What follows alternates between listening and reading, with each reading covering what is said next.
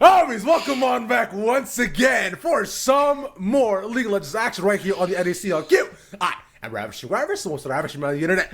Joined here by my side once again by Dimitri, same jacket Toledo. What's up? Hey man, you know, it's been a couple weeks. It's called doing laundry, okay? I'm allowed to wear things more than once on the broadcast, guys. I disagree wholeheartedly. I have a different outfit planned for every single day I'm on, bro. Come on, man. Cope. Such cope. Let's not even. We got some games today, man. Come on. There's no way. I've seen you reuse fits. Come on, bro. You got uniforms at this point. We've got a show to do. We got qualifiers on deck here. It's been a week, so we had some action. We've had some movement going on across our league, and we're also gonna see not today, I think, but tomorrow we'll see the debut of a new member on one of our teams here in the qualifiers.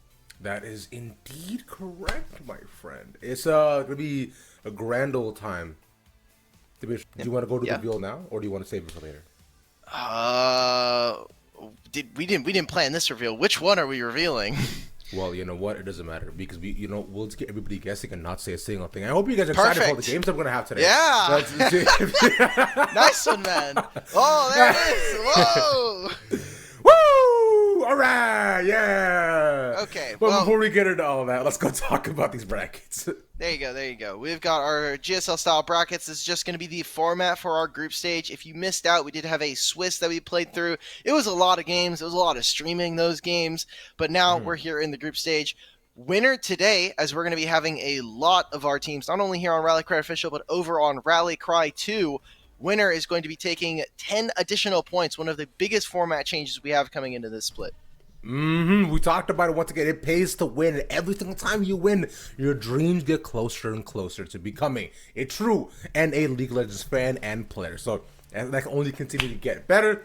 Now, with that, though, I hope you all get it. You guys know, it's simple enough. We've been here for long enough, too. And so that's why we can go talk about our games today. In fact, which are Mirage Large and CB Gaming.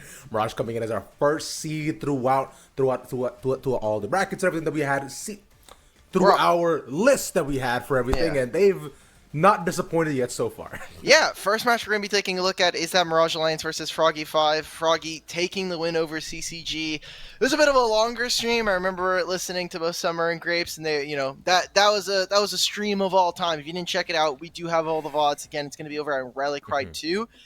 That'll be our first matchup today. Mirage Alliance, the expected favorite, the number 1 seed coming into all of this, into this entire tournament, only barely dropping some games here and there. They're a little bit slower to pick it up. They've got a lot of extra talent that we've seen across North America, so I think we should be expecting them to go into this as the first seed and continue to kind of do business as usual. Yeah, but just if we just look at the talent that they're currently touting, there's a reason why we're saying for this, sure. Of course, right? With Alorum, Chad, Sudsy, Neo, and Dardock, these guys are seasoned veterans. They've won championships, and they have looked incredible in and out of every single tier of League of Legends. So their roster does speak for themselves, where every single one of them can carry at any point possible. So that's why we're like, these guys are kind of nuts.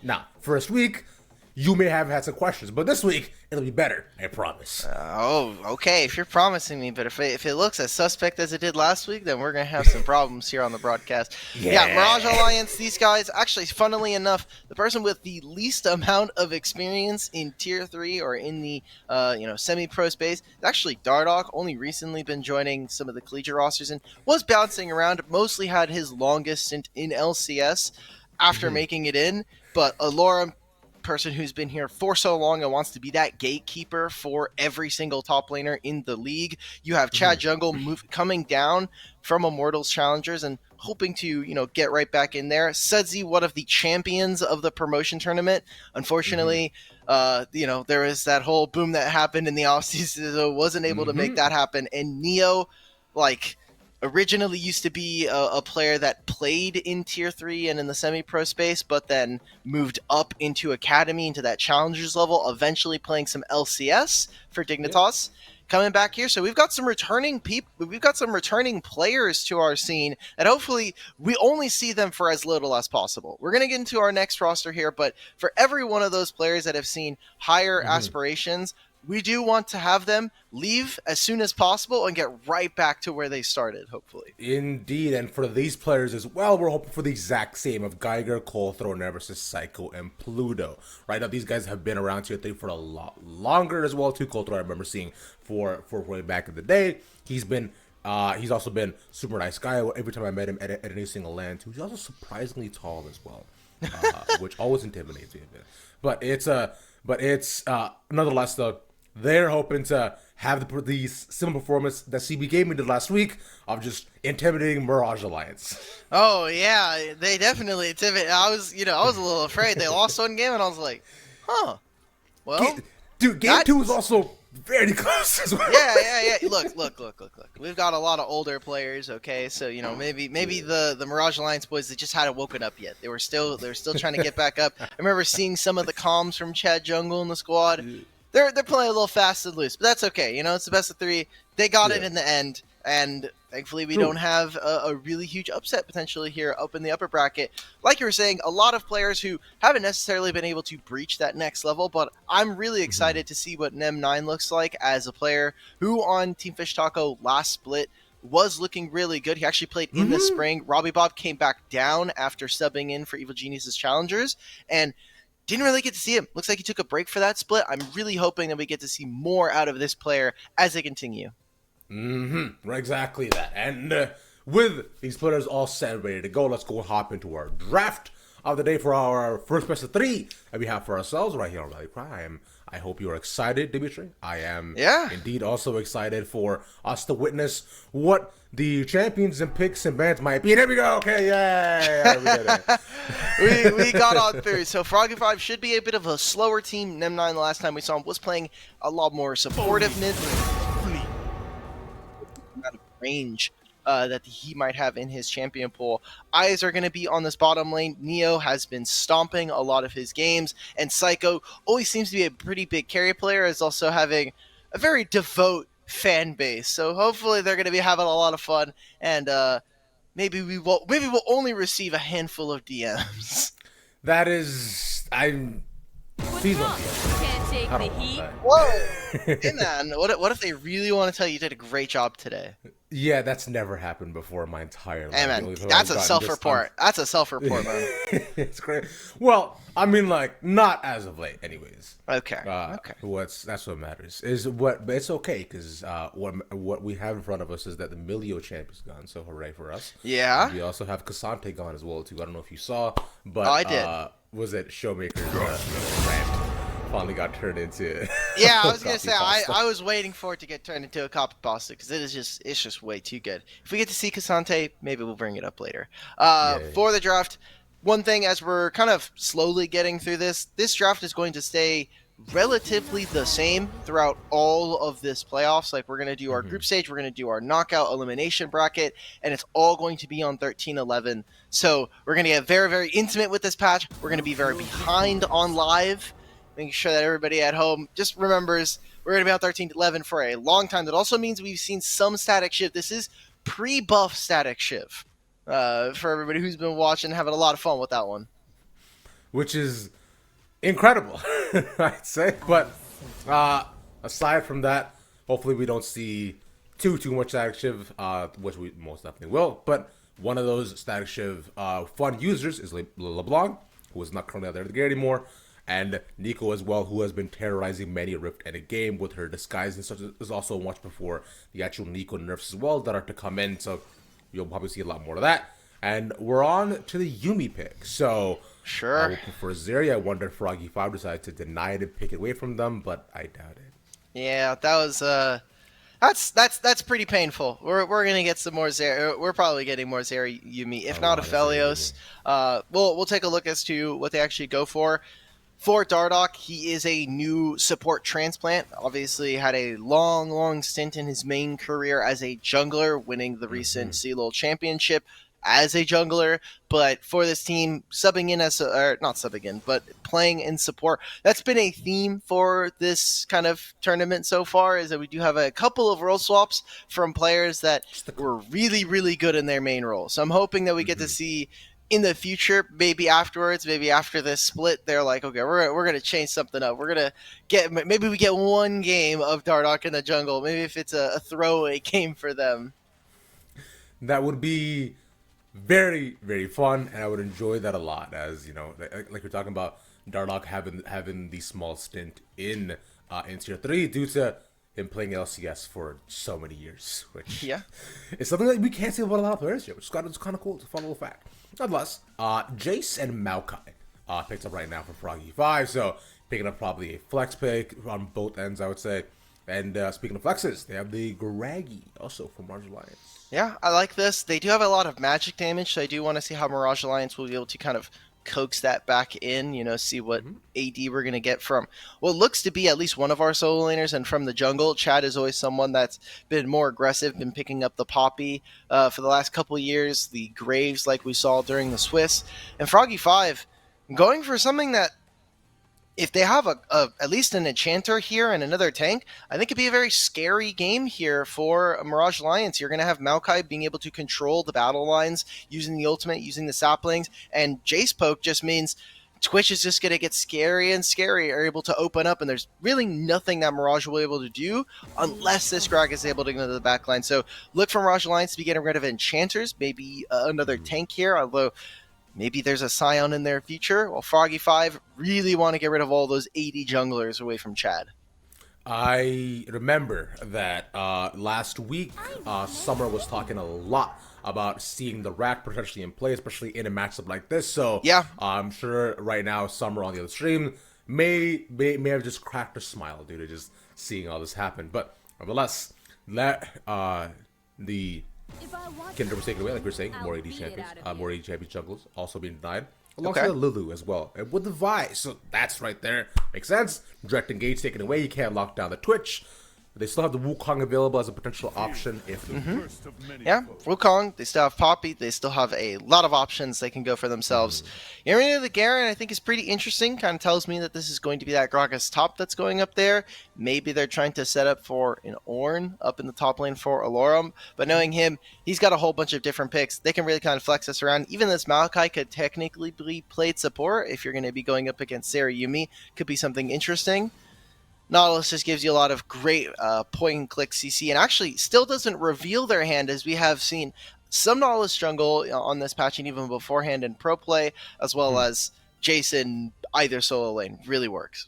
Also Nautilus mid as well too. Exactly, So yeah. I'm gonna hold out hope for that. That would be interesting if anything. But for now, though, Mirage Alliance, to see what they decide to pick into Froggy 5, who have truly made all the cards in their hand a complete mystery. And that reveals a lot. That Graves, I imagine, should be going right to Chad's hand. This has been a signature pick for Chad Jungle throughout his entire career with that Graves.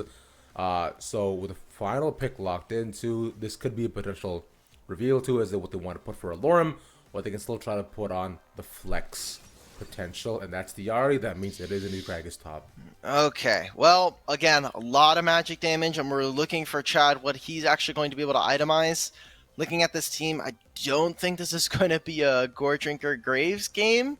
A couple of interesting options for him if he wants to try to go lethality to try to be literally like that big one-shotter. Froggy 5, pick a tank, brother, guys. Like Aatrox works too. Something that's going to be able to deal with the Gragas in lane, as well as being able to make sure that come team fights, you could be a really big team fight menace. It'll be pretty tough for Mirage Alliance to peel off. Sari will have to use her E, and then suddenly she's out of the fight. Gragas may go full AP this game. I would really want Alorum to go full tank, as that'd be something that would allow them at least a little bit of grace come team fights. Mirage Alliance have to be ahead in the early game. Because the later this game goes, on side, you're going to have Jace, you're going to have Aatrox, and Twitch in stealth is just going to get more and more tough as Vision starts to get contested. And with the two comps locked in too, what I'm seeing as well in terms of trend is a lot of AD for Froggy 5 versus a lot of AP coming out for Mirage Alliance. So yeah, those two sides also going to clash across the board. I wonder which side decides to pick up Merc Treads or the Armor Boots first. Nonetheless, for now though, Dimitri, let's go ahead and talk about these comps locked in, how you imagine them clashing together. We have some time between drafts. Yeah. We got some pre-show time here. I mean, Jace is a really strong matchup into Ahri. Going to be looking incredible there. So expect first and mid priority to be going over to Froggy 5. The Aatrox Gragas matchup is a little weird, only because Aatrox can interact with Gragas through lane, same way that Gragas can with his barrel. But anytime that Gragas misses out on a body slam, is unable to land poke, then Aatrox very easily can push out the wave and try to fight him over that, being able to trade passives in terms of the healing. That'll be really fun to watch. Bottom lane, early on, this should be for Zeri to be able to push using her E and the burst fire, but afterwards, it should be looking like Twitch comes out of stealth, opens up with like an ultimate or the amount of damage. They have a lot of lockdown. Nautilus can even start this fight. I'm a little worried for the side of Mirage Alliance. I think their comp is a very, very difficult to actually execute. The only pieces of CC are coming from your solo lanes and not very reliable. Whereas Froggy 5, keep it stupid simple. You don't have to try and reinvent the wheel here. Just do it. Just take a comp that's pretty easy to execute. Just requires you to make it out of lane even or slightly ahead. Isn't the term "keep it simple" stupid? I mean, that's if like you're trying to like say like, you're saying it to someone and you're like, you can keep it simple, stupid, but you could also Well, that's keep what it. you did exactly. Yeah, you can keep it stupid, simple. Like you don't have to again be very creative. Just keep it, within the confines. You don't have to be creative. This is okay.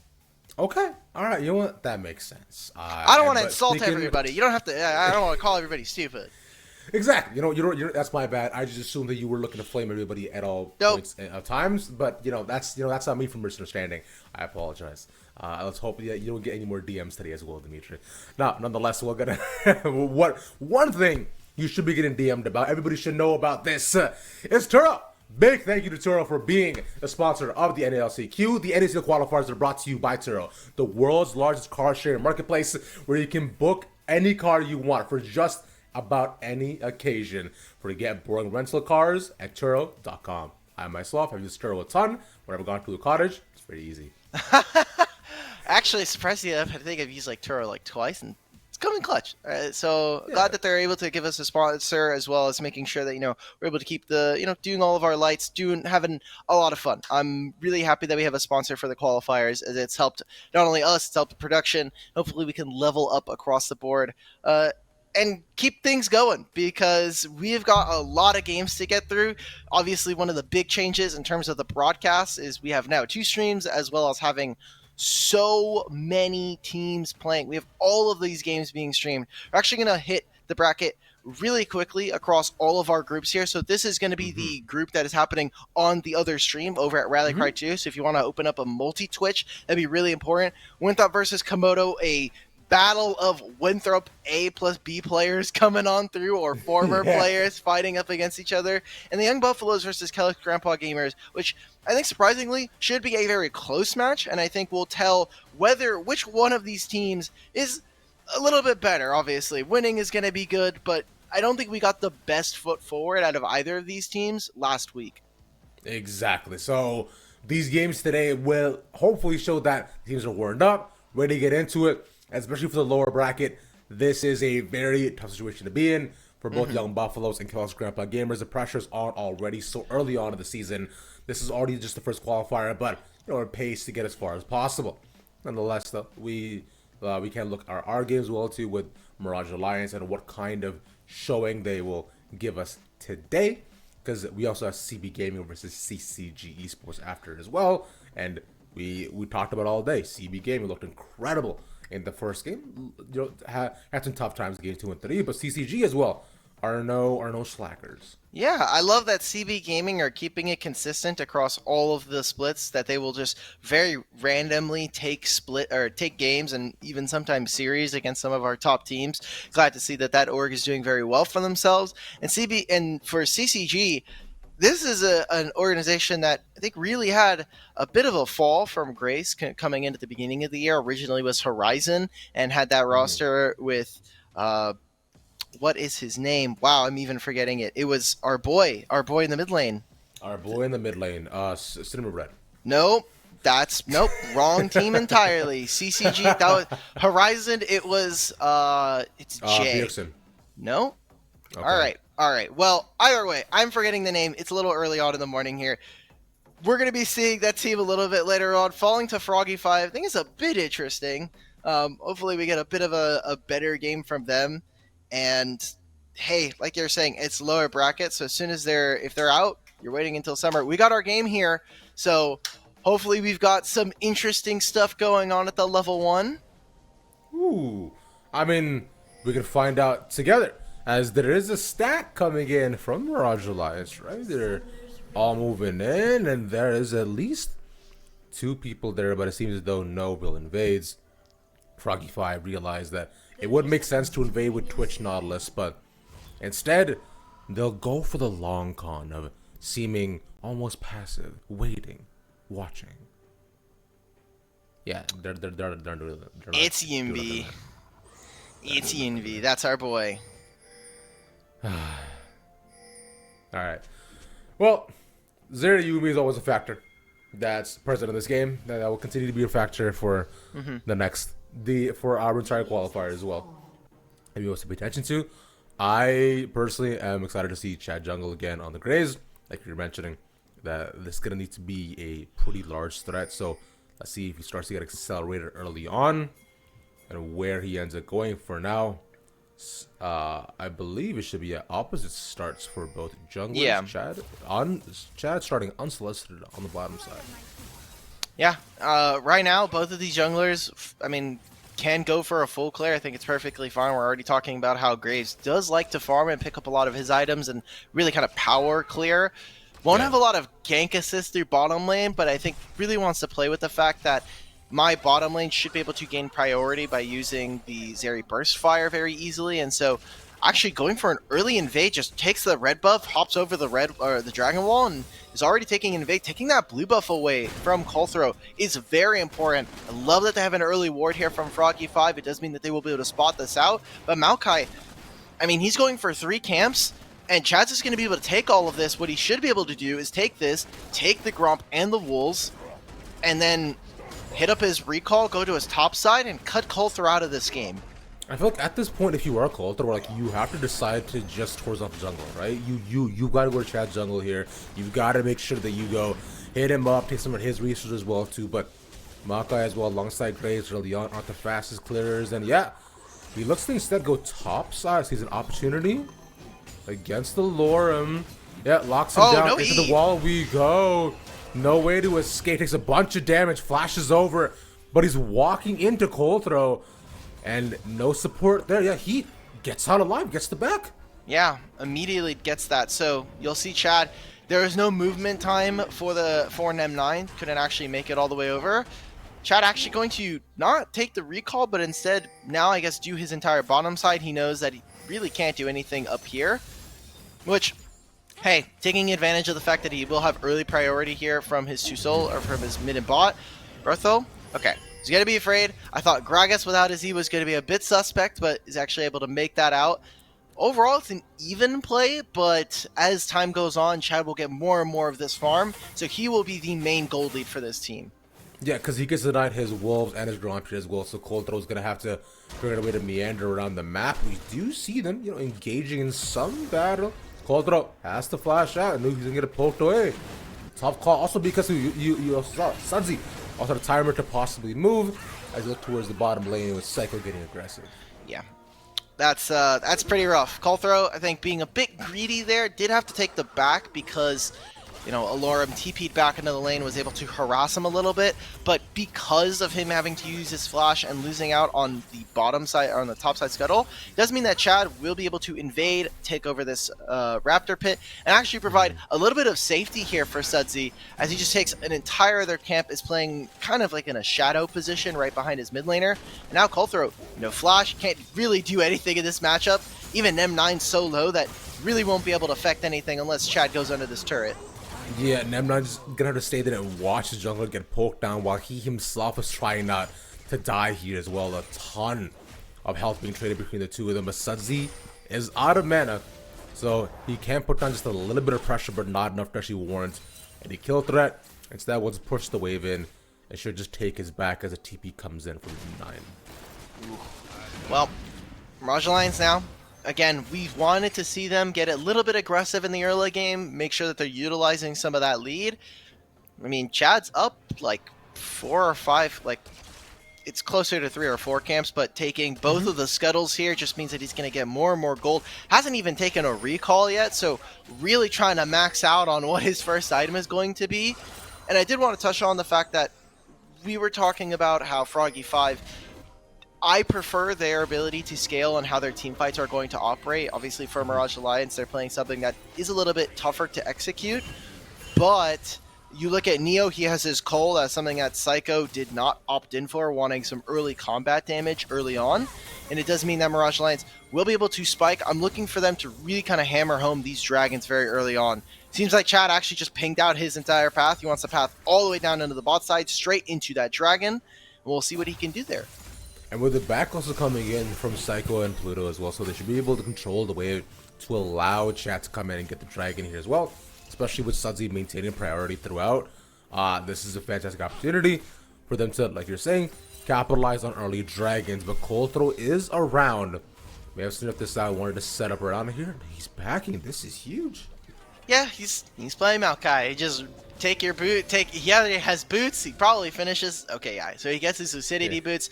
He moves on down. You already see they're actually deploying. This is one of the great things about Twitch. This invisibility means you can always threaten. Even getting the ultimate now here for Sudsy. They really need Nem9 to back here. Don't think they're going to be able to contest for this dragon, but Sudsy now without the ultimate does relieve some of that in mid lane. The fact that Nem9 is trading so much HP versus Sudsy, I think is a bit telling and a little worrisome for me, as Froggy 5 really trying to rely on a very strong Jace early on. I think found so far from the Jace here as well. He's maintaining at least almost even farm, but has had not the easiest of lanes up against Sudsy, who's managed to poke him out at every corner. Hopefully now with half an item, he'll be able to trade more evenly.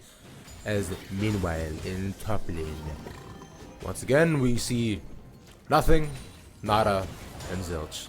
Man, is this how you view just like top lane battles from the bot lane? Whenever anybody, I mean, this is how I view top lane when I play top lane. This role is so boring right now, guys. This is actually one of the more interesting matchups, but like, nah, this is just like top lane just has so little impact aside from just standing in front of enemy top laner or the enemy bot lane come team fight. So getting a cool vision toggle from our observer, thank you, as they have no idea that this dragon's being taken, but they have nothing that they can do, right? Sudsy is slamming mid lane right now. Neo early on is doing his job. They're waiting for level 6 here from Pluto to make sure that they have the ultimate and that they can actually go on to Neo and Dardoch, but until that happens, they're kind of just having the pace of the game dictated to them. Chad's actually going for an invade here. I think a bit aggressive. Probably will have to lose his flash here, as Pluto and Psycho can very easily just walk up here. It does not know that there's a ward. Coulter also now around. Nem9 here too. He goes in deeper. He's dead. There's not getting out. But instead Neo walks in. Lost chapter out. Chad does have to use his flash. Everybody's okay. Alright, well, that was a team fight of all time, everybody. Pluto and Psycho actually turned around to try to go on to Neo and Dardoch, but because they did that, it actually stopped them from being able to do more. This ward is doing so much work. Oh, Coulter gives up first blood. Now Psycho might be the next target, but manages to dodge away by being sneaky. Yeah, that was just very aggressive. Nem9? Oh, that was a nice little trade. One more piece to be able to do it. One auto. Oh!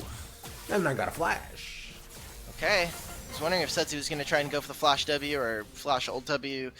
Isn't going to be able to go for it. Yeah, Nem9 now, for the side of all of Mirage Alliance are really getting very far ahead at this point. They're winning the mid matchup. Sudsy is going to be able to finish his static Shiv soon enough.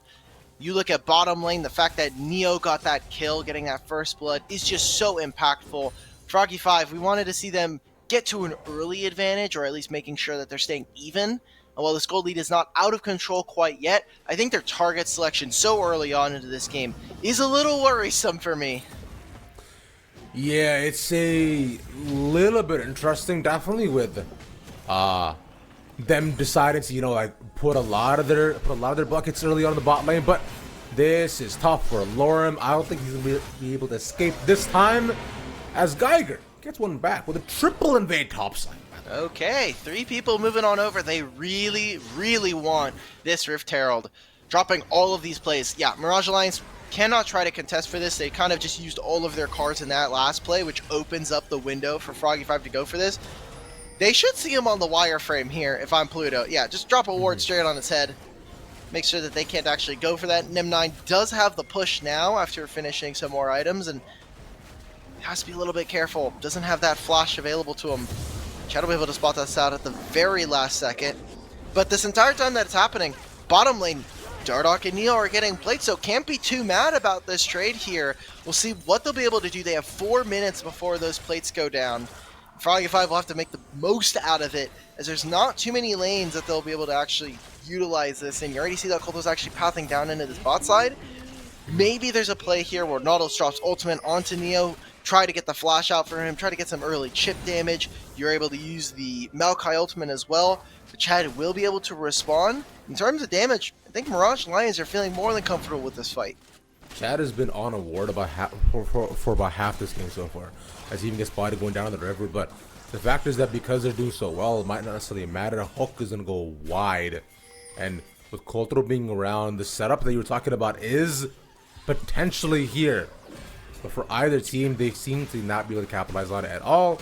Instead, they'll just deny Coltro even more resources as they push in wave after wave under Psycho and Pluto, who've just been thwarted for so long, and Coltro as well too. Man, bro was like 40 farm down, bro. No.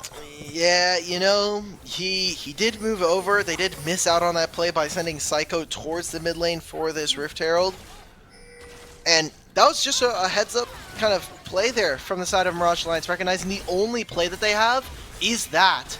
And now they're teleporting under here. Okay. Lost chapter was used? Everybody teleported in. Even Sudsy's here for some reason. Alright. Everybody just wants to hang out bot lane, I guess. There are still 2 plates remaining. And a little bit before they all fall. So they want to execute this dive. Chad's been around this bot lane for quite a hot minute. But I don't think it's happening. You guys might as well just back. And yeah, there we go. Everybody stops and just puts out a ceasefire for a little bit longer. I feel right now like the Breaking Bad, like Walter White meme when he's inside the van, like trying to scream at his brother Hank. Like, yeah. Froggy 5, Pluto! Throw the ultimate! You don't have to land hook! I promise you, if you just use the ultimate, you can even just get the flash out of him. It doesn't use it, and that means it's more and more time here for Mirage Lions to pick up their items. Trinity Force now done for Neo. Sudsy is continuing to have control over the mid lane, teleported into that last play, and Chad Jungle on spawn starts up the dragon here. Then you know that the bottom lane had to take a recall from Froggy 5, and by taking all of his camps, it incentivizes Colthrow to go towards his top side, to finishing these. And now they're moving Geiger over here. You guys are way too late for this play. I mean, like, you might be able to drop this. Colthrow, my coach? No. Oh. Unfortunately, Chad's a bit quicker on the smite. Ocean Dragon in front of them. Pluto's almost dead. One more to be able to do it. There it is. A 2v1. Now into Psycho. They just win that outright. Double kill. Give it over for Neo. No flash available. But Coltro, what are you going to do, brother? You're in a tree. Yeah, that entire line of play basically just knocked Froggy 5 out of this game. It's not quite over yet. They will have some ability, but that is such a huge loss for them. As Aloran was able to get plates, this solo kill should be able to assuage some of what just happened. But Neo just got 2 kills on their bottom side. They got the dragon here for Mirage Alliance. It's exactly the win condition we wanted to see from them. And 14 minutes without a Rift Herald here, able to take a full turret. So that 40 CS lead is going to accentuate so much more here. Neo should be able to get very close to finishing his Runons. And this champion's only getting more and more difficult to actually kill. 1,800 gold. You see, that is so much. 2,800 is the lead for them individually for the bot lane. And across the team, there's almost a 4,000 gold lead too, which a lot, with a little bit of that, they're being centered across all the other lanes, but still, a ridiculous amount of pressure given over right now from Neo, who we mentioned at the beginning of the game. Zeri Yumi is always a factor that you have to consider. So you are hoping, if you are Froggy 5, that you're able to. Are you serious, bro? Are you serious? Chad, my goat. Okay, as an AD carry player, I would lose my mind. But obviously, I play with Rafa, so he just takes my cannons all the time. I just expect that guy to just have my cannons. Colthrow cannot go for this invade, brother. You do not have priority from the mid lane, and while Geiger can move over, guys are just not in position enough. Chad actually skipping out on going for boots, using so much of the mobility in Graves' kit, as well as having the fleet footwork, so relying on some of that MS. Froggy 5, I mean, they feel like they're stuck right now, because Pluto is not making too many engages. They're not really, as a team, I think, coordinating incredibly well here in this first game. And it just means that players like Neo, who for a long time were already stomping in the Tier 3 scene here in the semi-pro, like back when he was Asta, right before he went to Optic, this guy was doing so well, and then moved up into Optic, was playing. Oh my god, Sudsy, are you trying to abuse this? He has the ultimate coming up. Okay, you already used it. Oh, no more. But Coulter's here. They even got Psycho trying to make this play. Yeah, Geiger's gonna get out of here too. Sudsy steps a bit too far. They know he has no flash, and they can definitely punish this. Sudsy, buddy. It's fine. Alright. Well, Sudsy, by doing that, gathers so much priority for his team. On the top side, they're gonna be able to take another turret here. And you've got Dragon setting up in 2 minutes, so hey, get right back into mid lane. Don't miss a single beat. You have Rift Herald spawning up here, and I wonder if that's what Chad is going to be able to take away, as you already know, hey, like Coulter just showed bottom lane, don't really have to worry all too much about this. Yeah, they've pretty much just got one side of the lane just completely on lock, and now with the rest remaining, they've got to see as to what they can do, man. I feel like Froggy 5, what do they do here? Like, get Psycho Asylum? Get him farmed, get him ahead? They ask RTOs if they can chrono break, which is a no, and then when they get told no, they go, alright, well, we're prepping for game 2. Like, the Dragon play was really overforced, and then they still didn't make it happen. We're still waiting for an actual team fight to come out. And we talked about what kind of AP damage. We're actually swapping it. I thought Coulter was going to be the one to kind of pick up a lot of AP to go for that controlling Maokai build. But instead, Psycho is going to be the one that's going to be going AP. So not only static, but trying to utilize all that big AP ratios that are on that item and going for the Nashor's 2-second. But he's behind the curve right now. Neo already finishing the Runons. This will only give him more power. And he's getting closer and closer to that Titanic. So an additional 300 HP. Sudsy has to be careful here. This is the part of the matchup that does get a little bit difficult.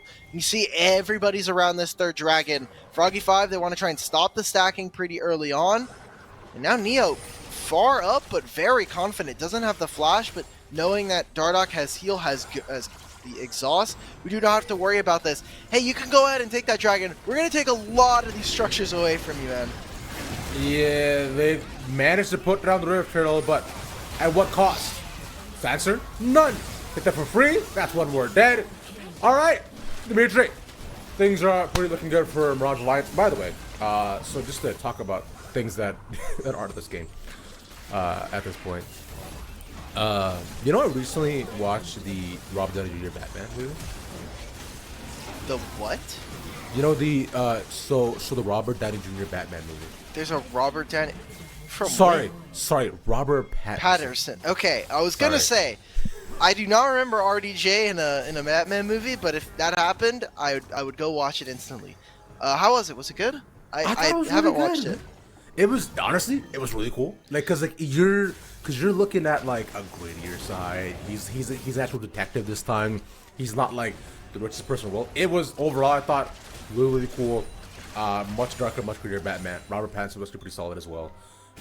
And honestly, if you're a Batman fan, I recommend you watch it. Okay. I was a little worried only because like the only thing I know about that movie is the something in the way. Yeah, that. I don't know if we can actually sing that on the broadcast. I know that the Twitch copyright is it's a bit tough. Right, cool. Also the does he know meme is also for that movie as well. Yeah. I think I really enjoyed how they did the Riddler in that game. I saw some discourse online. If this is our movie power hour, if you tell me you've watched Across the Spider-Verse. I have watched Across the Spider-Verse. Okay. I watched it recently. By the way, they're both dead. Oh wait, Lauren might be dead here as well too. That's a reset for Geiger, but he misses both knockups on Chad. There's 4 people coming here. Meanwhile, they're pushing top lane for Neo and Dardoch. So not a bad trade. They're gonna chase Chad for a while. He is decently faster than the other. He's dead. Okay. On the opposite side, though, that was the trade kill. Neo actually finding that kill onto them. So, again, while they're able to grab those picks, maybe they're picking up some of the shutdown gold. Maybe they'll even get an objective bounty here in the bottom lane. They are pushing into the mid lane. They are grabbing one of the last outer turrets in top lane. It's still pretty much in Mirage Alliance's favor. I don't think I want to get into too many spoilers for Across the Spider-Verse. It did just come out, and I know a lot of people still want to watch it. If you haven't, please go watch the film. Please just go watch it. It's one of the best movies right now. Like, bar none. It is incredible. Yeah, I didn't know it was possible for them to make a better movie than Into Spider-Verse, but they did it, and it is also just the story's better, the animation gets cooler. Yeah. I don't even. Oh my god. So I actually wanted to ask you this because I've seen some discussion about this in my friend group. Sure. That Across the Spider-Verse is technically a worse film than Into the Spider-Verse. So the reasoning here is that while Across the Spider-Verse has all these cool like pieces, it has awesome set pieces, the characters are really awesome, and you get a really big like MCU style kind of feel to the movie. It doesn't have the same highs. It doesn't have the what's up danger scene from the first movie. They're going to make this pick. I think we're going to see a certified Zeri moment coming on through here. Yep, especially with Chad around to put out the ultimate, and they realize Zeri is a champion currently, and he's fighting between two people, man. He's got 2 tanks, man. Those guys do 0 damage, even with an Evan Shroud. Oh, Neo crossed the wall. Yeah, ride the lightning. Woo! All right, what's up, Danger? That's another pick, and there we go. Okay, but they're going to start the Baron cool. here. There's top lane action going on. But like I was saying, they think it's not a great, not as good of a film. I think that Across the Spider-Verse has cooler moments, although I will agree that because of how the movie is structured, I think the pacing can be a little slow. I'm willing to see you on that. But my thing is that what they replaced with the highs of the first movie, what they had in this one is just the imminent sense of dread when you see. Do not spoil the movie. When you see certain things happen with all right. the antagonist. That's all. Okay. Yeah. Okay. All right. Agree. Yeah. I do like how they set up. Trying really hard not to spoil it. We had our Turo Baron power play there. That's awesome. Woo! We have our own power play here for Baron. Glad we have that available to us. Yeah. This game is dead and dusted. This is what we would have expected for the side of Mirage Alliance. A bit tougher to execute, but Sudsy took control of the mid lane and is really trying to make sure that the entirety of Froggy 5 cannot actually play. And Neo, rightfully so, is just stomping this game. Let's see what they could do now as flank from Geiger. Yeah, this kind of should be it, but Geiger has a reset, but the rest of his team is dying in front of him, so he's gonna try. He's gonna try his hardest. He's gonna pull his big boy pants and do as much as he can, and he did his best, unfortunately, but Zeri is there, Sudsy is far ahead, Chad has 2 items. This game's been over for quite some time. Yeah, Psycho also had his flash up there. He just decided, hey, Alorum, you can hit me with a full Gragas combo. No, it's really chill. So that'll be the first time that Neo dies, and he won't even be able to be here for the family picture. That's just going to be game 1. Mirage Alliance very dominantly taking this game. Yeah, from the kind of the beginning, right, we were hoping to see as to what Froggy 5 could do to possibly shut down the Zeri and get ahead of the game, and so it was unfortunately not much. Like, they have advantage top lane for Geiger, but aside from that, as soon as Neo got that double and maintained pressure from minute 1, things became very hard. It's a good job from Chad to make sure that Maokai only really had one option, and that was either finish his topside clear and try to go for that gank, or back and pray that Chad was helpful enough to drop a single camp for him to actually take. There's nothing for him to do. Really good job. I love the creative pathing coming out from Chad Jungle, and it just dictated the game from that point. Usually when we associate Maokai, it is that control that the Saplings gives. It is that ability for him to lock down a single target. Never really saw that onto Neo or even onto Sudsy. We just saw them kind of play out the laning phase. Chad full clearing the entire time, taking all of the jungle camps, and I think Froggy 5 both missed their window and also I think hastily jumped the gun a little bit. We'll see what they can do for game 2. Yes, sir. We'll be back after this short break. See you soon. look at me. Feel so good it's bad.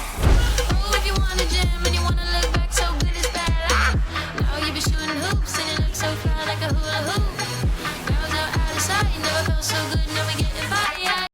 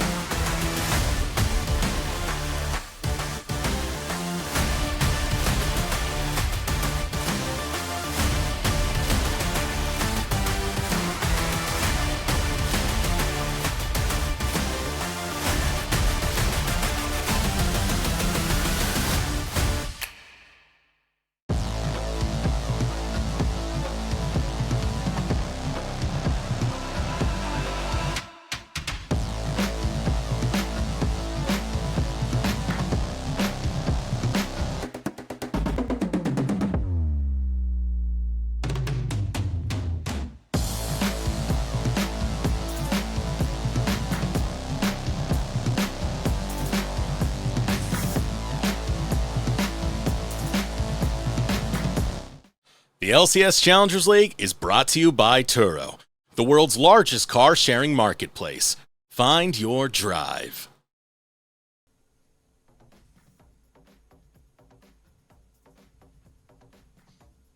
Hey! Hey. Hi.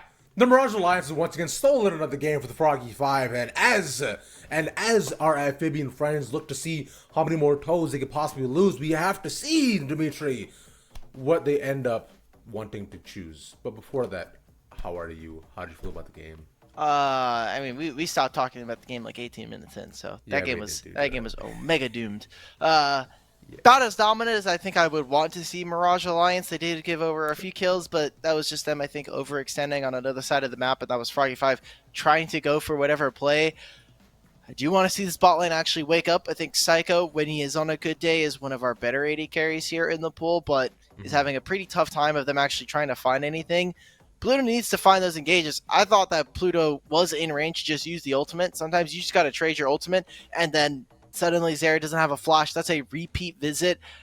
Coulthor was trying all he could, but getting really invaded is just one of the things as Maokai, like, you're going to be a little bit slower in the early game, and trying to play team fight against Mirage Alliance, I think, is a lost cause, as this is one of our best teams. This is the #1 seed coming in. If you're going to try and play standard versus them, I think you're going to lose. These are guys with a ton of experience. The only guy that might be a little uncomfortable is Dardoch, and Enchanters on this patch are really broken. While there's tons of skill expression for Enchanters, especially if you're going to get Yuumi first, I think it's very easy to be able to soften that up, give someone like Neo all of the tools to carry, and again, playing standard, just not going to be the way. I want to see them kind of dip into some of their funkier champion pools. I love the Twitch, but I do want to see them actually do something with it this time. With not much able to happen, unfortunately, we'll see what they end up deciding. It's Froggy 5 for now on the blue side. I do wonder if they decide to, just pick away the Yuumi for themselves, as they saw just how strong that was, or just take Zeri on their end, as there's a NACL ban once again. So denying the Lucian Nami and the very strong pick at the mid lane, and also what is a potential flex pick as well for Alorum if given over. Nonetheless, for now, we'll see what Froggy 5 decide to prioritize to deny from Mirage Alliance, and there is a Zeri ban. Interesting. So Psycho was someone who was playing this a lot further back in last split and the last two splits in spring, but seemingly not want to pick it up here. You would think with how the pick ban meta has really been going, Milio, Zeri are permanent red side bans. Now you have to add in all the static Shiv stuff, so you have Nico as well, LeBlanc, Ahri, things you need to be thinking about when you're talking about bans. Froggy 5, just getting rid of this. I wonder if they're going to be taking the Yuumi for themselves to give it to Pluto, or focusing on a really strong matchup for Psycho, because I think that's really where we've seen them find a lot of success with this bot lane pair. League needs more bans, man. League needs more bans. That's it. I think we need like 7 bans at this point, just to balance with all the super strong picks that are currently available. That is the Poppy jungle also takeaway likely from Chad. We're talking about the 80 jungle pick options that they currently had. Of course, the Grave's still on the table if he does want it. And Milio as well is still there as a potential option, as Mirage have not taken that away. We wonder what to decide, and it's a Yasuo instead. Getting rid of that from Geiger and Nem9. Nem9 making a name for himself on the ladder with a lot of his Yasuo play, so smart thing there. Cassante was one of the bans that we saw last game, is not going to be getting through. I wonder if Mirage Alliance are preparing for the fact that they have changed up, I think, a lot of their strategy coming here onto red side. They've had to get rid of more of the OPs. They've gotten one of the, like, hey, we need to ban this against this team, and we're willing to drop things like the Cassante for it. But it will mean that Coulthor will get access to his Udyr, which ever since the rework, and even a little bit before, when this champion saw a bit of play about a year and a half ago or 2 years ago, he just ran this champion all over tier 3. Like, everybody in semi-pro is getting ran by Coulthor on Udyr. So it's kind of fun to see. Maybe we'll get a call back there. Mirage Alliance getting a pretty similar bot lane already by getting this Yuumi. I expect for them to either prioritize their AD carry or get something in the jungle.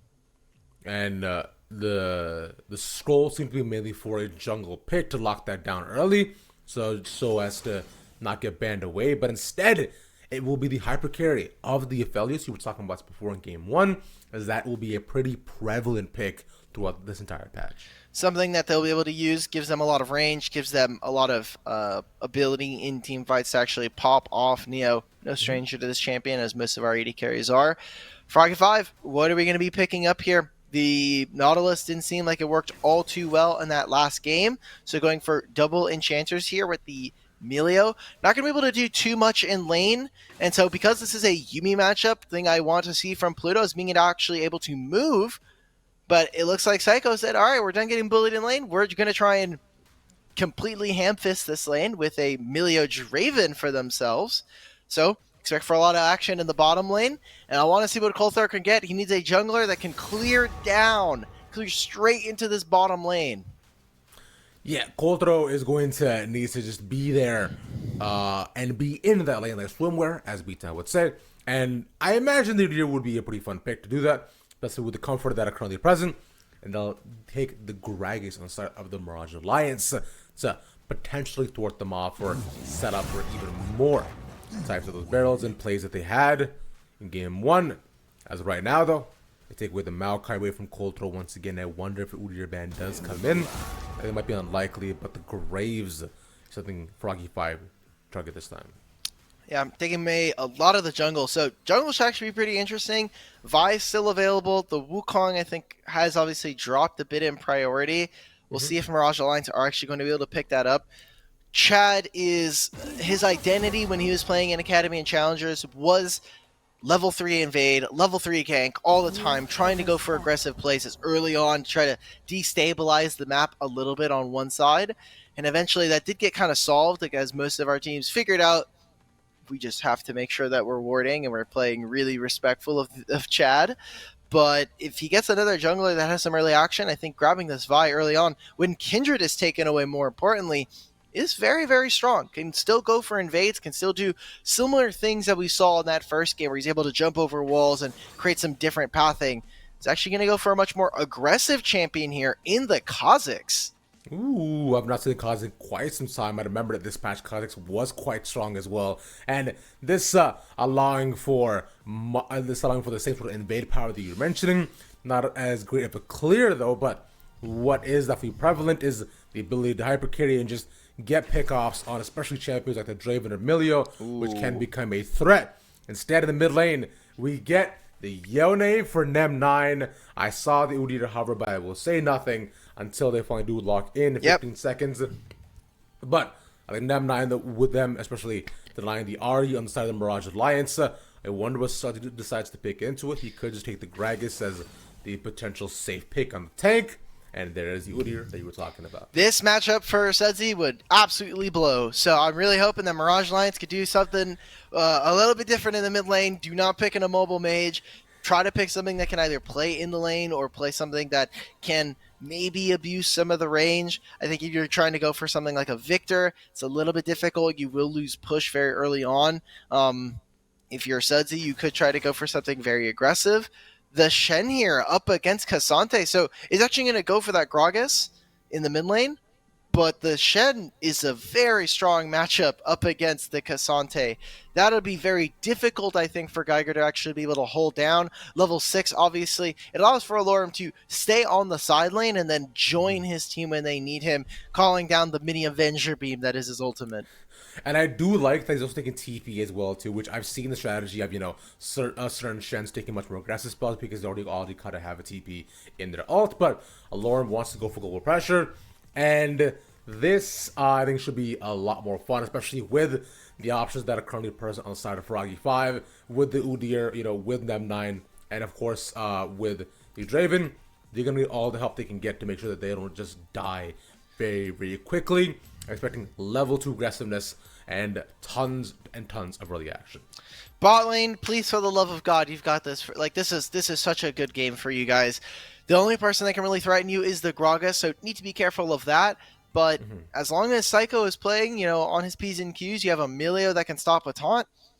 This should be another game where I am expecting for Mirage Alliance to have an advantage, or not Mirage Alliance, for Froggy 5 to have an advantage, and hey, play this out. I think that the Mirage Alliance composition is very difficult to still execute. It's a bit easier than game one, but again, no point-and-click CC that's available to you. You have an Enchanter in your bottom side, and you're playing up against a Draven. You should not have that same amount of access to the minion wave, as well as doing really anything but around Neo and Dardoch. They should be getting pushed in. Melee Draven should be very, very comfortable in this lane. Yeah, with I've recently had the displeasure to run into a couple different Milios in my games, and I've Good luck, man. Yeah, very, very disappointed in my choices as a person to play League of Legends on that day, I'd say. So I do wish them luck on their side for the Melee Draven with all the CC present, how they can just constantly knock them around the entire lane, and the powers that they have to cleanse any and all bad things that may come the Draven's way. Nonetheless, for now though, we have we do have a bit of time before, of course, we get into the game, as you must wait for the draft delay. If you don't know, if it's your first time here, so yeah, we gotta just vibe out for a bit. What's up, Dimitri? Yeah, so I'm actually looking at on our other stream. If you want to take a look at all of the action across all of the different games, we've got lots and lots of different stuff going on. We've got obviously this matchup here on the Rally Cry official. We also have Rally Cry 2, where Winthrop versus Komodo is happening. And despite an early lead, Komodo actually seems to have won game one. Doxa got a pentakill at the end. They're playing Kai'Sa mid. That is one of the new strategies with Static Shiv. They pulled it out on the LEC. And, hey, that's really awesome. I mean, Doxa getting a pentakill on Kai'Sa doesn't happen very often. And it's going to be pretty awkward when you go to his Leaguepedia, because all you're going to be able to see is that he got a pentakill on Kai'Sa, and not that he played mid lane. He did play a little bit of AD over on St. Louis University. So people are going to be like, oh, he must have just been playing AD carry. He must have just been smashing, and boom, he got the pentakill. Really cool stuff. That's I think a pretty interesting upset that's happened, as, I mean, Winthrop are one of our top 4 teams. You have Komodo, who are still within our top 10, but not necessarily a team that has had all that much consistency coming into the start of the split. So good job for them, and hopefully game 2 looks a little bit better. But again, if you want to catch all that action, that is on a Rally Cry 2. We have multiple streams here, so make sure you're either logged in on that multi-Twitch, you got 2 monitor setups, or whatever you got to do. You're tapped in on some qualifier action. Exactly, because you have this going on along with NACL is also coming up in like just about an hour or two as well. So it is a lot of League of Legends action for you all throughout this entire weekend, which I'm sure I'm excited about. You're excited about. As you can see, Dimitri's brimming with joy, so much so that he can't contain his smile. It's ridiculous. Anyways, yeah, it's gonna be a fun time. Don't put me on the spot like that, man. You know, we're just chilling. We're hanging out over here. You know, it's every stream for the qualifiers. It's a chill day. Okay, we've got some best of 3s going on. We've got we're hanging out. We got at least 2 series every day up until we get into the elimination bracket. We got the game coming up soon here, and remember, it is Froggy 5 on the back foot. They are looking to try and get back into the series. Not have to go back into the lower bracket. They will have to place against the winners of CCG and CB Gaming. So that'll be pretty interesting. I think they should be the expected ones to go into that, but all depends on what they really show here. That is, of course, our second series of the day after this one. So y'all make sure to stick around for that. No matter what the result may be, you can see who will be facing up against our winner of the first series of today, which so far, it is posturing to be Mirage Alliance with their 1-game lead, but it is a brand new day, so let's come on and play in a world that's waiting for you. That's from Timothy Goes to School. What is Timothy Goes to School? That might be a Canadian show, actually. I don't know. Oh, yeah, I was going to say, if it's anything new, obviously I haven't been able to pick it up, but that sounds like Canadian programming. That's okay. Man, I've realized throughout the years how strange many of the old Canadian programming was. That, like, it was... Have you ever heard of the House Hippo, Dimitri? Huh? That sounds like Octodad. No, just an invert on... So it was a very old commercial back in like the early 2000s in Canada, where they talk about how a small house hippo was sometimes be present in the house if you didn't clean up or something, right? And it was an infomercial to just teach kids to now don't believe everything they see on the internet. That's it. That's certainly a way to do it. I don't know if... Guys, be careful. There's a house hippo. There's a... maybe later. Maybe later. We can talk more about that later as we get into game number 1. Once again, we're seeing Psycho and Pluto just take command of the lane, as should naturally be present. And with both junglers starting on opposite sides, looking different priorities too. Alorum is going to get pushed in until he gets half an item.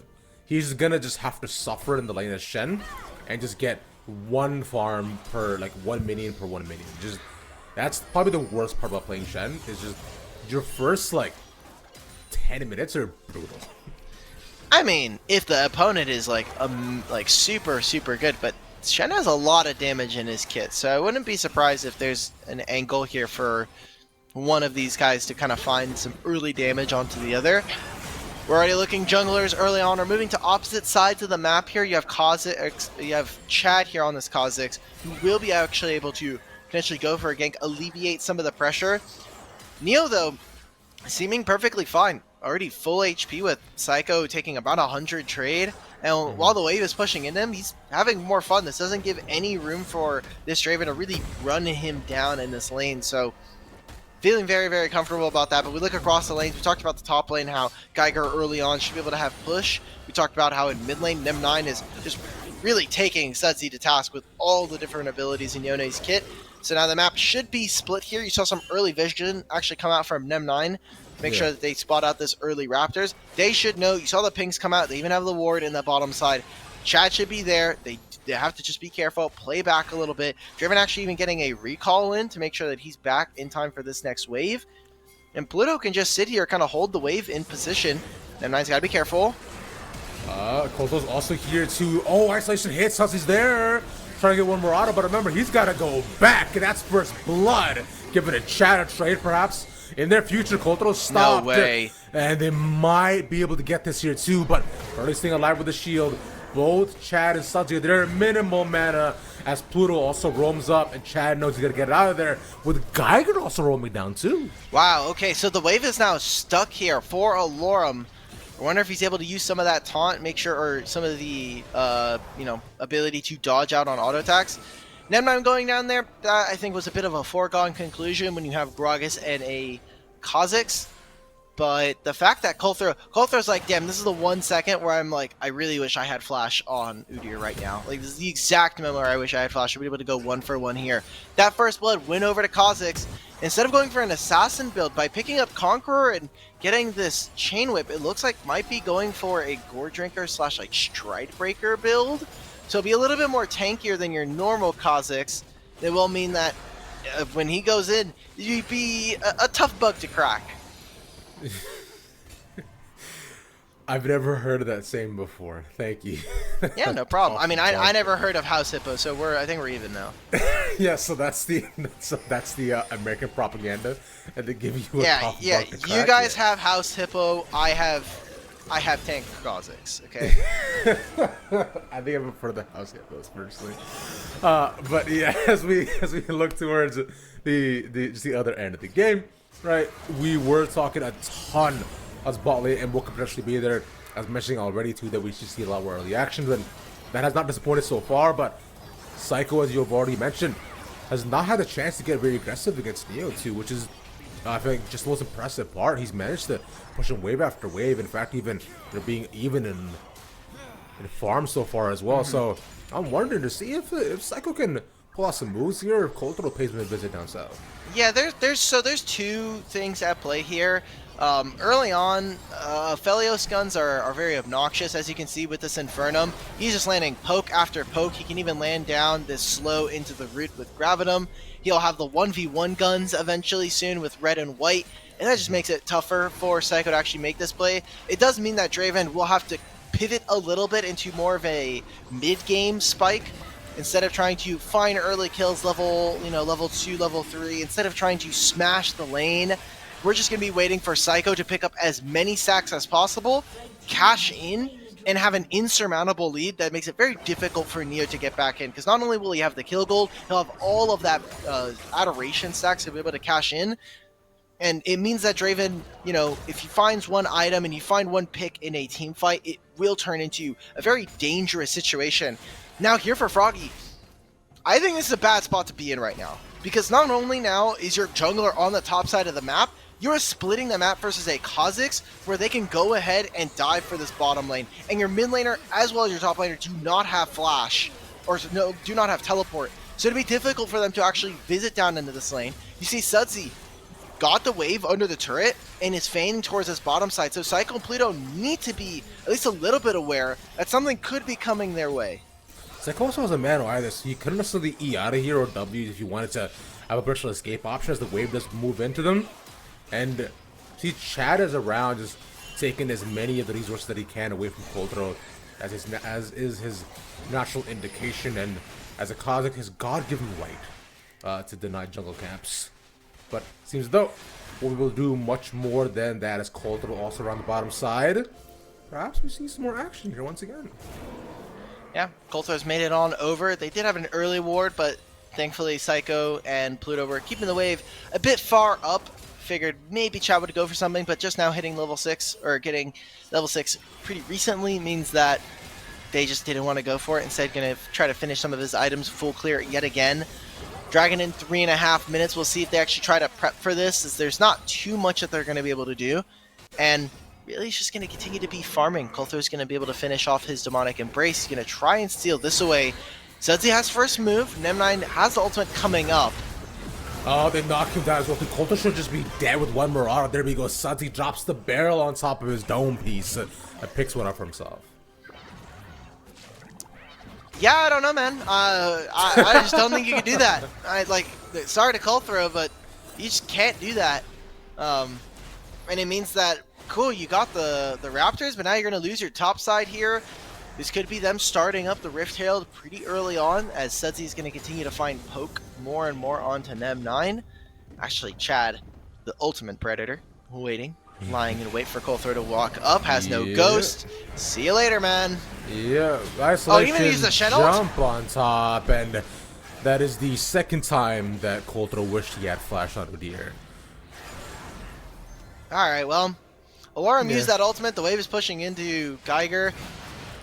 All hands on deck. We are it is a Psycho waiting room now. Psycho, you have got to find a single kill, because now your jungler is a little bit behind. This is Udyr, so he'll still get tanky. He will still be able to finish out his items, but taking 3 camps away from him as this Kha'Zix will generate a pretty massive lead for the side of Mirage Alliance. 2 minutes until that dragon still spawns. They have their Rift Herald available to them, so this is a perfect time for them to take the top side. Their bottom lane will recall, so they're not at threat for Coldthrow finding a gank. It feels like Mirage Alliance, despite a pretty weak week 1 here in the qualifiers, they're looking perfectly fine. They know exactly what their play is, and I think the more important part is they know exactly what their opponent wants to do. So at least in this game, it feels like there's absolutely nothing Froggy 5 can do. Yeah, good patient control play that they know that they are far ahead enough that they're going to necessarily overextend. Sudsy got a solo on Nem9. The goat. The goat. That is insane. This might be the second solo kill here too. Observers, top lane. Oh no, okay. No. Shout out to observers. They know top lane's boring as hell. We know we are not going up there. It is so good. I love that. Fraudulent top lane. Anyway, they might try to go for this dive, however. Nem9 does have the teleport, and Geiger, he's going to actually do the same. He's going to hit his teleport, go right back into the base. I think it's pretty funny that we actually saw that. It allows for Alorum to continue pushing. Let's see, Coldthrow, you don't have ghosts. You have nothing you're able to do here. So again, can Psycho find a kill? He still has the exhaust. That is the ghost out from Neo.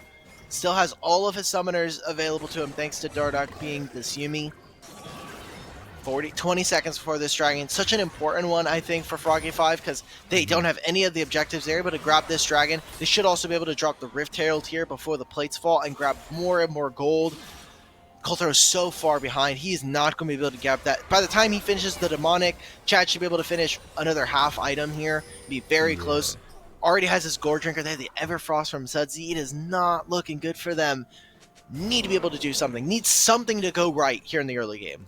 Well, this might be the initial play, though. Might get spotted on the ward, though, which is the issue. Yeah, just barely dodges out on that, but think Neo and Dardoch may be aware this is happening. Instead, it looks to move up to the Dragon instead, where Chad is around, and they can't even steal it away from him either. So Mirage once again getting pretty much everything they want to.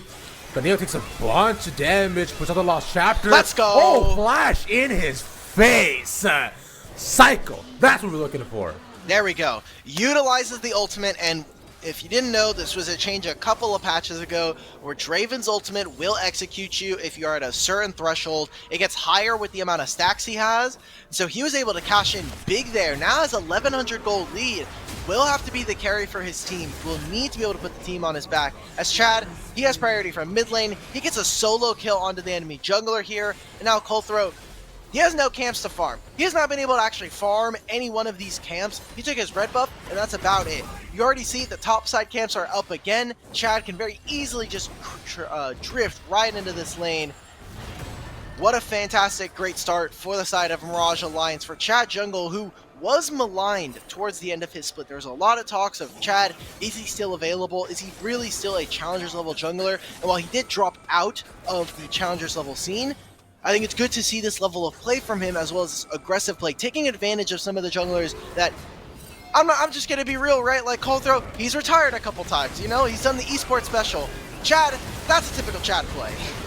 That's a 2v1. He could take almost both of them too. That's both for Chad Jungle.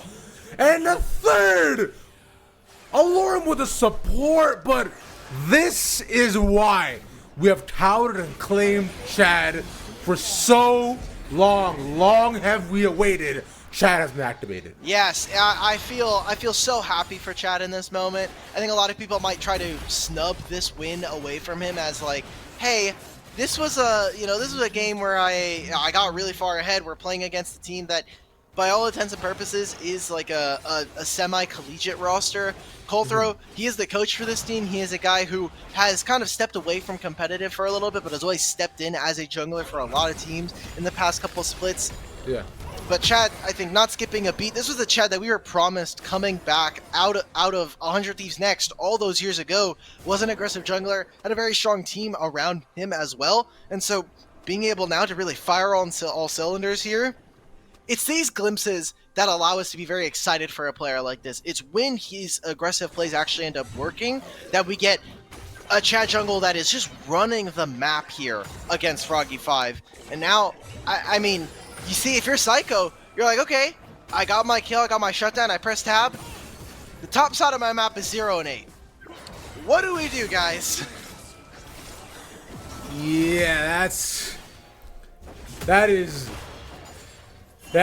tough, bro. Honestly. It's tough. Like, because we were talking about before, but this needs to be on Psycho's shoulders, but he can also only do so much. He has a Triforce, right? He's building himself up over time, but Neo and Dardoch aren't too far behind. Once they get the first item too, they should be able to help out in some of these team fights as well naturally. And with Chad and Alorum just also being so far ahead, allowing for CC chain and the possibility to just explode an ADC within seconds, then this puts this game in a very tough position. But hey, last game, Mirage Alliance had 3 kills on Neo, or 4 kills at this point, so that hasn't happened just yet. Instead, it's 6 on Chad. So I like that we're giving different K performances each game. Yeah. Look, Neo, I think it was going to be a tough ask for him. And the fact that he only died pretty recently is a testament to how strong of a laner he is compared to the rest of the players in Tier 3. Comes a lot with that experience that we expect for a player like him to have. And I wonder when we're going to see less of Dardoch on Yuumi. Obviously, he has played some other enchanters in the Swiss qualifiers, but I think maybe some teams saying, hey, look, like, we don't need to worry about Chad, or we don't need to worry about Dardoch. We're looking at Chad, we're looking at some of the other plays, rightfully so for their level of play, but I want to see some of our supports maybe try to say, like, there's a reason why you're not a support mate. You're a jungle player through and through. Try to show up. I feel like there's some room there. They're gonna be able to take this dragon, or take this Rift Herald. It is 7,000 gold at 16 minutes. This is a tough ask right now. Koldo's not even finished his first item. Only really gotten the boots. Is it time for the Ravish Alk movie Power Hour? Sure. I mean, I'm trying to think of other movies. I have not seen. Surprisingly enough, I don't actually watch all too many movies. I'm more of like a live streamer. You're more of a live streamer? Hey, who's your favorite person they should... this might be cool, actually, too. If they get them locked down to Pluto, this would be good. The shield is nice. Exhaust here. Cold looking to make a play, but Alorum's far too fast, and now things get a lot more to watch as Colt was the first target. Everfrost lands, Sudsy knocks him back, but they can't finish it off. They've got to look at M9, who cuts the fight in half, but Neo is still alive and kicking, knocks him back in, a huge amount of damage, but Geiger dies first, and it's a trade by the end. Finally, what? Shad is here. Psycho? They're still continuing to fight. Psycho's on the other side of the lane, and Nem9 is dead. Psycho's his target. And so because of that, Chad gets to isolate. Okay. Well, I thought this fight was going to look a little interesting there. We started seeing some more kills. They're just too far behind on every single part of this map. As soon as they're going to come out of the, all the gray screens, they're probably going to see the level disparity that is starting to creep up as you look at across the lanes. Jungle, top lane 40. You have Jungle, who is almost a full Flame Horizon in the jungle from the side of Chad. Yeah. Like, just nuts. Just such good play coming out from Mirage Alliance. We got a lot of questions coming out of week 1, and I'm excited to see that this team not missing a beat and really living up to some of that hype. So here's something that you can probably educate me on. So Okay. Where does the term Flame Horizon come from? So there's a player called Flame. He Okay. used to be a top laner. He used to play in LCK for KT Rolster. I think Chinair Green Wings, but I could be mistaken. And he was one of the players that very early on, or he did not play on. Sorry, he did not play on KT Rolsters. I'm so sorry. He played on Longshu. Whatever. And then eventually he came to North America. He played on FlyQuest, Immortals. But what he did was very early on in his career, he got like 100 CS lead over an enemy top laner, and it was consistently enough that they just called it a Flame Horizon on the broadcast, and that is where that term comes from. That is cool. All right, today I learned. That's fun. But you're also speaking about streamers, well, too, that you like a lot as well. Yeah. What do you been consuming right now? Is that a future interest as Chad I is think fine. Chad. She's okay. It doesn't even matter. Yeah, Nem9 should just die here too. There's a lot of support coming in. Finally, Neo comes to the top. And that's Moonlight Vigil, but it's not necessarily enough to do much more. The fact that Chad's remained alive through all this too is the most ridiculous part. As Alorum stuck in the corner, he takes like a 3X's, man, and then hops over the wall. They've got to run. They tried the most. They tried the most. They're chasing them down. This is all fine. This could be another ace. As Nem9 is trying to lock them down. Sudsy, and finally, one explode. Big barrel. That's 3 dead. Coulter and Pluto get to run away. All right. In terms of streamers, I'm trying to think. So I kind of stick with a lot of the same streamers. I used to be someone that kind of like bounced around a lot of streams, but I think as my own taste has kind of differed, as well as watching, other, just content, I think across the board has really changed up. Who do I watch for streams? I mean, usually it's friends. So like if Summer's streaming, I'll try to catch something. If one of the players is streaming, specifically any of the Fear guys, I love watching Shochi and Manui. They're some of the funniest guys to talk to, as well as just watching their streams. Perry as well. Really, it's most of the challengers level / qualifier teams. If you're streaming, 9 times out of 10, as long as I'm following you on Twitter or someone is retweeting your streams, I'll check it out. I love watching High Elo Solo Queue. It's one of the fun things, and it's really fun to interact. Someone that actually, also streams a lot, and I think maybe doesn't get all of the hype around him, although he is a big proponent of his team. Music on Supernova. His stream is always fun. Was always a super chill guy, even when he was in rock bottom. When we saw him here in our own qualifiers, it's cool to see him constantly streaming and really kind of keeping it up. He's also very educational on his stream, so really appreciate that from him. That's really cool. I didn't know that. I'll have to check out Millie's stream then. It's a shutdown together after finally getting Sudsy, so that's quite nice. But they're basically destroyed. Look, so in terms of me though, that's it. Okay. I don't watch a lot of like live streams because I find I can't watch like streamers for the longest amount of time. But I'll consume a decent amount of content. One, because of my job. Second, that pretty much. But the rest because I just enjoy it. So as of late, Geiger TP flanked. He doesn't have the ultimate though. This champ does nothing. Neo might be dead. Nemknife's around the corner, but he's cutting them up pretty well with Shatter on the side. They got anyways. Yeah. So I I watch a decent amount of Ludwig's content. I've seen. Like specifically things like he does like sometimes with some stuff with the streamers. He was recently on this show called the State from Gamerhood. Okay. That he did with a bunch of the streamers with Golden Boy hosting it too. That's been fun. So I'll watch like some of that stuff, and I find that there's content that I personally want to watch. Like, for example, there's a show called oh man, I'm forgetting Jet Lag that I see, which is super cool. What is that? It's 4 people, which I will tell you after Mirage Alliance went 2-0. All right, let's get it. Woo! Move on the Awesome. bracket.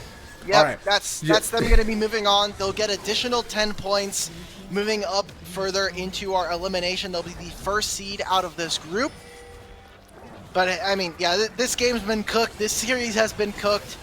I think that they're just going to be padding some of their stats, trying to farm out some of the minions, actually just letting Nem9 move on over to this top wave to try to catch this. Yeah. Congratulations to Mirage Alliance. Expected result from them, and I think about as dominant as we would have wanted to see from them. Only going to be hoping for Froggy Fight they're going to be able to bounce back and hopefully put up a pretty good performance against the winner of CB Gaming and CCG, which is our next series. Indeed, it is. We'll be looking to get that set up as soon as we possibly can. We'll be having an interview with Chad as well very, very soon. So before we get that, we'll go to a break. When we come back, we'll hear from Chad Jungle. See you soon.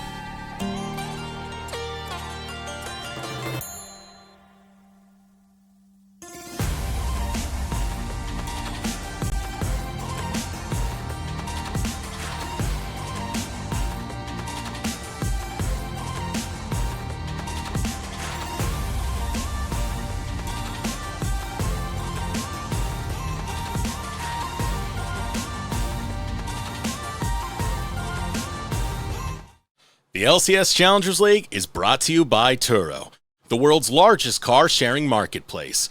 Find your drive. Hey, how you doing? Welcome on back. We do have Chad Jungle's Ghost Voice with us. Chad, reach out to us if you're there. Hello.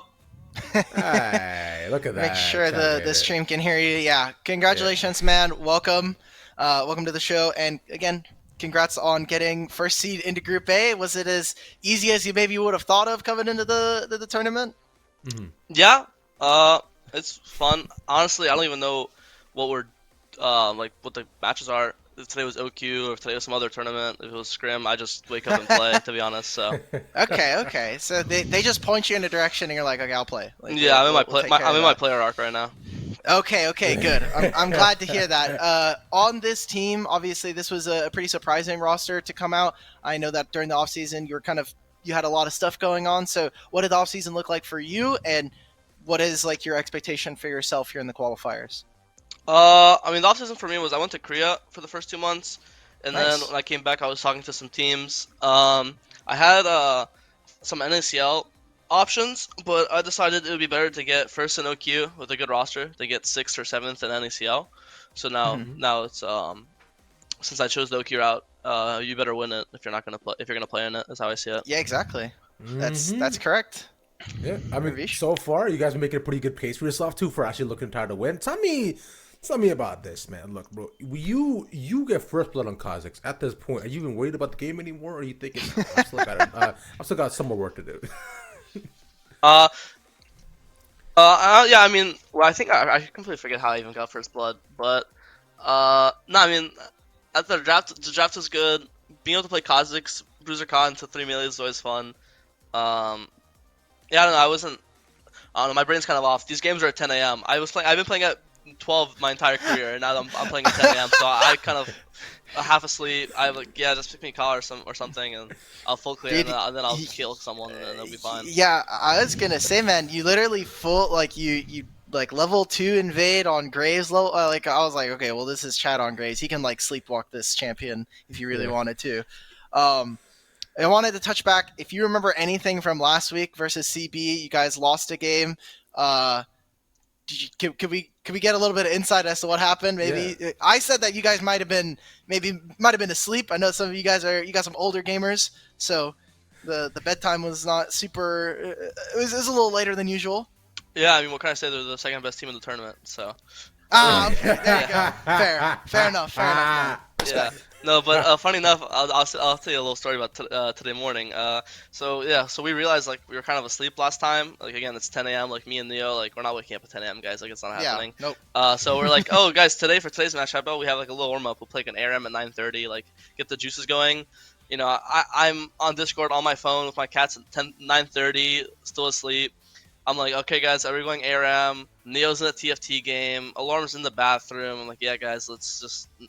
And the warm up, I guess, just get back into it. So everyone's asleep. No one wants to play at 10 a.m. If any team ever beats us, it's only going to be in game 1 because we're still asleep game 1. But game 2 and game 3 will be awake. Okay. But yeah, I mean, we're just playing. All right. Fair enough.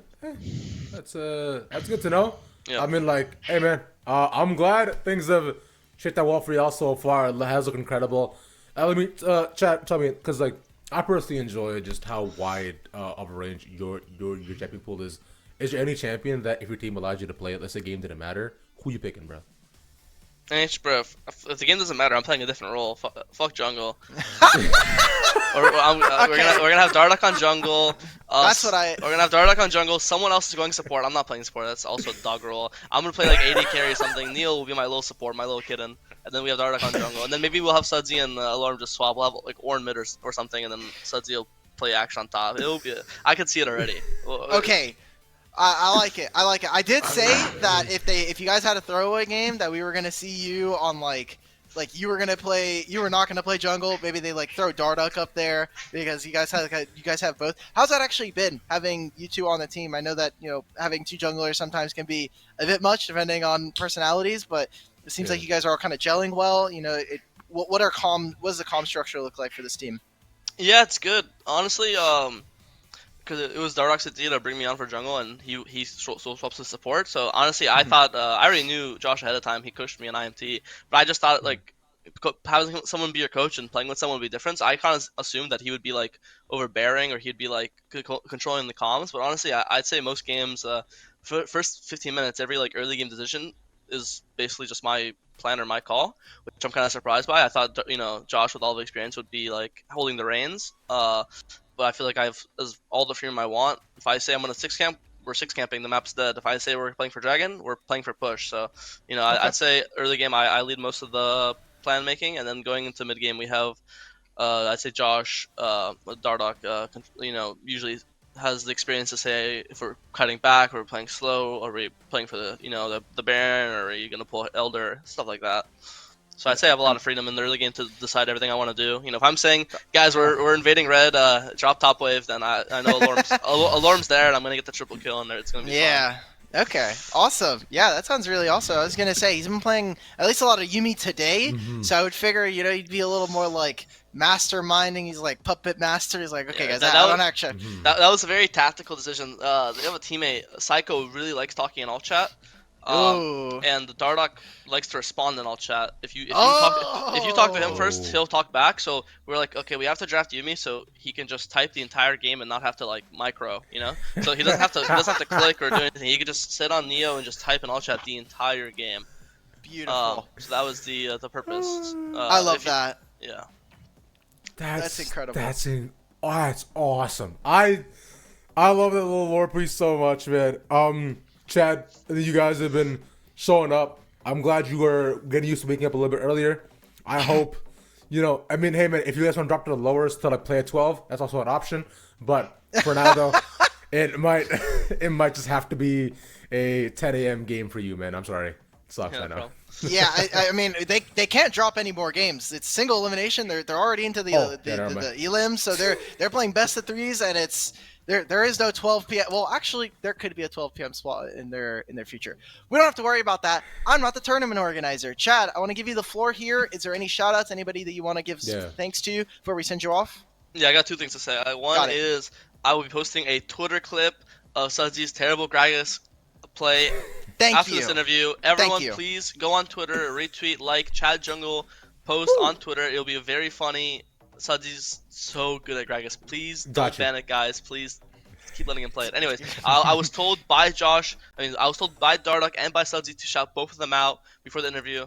So yeah, I have to. So here's your shout outs, guys. I have to call you out.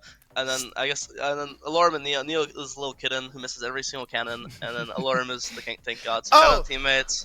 Shout out the teammates. Yeah. Neo, stop missing fucking cannons. Yeah. All right. God damn. Dude, you're gonna get it. My bad. Norm's paying for it. Owner's paying for my fine. Thank you, Norm. Okay. Thank you, Norm. Okay. Norm. I was gonna say you missed every cannon. We did see the Graves ult for the cannon in mid lane. We did. That was hilarious. He took my Raptors. He took my Raptors. All right. He took my Raptors. I spam pinged them. I took his cannon. Okay, fair enough. You have jungle. You probably had a treat rating for you. All right. No, cool. I didn't have a treat. But okay, then you don't deserve it. You don't deserve it then. See, it's always the jungler. Always the junglers. Right, thank you, everybody. Thank you for the interview. I will not say no more F-bombs in the future. I hope so. Please, you're getting blocklisted off the. No, don't blacklist me. I'll never say it again. I promise. We'll see what happens. Chad, thank you for joining us. Good luck in the future, and now you can either, I guess, you're not probably going to sleep after this. Play some solo queue, get some food with the team. I don't really know, man. I'm hitting the rift. There you go. Take care. Good luck on the solo queue. And when we're back, we will have more games. We will have CB Gaming versus CCG. We'll be back in about 20 minutes. See you guys there.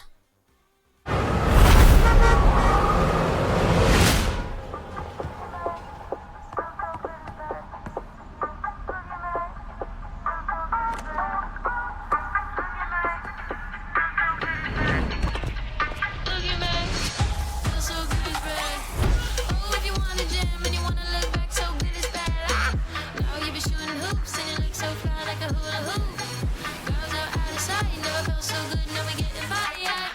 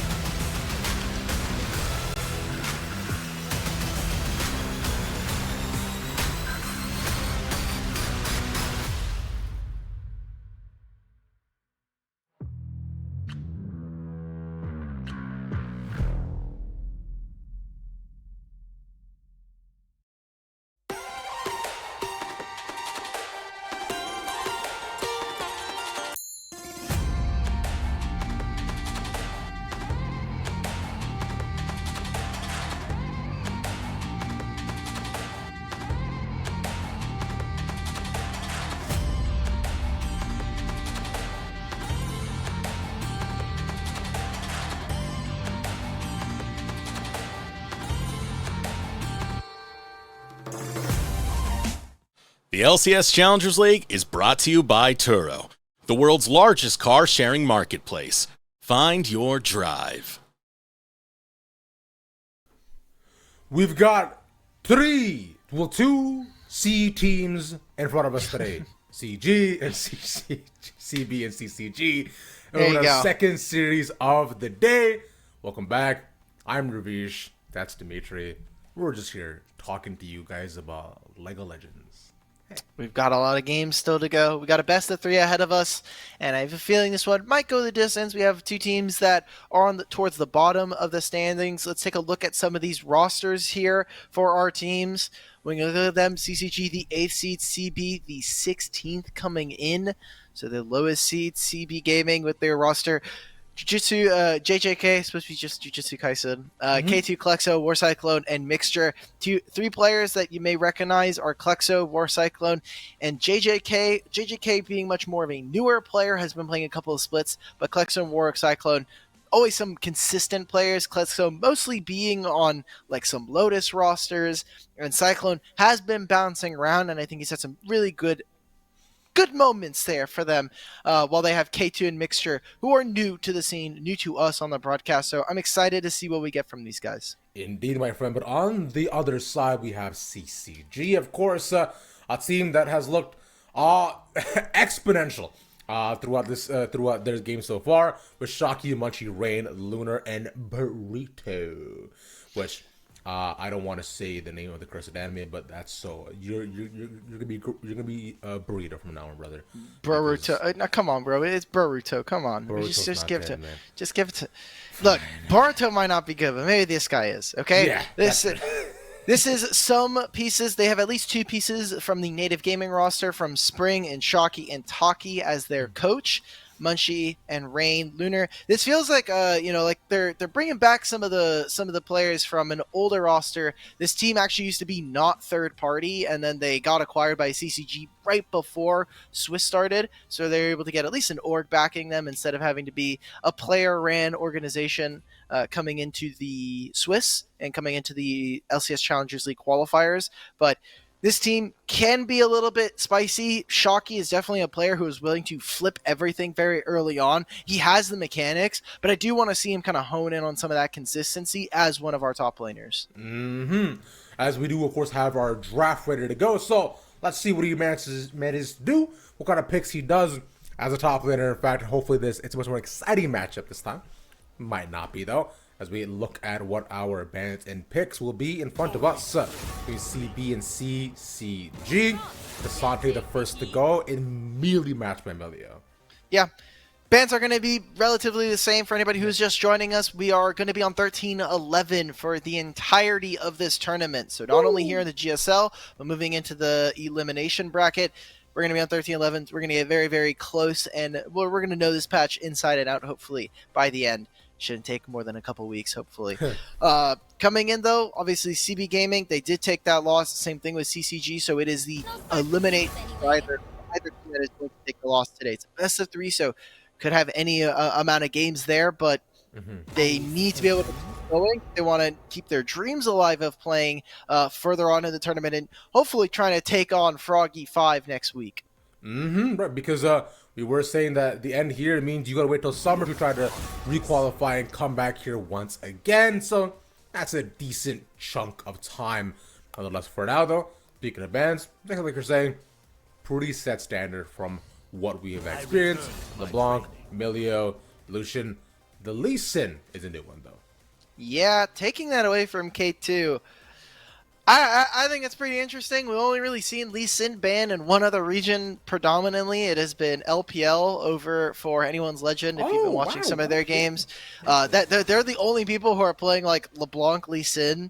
It's pretty cool, but it's also like they're the only ones playing it, and obviously Lee Sin is a very early game-driven champion. Can make a ton of plays, but where the meta's at right now with a lot of farming junglers, just not really in vogue right now. So CB Gaming, we talked about it. We missed it because of these bans, specifically at least in one. There is a NACL in this game, so get ready for some very interesting and hopefully not at all game-breaking NACL ultimates. I'm very excited. I really like NACL as a champion. Her mechanics are very fun, and she feels for good sure. to play overall. But on the other end, though, for CCG, they opt for the Wukong and for the Aphelios, so taking the jungle pick right away as some were denied from K2. With the Aphelios too being at the Hypercarry as Jay was also banned. We're looking at possibly a Zyra Rakan though on CB Gaming. Wow. So first of all, I already love this from CB. We're taking up a Fiora instantly. I thought Fiora was very strong. You already had Hullbreaker and Trinity Force getting buffs, so why not see these champions? We have Static Shiv that has been going up. I want to see some more split pushing coming out from teams across the world. Feels like everybody kind of just decided like we're going to handshake bottom lane being very strong and not really explore a lot of the top meta. Shocky, I think, will very willingly take a different matchup here, as Aphelios Yuumi can be kind of interesting, so much more of a reliant teamfight composition. But for CB, come team fights, like, yeah, you can have Fiora go on to these split push. She can join in team fights, but Nico Xayah is so dangerous for CCG to actually walk in. So if CCG are not able to grab priority over an objective, I think it'd be very difficult for them to walk into a fight without knowing where Nico is and making sure to spot her first. We did just see Mirage Alliance play that Aphelios Yuumi. It was on the bot lane, faced up against the Draven, and they did do quite well, but in general, Neo and Dardoch are very proficient laners. Nonetheless, for now, though, we'll see what CB and CCG decide to opt in. Naturally, the Rakan is banned away from CB as to not allow for the Lovers duo in the bot lane. And the Renekton also denied from Shocky, so hinting towards probably a tank being picked up too, and Orange still an option for CB if they want to go for a full team pack compositions, a full just throw out the ultimates and see what happens. CCG have a couple of options. They deny the Elise, so early game power, I wonder if they know something we don't. Like K2 just be denying a lot of early game junglers. Okay. Yeah, there's Lee Sin, there's Elise taken away. I'm surprised we're not actually seeing a lot of Rek'Sai. Rek'Sai is very, very strong right now, and while you could be playing towards top side, you have this Nico for AP, so I don't think you're worried all too much. I think support's also very interesting as to what they could be going here. You're going up against a Yuumi, so if you're going to go engage, something like a Nautilus will work. It'll give you that point-and-click CC that you can use. Still very good into something like a Jax as the team fights go on. Or they could actually just match with Enchanters. I know that Lulu is still very strong on this patch. Melio is obviously banned, and you're going to be playing with Xayah, so it's not the absolute worst that you could go for here. The Jax Fury matchup once again, which should be a lot more fun to watch this time, as we were talking about how boring top lane can be. So this is making it much more interesting. As seems to be a Gragas flex mode. Like it might be so. Might be the Gragas. It's going into the jungle. It's going into the jungle. There's no way we're seeing, like, there's a possibility we see Nico jungle. Oh! Huh? Okay, Gragas support. Gragas support. It's Nico jungle. I'm pretty sure it's Nico jungle. It's Nico jungle. Okay. It could be Aurelia jungle, but I have not played Aurelia jungle. I don't think so. I played Aurelia jungle when the rework came out, and I'm thinking probably it's just, like, you could keep the 5 stacks. Your champion's actually very, very strong in the 1v1. And up against Wukong, it's not the worst. I'm going to wait for them to swap. I'm just going to wait for them to swap. There's a lot of champions that could be happening here. And really anything's possible. Yeah, it's okay. Nico's support. Nico support's okay. Nico support's probably even more reasonable. That's more along the lines of what I was expecting. So while that's happening, while I as we can see, CB Gaming are kind of just going through the champion gamut right now. CCG on the opposite side, they have a very clear-cut teamfight composition. They have Victor for early wave, for later game wave push. He's also going to be able to have a lot of range, control space. You have this Wukong who will be able to be a very big disruptor, and Aphelios Yuumi. Yeah, Jax should be looking for flanks, and so we'll be looking at both of these top laners if they are going to be joining fights to make sure that they're not trying to go in, you know, for like face first. We're not trying to play front to back versus these two. I want to see flanks from these two guys. And for CB Gaming, they have a very explosive composition. That first punch is going to be huge. Gragas Nico is so unavoidable, and it'll set up for an Aurelia ultimate, for a Xayah as well to set up her feathers. Very dangerous. Again, sticking with that composition that we talked about, where if CCG are not up to the bat first, CB Gaming won't let them into a choke. I'm trying to see the dog pile happen that is currently being set up for both these sides, and it should be very, very fun. and it makes life easier and much more interesting. But one more thing also does that, Dimitri. Okay. It's Turo. Oh, you're really early on that, brother. We still have 3 minutes. I mean, go ahead. You brought it up. You can read it. You can do the ad read. I'll do it. Yeah, guys. I don't know if you know, Turo's incredible. I use it all the time, and this stream is of course sponsored by Turo as well. The NACL qualifiers are brought to you by Turo, as already mentioned, the world's largest car sharing marketplace, where you can book any car you want for just about any occasion. Forget boring rental. Get cool cars at Turo.com. There you go. There you go. All right, now transition us to the next point. So with that, looking back on the composition that we have so far, okay, them, I would say I'm personally really excited for what's gonna happen to the bot lane too. The bot lane has been probably the biggest focus for the previous year as well too.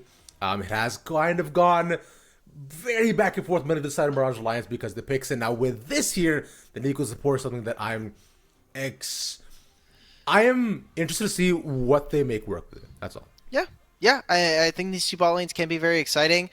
We will be seeing a little bit of action on the side lane, so thankfully for your sake and maybe for mine, top lane will be at least vaguely interesting this time around. We have Jax versus Fiora, a matchup that we're not getting all too much right now, and I think is maybe one of the answers into Fiora that we've been seeing where, hey, if you are going to pick Fiora, Jax is still very, very strong. If he does go to the Trinity, I'm expecting for both of these guys to go for the Divine Sunder. It allows for so much more sustain in the top lane. Mm-hmm. And if one person, it's kind of a weird like arms race where similar to Ignite in the bottom lane, if one person takes Ignite, you really want to try and go barrier, but heal is very strong. And for top lane, it's like, well, I could go Trinity Force because I do expect these fights to go long versus Fiora. Mm-hmm. But I'm probably going to lose if if I'm going Conquer and she's going Lethal Tempo, and then she has the heal as well. Like it gets a little messy. It is, I think, a little bit up to player choice as to what you really want to go to. If you're just doing like raw math, Trinity Force is always going to give you more damage, but the heal is always nice. The dopamine hit of being able to like hit your opponent and heal like 200 HP, big thumbs up.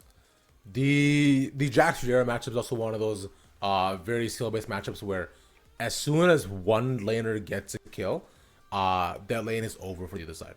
You can no longer come back. We hope you find a better home elsewhere because it's not going to be top lane anymore. And if you're forced to reside yourself in that lane, good luck to you. I've been in a situation many a time where I've had to just, like drag my sorry butt all the way back to top lane after being down to 0-2. Like, yes, that's top lane in general, man. Like you die, you TP back, jungler comes and ganks you. You're like, all right, guys, I'm out of the game. So I hope everyone else is having fun. Hopefully, I can have some impact later on. But yeah, that's just top lane in general, man. That's kind of sucks. Every single broadcast we're on, Dimitri, you kind of just like you try so often to just sell me the anti top lane. And like I get it, top lane's so awful, man. Every time I play that role, it's so dog. Like I literally solo kill this guy, and then I press tab, and the rest of my team is losing. I'm like, well, this sucks. I have literally no influence on this game. I'm not playing mid lane, so I can't like walk into bot lane. I'm not playing jungle, so I can't like go and take an objective or something or gank someone. I'm just playing top lane, and yeah, we've got a game to play though. Let's just get right into gameplay. No more podcasting from us. Yeah. None of that, thankfully, but I don't know, man. I feel like I've been able to make difference before as a top laner. You're like if you play Shen, you TP down bot, or you help your jungler, or you split push. I've been playing Malphite actually. I didn't know I was really afraid of playing Malphite for a long time because I was like the laning phase on this champion is a little tough, like pre-level 6, but I did play 2 very good matchups. The first time I was up against Quinn and I absolutely bodied her. Nice.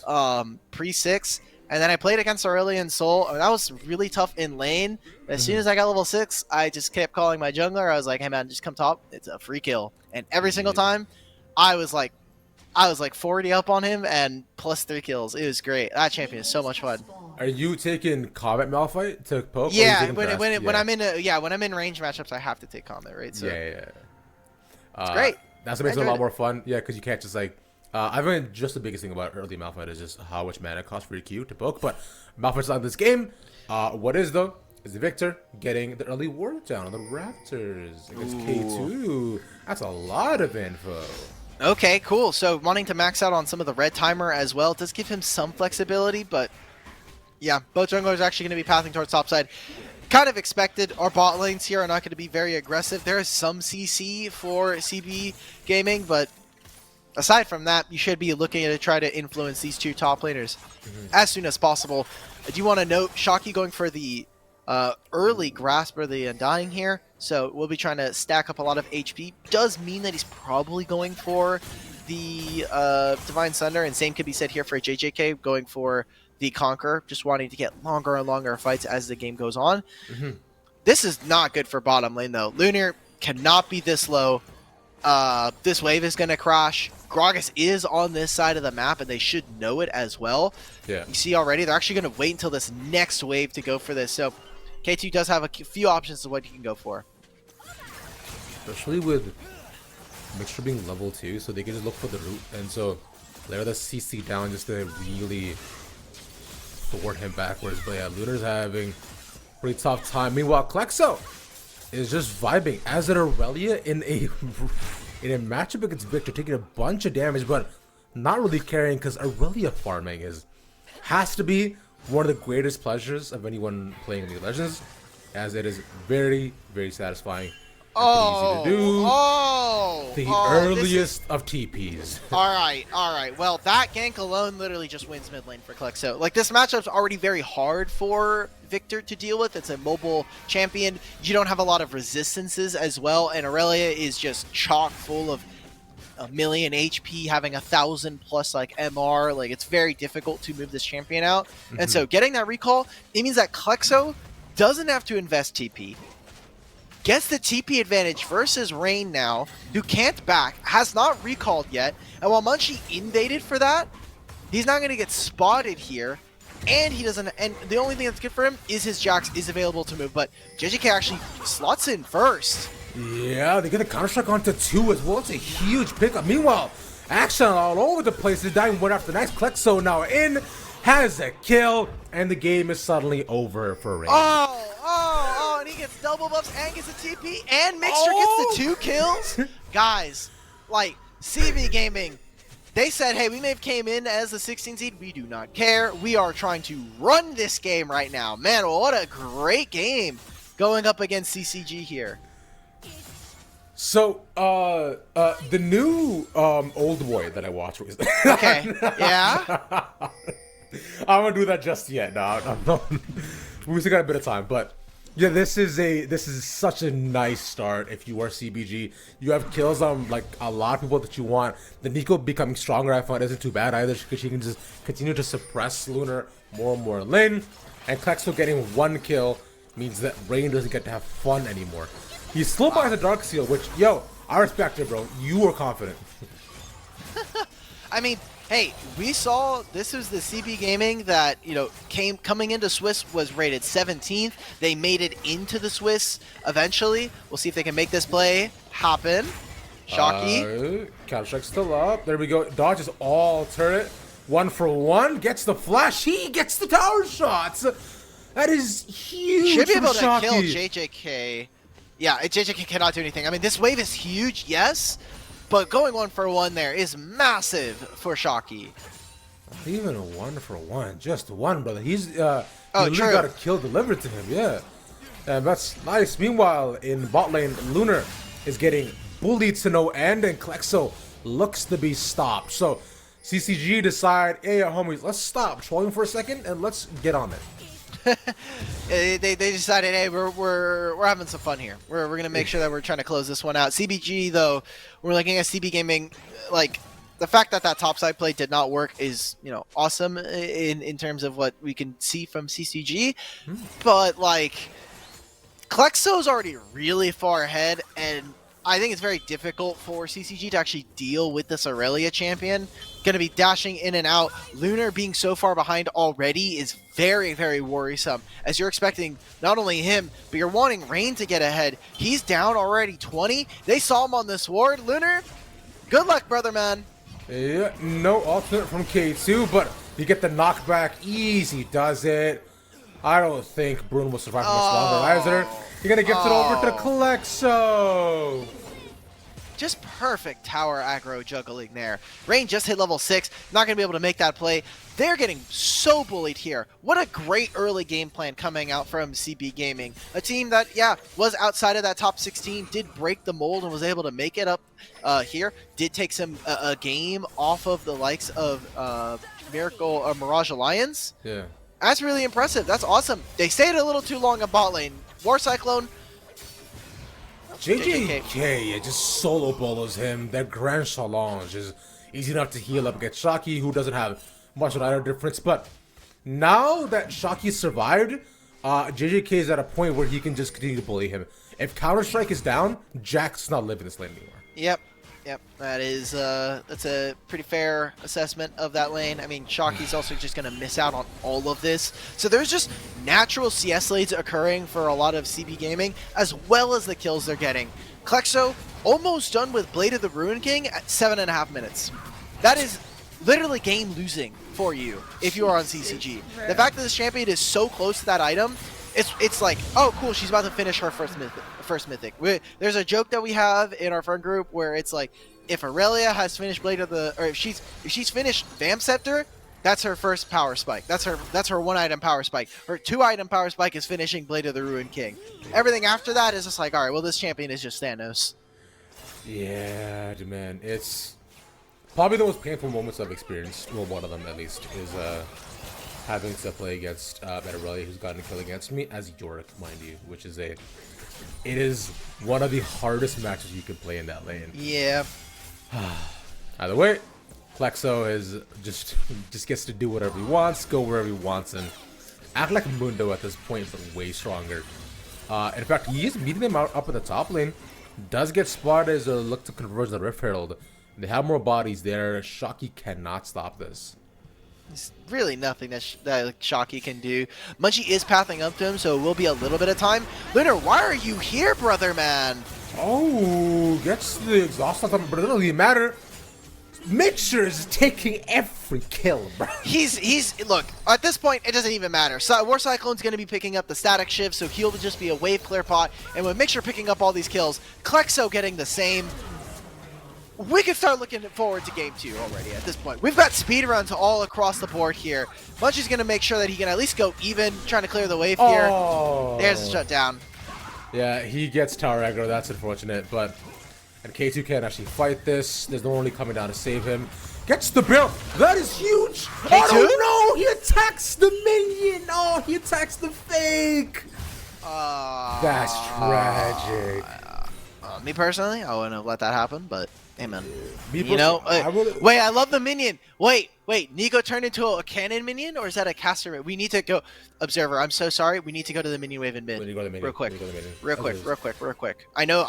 They may be ahead of us. They may not also be listening, but yeah. I would love to see Nico walk into mid and one shot someone with his ultimate. Actually, even prepped. Okay. Moving into well, now the minion is going to be a little obvious if they get spotted. Yeah, that's a little bit weird because man, why is minion in the river? I think it is. I think it's a melee minion. It was a melee. Yeah, it was a melee minion. Okay, so they get some poke off onto Munchie. They're going to just be playing for this level 6 already here for Mixture. Bot lane is a foregone conclusion. They have 3 plates already down there, 3 plates up on top side. These turrets are just barely touched. They've got 2 plates in total for CCG. They're even going to be able to grab a Rift Herald here, so being able to knock down a turret. I want to see it in mid lane as being able to destabilize mid lane, get Victor away from the safety of his turret. We'll just absolutely open this game, and it'll allow for Aurelia to utilize a lot of that mobility in a much longer lane. Both junglers are here. Ultimates popped. Yeah. Grandmaster's Might and Grand Challenge here. Munchie is quite strong, as you've seen already. KT looks like he's flash over the wall. Munchie will not chase anymore. Those 2 kills that he got in mid lane are helping him out immensely. Yeah, got some shutdown gold for himself. They just can't make that play. Like, JJK just used his ultimate. He doesn't have any mana. That is an incredibly good. There's a Nico ult I just heard. There's bottom lane. Yep, and that's one. At least War Cyclone gets this one. Should get the second too. Oh, the shield. Mixture! Come on, man. There's no way that Cyclone was getting that one, okay? So that one's like a freebie. That one is just like, he's so far ahead. I'm okay if Nico gets these kills. This is like, if I had like a support Xerath and they got all the kills, I would be like, okay, that's fine. As long as you're a good player, like, you can utilize all of that gold. Tex are trying to make this happen. Oh, Klexa missed the flawless duet. Still inside the ultimate, though, gets started off. Silence constantly, not healing enough. Bouncing back and forth, and Rain barely survived. Now it's on K2. They can't get either. The 2v2 is going the direction. Munchie with a clutch play. All right, if Klexo is looking at his jungle, he's like, you just got to land more of those abilities, man. Like, we just did not land some of those. Like, the ultimate landed. Klexo got very close there to finding a reset onto Rain. And, hey, the mid jungle right now, they're kind of stumbling, but still, I'm pressing tab. My top lane is winning. My bottom lane is absolutely smashing right now. 1 in 8 for the CCG bot lane is not where you want to be when you're on their team. Second dragon is spawning. We already see Nico is first to the play. Xayah, they're going to push out this mid lane. And you already have Klexo moving on down to this bottom wave. So CCG, they need to get funky. They need to do something a little like less front to back. They need to be able to find space. They need to be able to find someone out of position. Maybe here, Munchie should know that they are in this ward, especially now that this ward has been placed. Yeah.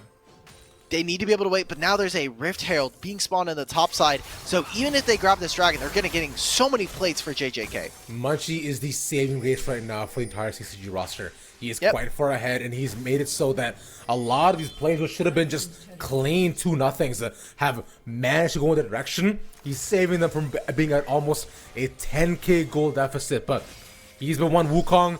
Like, he can sell these plays, but after that, there's not a ton left up to him. Nonetheless, for now, the dragon up. CBG looking to take it. Yep. So getting a turret for the Fiora is obviously incredible. They got it before 14 minutes as well. Aurelia just got a turret. So how many plates is that? That is 11 plates before 14 minutes. An incredible early game. Man, maybe some of the individual macro was not super flashy or like, you know, out of this world, but individual laning wise, it feels like there's a pretty massive gap right here. Dude, 11 plates, that's a whole family reunion right there that he has on him, bro. Yeah, just wild how much he's been able to get, but I still say that CCG not exactly fully out of it yet, but this is also getting to a point where one team fight happens and CBG can just take over the entire game. For now, we'll wait for JJK to step into the lane, barely popping out of vision. And there is, of course, the Wukong Yuumi there, but nobody around makes a safer play to go back. So it's currently 6,000 gold. A third of that is plates. They got almost 2,000 gold from plates because every plate is 175 gold. So that is insane. Like, not only are bot lane really far ahead, you have a 5-0-2 Nico who's very close to finishing off her proto belt, and as a support where gold generation is not exactly the most, especially with a lot of the nerfs that's been coming out towards support item, like, this is huge for them. CCG, their whole game plan is that they needed to go even and try to play late game team fights, but they're losing everywhere. JJK though needs to do one more proc to just try to get down Shocky, auto in, and he just gets chased down. He has to use the flash as well, but not necessarily. He's an item, and he's half an item up. So power spikes is definitely within their favor. And now into Lunar. Yeah, pops that early, knows into that coming war cycle, takes a bunch of damage. He needs to be so careful, man. Literally, there was like there was much, but they're also waiting in mid lane. You already see K2 was sitting over the wings, maybe trying to look for a play. While Rain and Munchie, they can come here. Klexo can catch up this wave. No one is top lane. Everybody is in this bottom lane because of that kill. It's another turret here for CB Gaming, as they're now 8,000 gold in the lead. We're going to see a 1v2. Klexo gets the duet, but it's not going to be enough, not far enough to take that 2v1, especially up against someone like Munchie. What? Oh, ultimate going to miss. Lunar manages to get out, but this should be the mid lane falling. Yeah, Lunar there, good use of the Gravitum, mostly focusing it onto K2 to make sure he can't actually go there. And while K2 was trying to go for the Predict, maybe they're just not timing summoner spells there, thinking that Lunar would try to flash, go up into that corner of the turret. Ends up not getting it, so that's 2 ultimates missed. They will be up in time for this Dragon in 2 minutes, which is the more important one. And while Klexo has fallen a couple, I mean, he's getting closer and closer to finishing his the Wit's End here, and this should just be a kill. Onto Shocky, K2's here as well. Yeah, Klexo doing a good job of at least just showing his prowess, and there we go. That's another kill handed over naturally, as he gets stronger and stronger throughout the game, with both JJK and Klexo becoming more and more of a threat. TCG has put a lot of their manpower in just shutting down Klexo wherever they can, but meanwhile, JJK gets to freely push whatever styling that they currently want to, and it's always being matched by Shocky in the top lane somewhere. You gotta just feel bad for the guy, man. Like he knows he has to go, but he doesn't want to. Yeah, the one thing that we always kind of talk about Shocky is he has the mechanics. He has been able to show off really, really good bright spots, but it feels like sometimes he does kind of just do things. I remember seeing this in the tryouts and as well as, you know, just his stage games, but Shocky just sometimes will just try to overexert himself, try to make plays on sides of the map. It just doesn't work after a certain point. So something that I do want to see him kind of shape up. You are now playing against Trinity Force as well as Ravenous Hydra Fiora. Good luck, man. Lunar, play safe mid. Lol. Okay. Oh. Ultimate doesn't land, so they're able to get out of there. But that's Ghost, that's Yumi ult as well. So a lot of the healing is gone, a lot of the mobility away from Aphelios. Not going to be able to contest for this Dragon. Their Dragon here, they have Rift Herald as well that they can put down at any time. Important to note here, K2 has not only his flash available, but also a stopwatch. So any Gragas engage. Yeah, you just can't be here, man. Yeah, but flash over the wall, survives. Makes sure, die! That's huge, but instead comes from the other side, comes Klexo. Dodges not at all. K2 gets the kills, and now one over to Shocky. Auto, there we go. Munchie comes save the day. Last one back. K2 and Munchie once again. Right place, right time. Makes it almost even 2-3 by the end of it.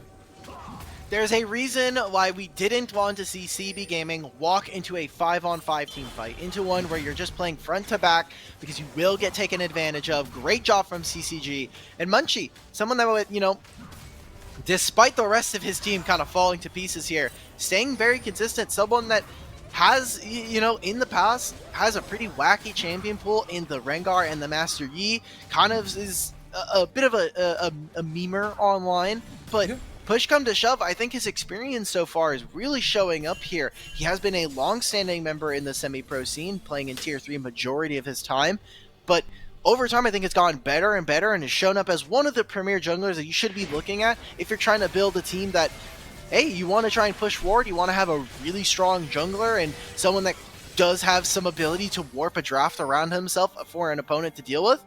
I think Munchie's perfect in that role. So far is looking really, really good in this game. Just has to get the rest of his team on board here. Still 7,000 gold behind. Yeah, it's a pretty big deficit to come back from, but here's the thing. Shocky as well as always built himself up to his second half item or so. And once I find Lunar gets his second item, which they're pretty close to, they can at least match them somewhat evenly as long as they're not getting picked off, right? Because the biggest threat you're looking at is JJK and Klexo coming in alongside with K2, just blow everybody up. And they managed to do that pretty successfully, but here's where you might find some more contention. And CCG are looking to delay this game as long as possible and just not die. If they can do that, they're back in it. All it takes is a couple of team fights, and so far they've been going their way. Lunar has been able to survive, and I will attribute some of that to the fact that Yumi has picked up some items, as well as he's getting more and more levels, so he's not as squishy as he was before. One thing for CB is that they do need to keep up the pressure on this game. They do need to be able to continue splitting on sides. Klexo has finished his Wit's End, so will be a threat up against Rain. Even if Munchie is there, it's something that they should be looking at. Control of the Baron for both of these teams. For ZB, it's their ability to threaten it, and for CCG, they just need to be able to say, "Oh, are you starting this? Cool, I'm going to stop you from being able to take this." Oh no, the jungle. Okay, so the camp sharing is really nice because Yumi was mid-air. She actually just took the red buff, so Felix is not gonna have access to this buff. Really sad stuff. I don't think it's gonna change him up. Flexo caught out. Yeah, he is dead once again. Just like 3 or 4 members converging on top of it. This has happened about 4 times at this point. So they've identified with all the early lead that he had. Like, he's not 5-5, right? He has not been able to take advantage at all of all the resources he managed to gain. And now here, it's been up to JJK to be the split push threat. He's been able to do that. So at least he gets second tier too. Yeah, I was gonna say, as impressive as that was. Oh my God, Vork Cyclone doesn't have the flash. She's probably gonna go down. Oh my God, Rain doesn't have flashes. Not able to find that kill. That's Ghost as well away from Lunar. So no summoner cells for the time being. If they've just gotten that kill by themselves, good. Getting the TP out from Rain, really bad. Because now Rain cannot match on side lane, cannot move over if he needs to. They have the dragon spawning in 2 minutes. It means that Rain is stuck to being on this side of the map as he can no longer go bottom side if they ever want to have hope of contesting for a Baron. And it was 1 kill. Klexo's not worth all that much in terms of gold because of how many times he's been going down. So that 1 kill means that they got another turret there. That means that JJK is just getting stronger. He's going to be finishing what looks to be a hull breaker now. Yeah, hull breaker. So, like, it just gets worse for them here. And the more time that JJK is allowed to split, the less that there are people matching him on the side lane. I think the tougher it gets for the side of CB or for CCG. They need to start fights. They need to say, like, screw the side lane. Let's win a team fight. Let's get it down really fast. And go try to force for a Baron. Gotta do something. For now, though, just been relegated to clearing wave after wave after wave, and again trying to see if he can catch up Klexo. Like, he was in a very similar position where three people around him could have died, but at least you see the team are towards the top side. We'll see if at least if they can catch Munchie here, that will be the Baron that they're talking about. See someone on the ward, gets 1 catch, but it's not enough. Yeah. Ran out, just setting up, I mean, a minute and a half. It looks like CCG, they're trying to put all their vision towards this top side, trying to protect Rain so they can grab the turret bounty here available for them. Should be some extra gold. There's really nothing that CB could do right now, so this is just a really good spot for CCG to be in. They need to recall immediately and get ready for this fight. I wonder if they'll try to make a play on the opposite side of the map, maybe try to go for this Baron, but dragon spawning, sole point here for CB Gaming. And right now they're just catching waves, trying to finish out items. Now that they know they've actually taken this recall, that should just be them. Rain did not finish his, so has his Void Staff and the stopwatch. Now gets spotted on a ward. They want to threaten this Baron. They are in first, too. They started it out. They should have probably looked to hold it around half, as they have Shocky and JJK towards the bot side fighting it out. The rest of the members are not here. This can be a huge ultimate. He's laid down. Klexo stop right on time. Cuts to half health. They put on the Blade Storm and Mixture. It's got to get out of there too. Bunch of damage, but Lunar dies. Or Cyclone seems to be the next target, and there we go. They stop the Baron and they get 2. Okay, they win 2, but look at what JJK is doing. He solo kills Shocky and is getting ready to threaten onto this next turret. Already has the Hull Breaker, forcing the teleport out from Rain. Munchie needs to have more 1v9 performances here. As he is trying. He is trying. He's getting kill after kill after kill. But Munchie finally manages to get out after doing the most here. And will get away with the Yumi too. That is ridiculous too. He's 7-1. So strong. Needs to be able to live. He needs to be able to live. You know, like, this is still like a pretty important one to have. But I just don't know if he'll be able to really go for this, right? Like, it has to be Munchie on his way here. He's just already too late, so soul point now for CB Gaming. They are winning team fights, but no one can face JJK. So now CB Gaming, they need to kind of flip their modes, flip the shift the gears that they're in right now. They don't need to win the team fight. They just need to hold CCG long enough that JJK can split push and open up the map for them. Yeah, and he's been trying to do his absolute damage. Like, you see him every single wave, bot wave, pushing and pushing over and over again. And this still only being matched by Shocky, who can all he can kind of do is just, at least clear some of the waves and minions, but there's a decent wave coming in. Meanwhile, most of the members of CCG are once again topset around the Baron, and Lunar is going over to his bot to assist here too, so they're in a 3v5. Klexo, you have ultimate, you have flash. But he's once again caught. Yeah, just again and again, man. It's a very slow play. They've run it back. Klexo's just gotten caught way too many times. The 2v1. And meanwhile, there's JJK. There's the response. Like we see this, we see this so often at this point. It's literally just deja vu. But Cyclone gets the 1v1 on Lunar. That's a huge pickup. Oh, they wait a open up minute the though. map, but Munchie's in once again. They're in a 2v1. Oh, Mixture's dead. Munchie chasing them down, but JJK's here. Can he 2v1 this? I do not think so. Wow, I think he can, but he's just not having the faith. He's level 17, man. You are 3 levels up. I don't care that there's a Yumi on you. Rain has no flash as well, so good picks. CB Gaming across the board are falling apart. It seems like Klexo, maybe it gets a little bit better for him when he's finished with the Jock Show here. But aside from that, he is now the sole point of the gold lead. It's 6,000 gold. He is just solo killing Shocky over and over and over again.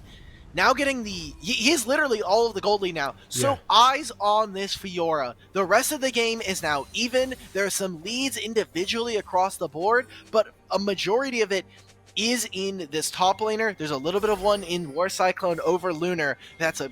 I'm going to attribute that to a lot of the early game that happened. Let's see how they close this out. CB Gaming not anywhere close to being able to finish this one. They got the inhibitor bot side. They're really waiting in mid lane. Mixture, buddy. Too far up. Yep. He smited, caught Munchie again. They knew the minions don't exactly move like that, so it was an easy catch. And our Baron is in their sights. It's a 3v4 at this point. But they see Shocky once again looking to hold them off. They want to see how long they can do that. They're pressing on the Baron here, Dimitri. They're doing a lot. They get the ultimate down to Bakitsu, gets locked in. That's Lost Chapter. He's in the middle of the fight. Lunar is dead, but that's just Lunar though. Meanwhile, he's inside the base. JJK is taking them off. He smites it. He smites the Baron. And it's not enough. CBG are back in it. Show the base. See the base. JJK is ending the game. He's ending the game. Dude. Thank you, observers. Oh my god. Oh my god. He's just... Alright, come on, guys. Alright, we're getting cheeky with it. What an anticlimactic way to end that one. JJK, he's gonna end the game. He does not even care that they were fighting over the Baron. I thought that was a little bit... I thought they were a little bit out of sync there for CB Gaming. Well, wow. What a great game coming out from them. Their top laner, especially someone who's a little bit newer to the scene, wanting to show up on a split push. What an insane game there. Once again proving that Jujutsu Kaisen is indeed top tier and shall never fall. Thank you all. Game 1 is in front of us. Game 2 on the horizon. We'll be back in 5 with more of that. Look at me, feel so good it's bad. Oh, if you wanna jam and you wanna look back, so good it's bad.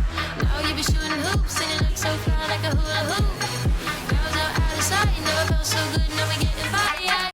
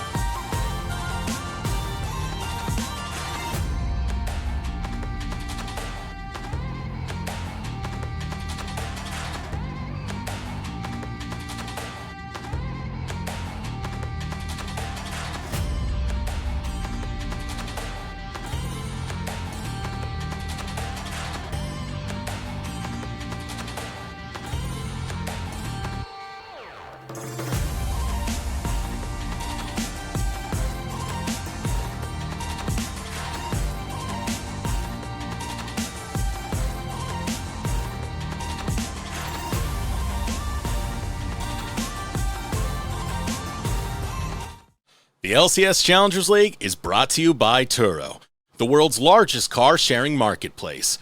Find your drive.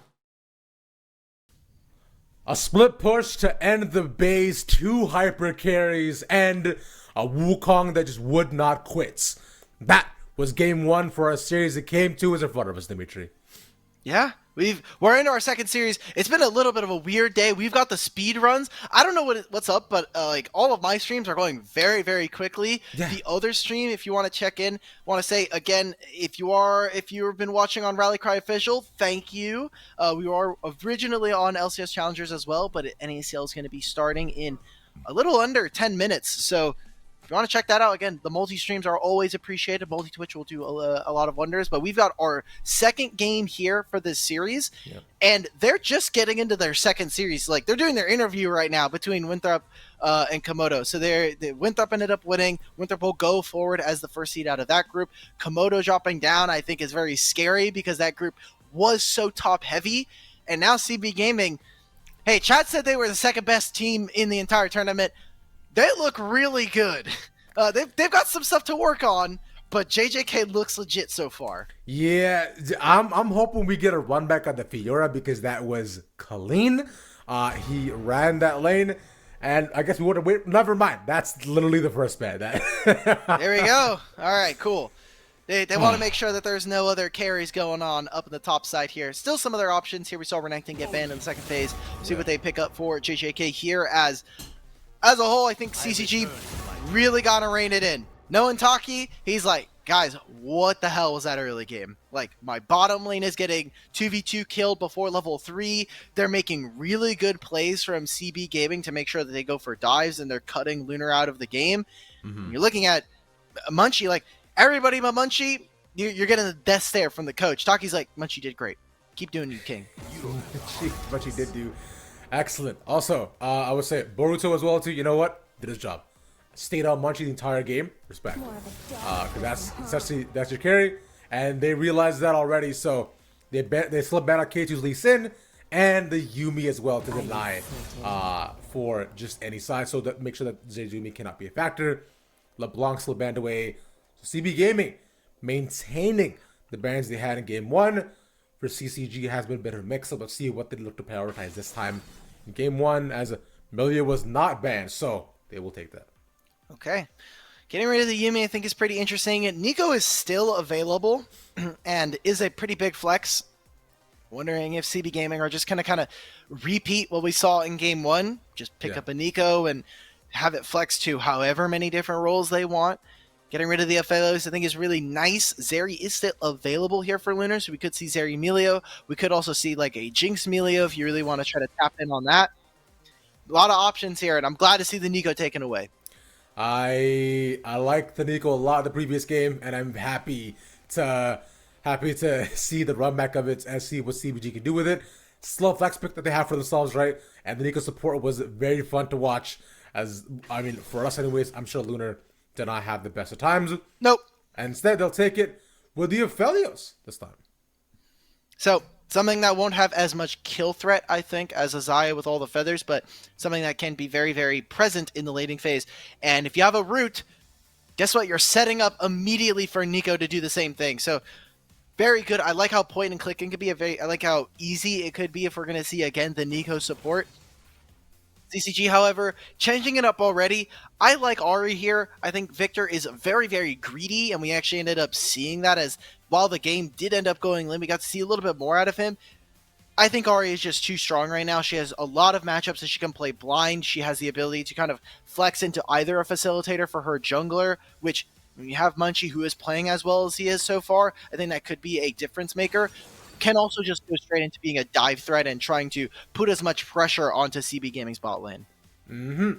And as right now for CB Gaming, they haven't fully locked in all their options just yet. But with the Artie and Zeri at the half of themselves, this is one factor that they can't keep for themselves. And it won it back with Klexo and the Aurelia. So this is where I'm thinking that things might get a little bit top heavy. Because like I was saying before, I still think this could still go to JJK as a potential. But remember, Klexo got bullied last game. Yeah. Might happen again. We'll see. So getting rid of the Gwen, I think, is interesting because, they want to take away some of the AP options, but does say to me that they are thinking about playing a topside matchup here. They already got rid of the Fiora, and they don't think that Aurelia is going to be going up against that. So think things like the Scion, the Cassandre, or not Cassandre, but the Ornn as well. A Gragas top lane they're going to try and prepare for on the side of CCG. Getting rid of junglers here. CB Gaming, I wonder what their pick is going to be because Elise is still on the table for them as something that was banned last game. And now that Gragas, I think, just rises in priority. Both teams want it, but for different reasons. CCG are very, very magic damage heavy right now, so going to need a pretty big carry. Kindred is still available here for Munchie. And like you were saying, Kindred and Elise as well, too, both different options that were there. Of course, with Elise being banned away, they'll take the run back of the Gragas as well. So still keeping all the options open for potential flexes. And for CCG right now, what do they choose to take both top and jungle? That I'm not gonna say anything until it's locked in. Yeah, exactly. I was about to say like that was gonna be a fun pick, but I think these Zhao could be interesting. But yeah, I think this seems more set standard for picking into a K lane that we've expected. The Recton was banned last game as well, so I would not doubt if this is what they pick. Well, yeah, you waited all 30 seconds, and I hope they pick it at that point. You got Yeah, last second, 2 second swap right there. That would have been so good.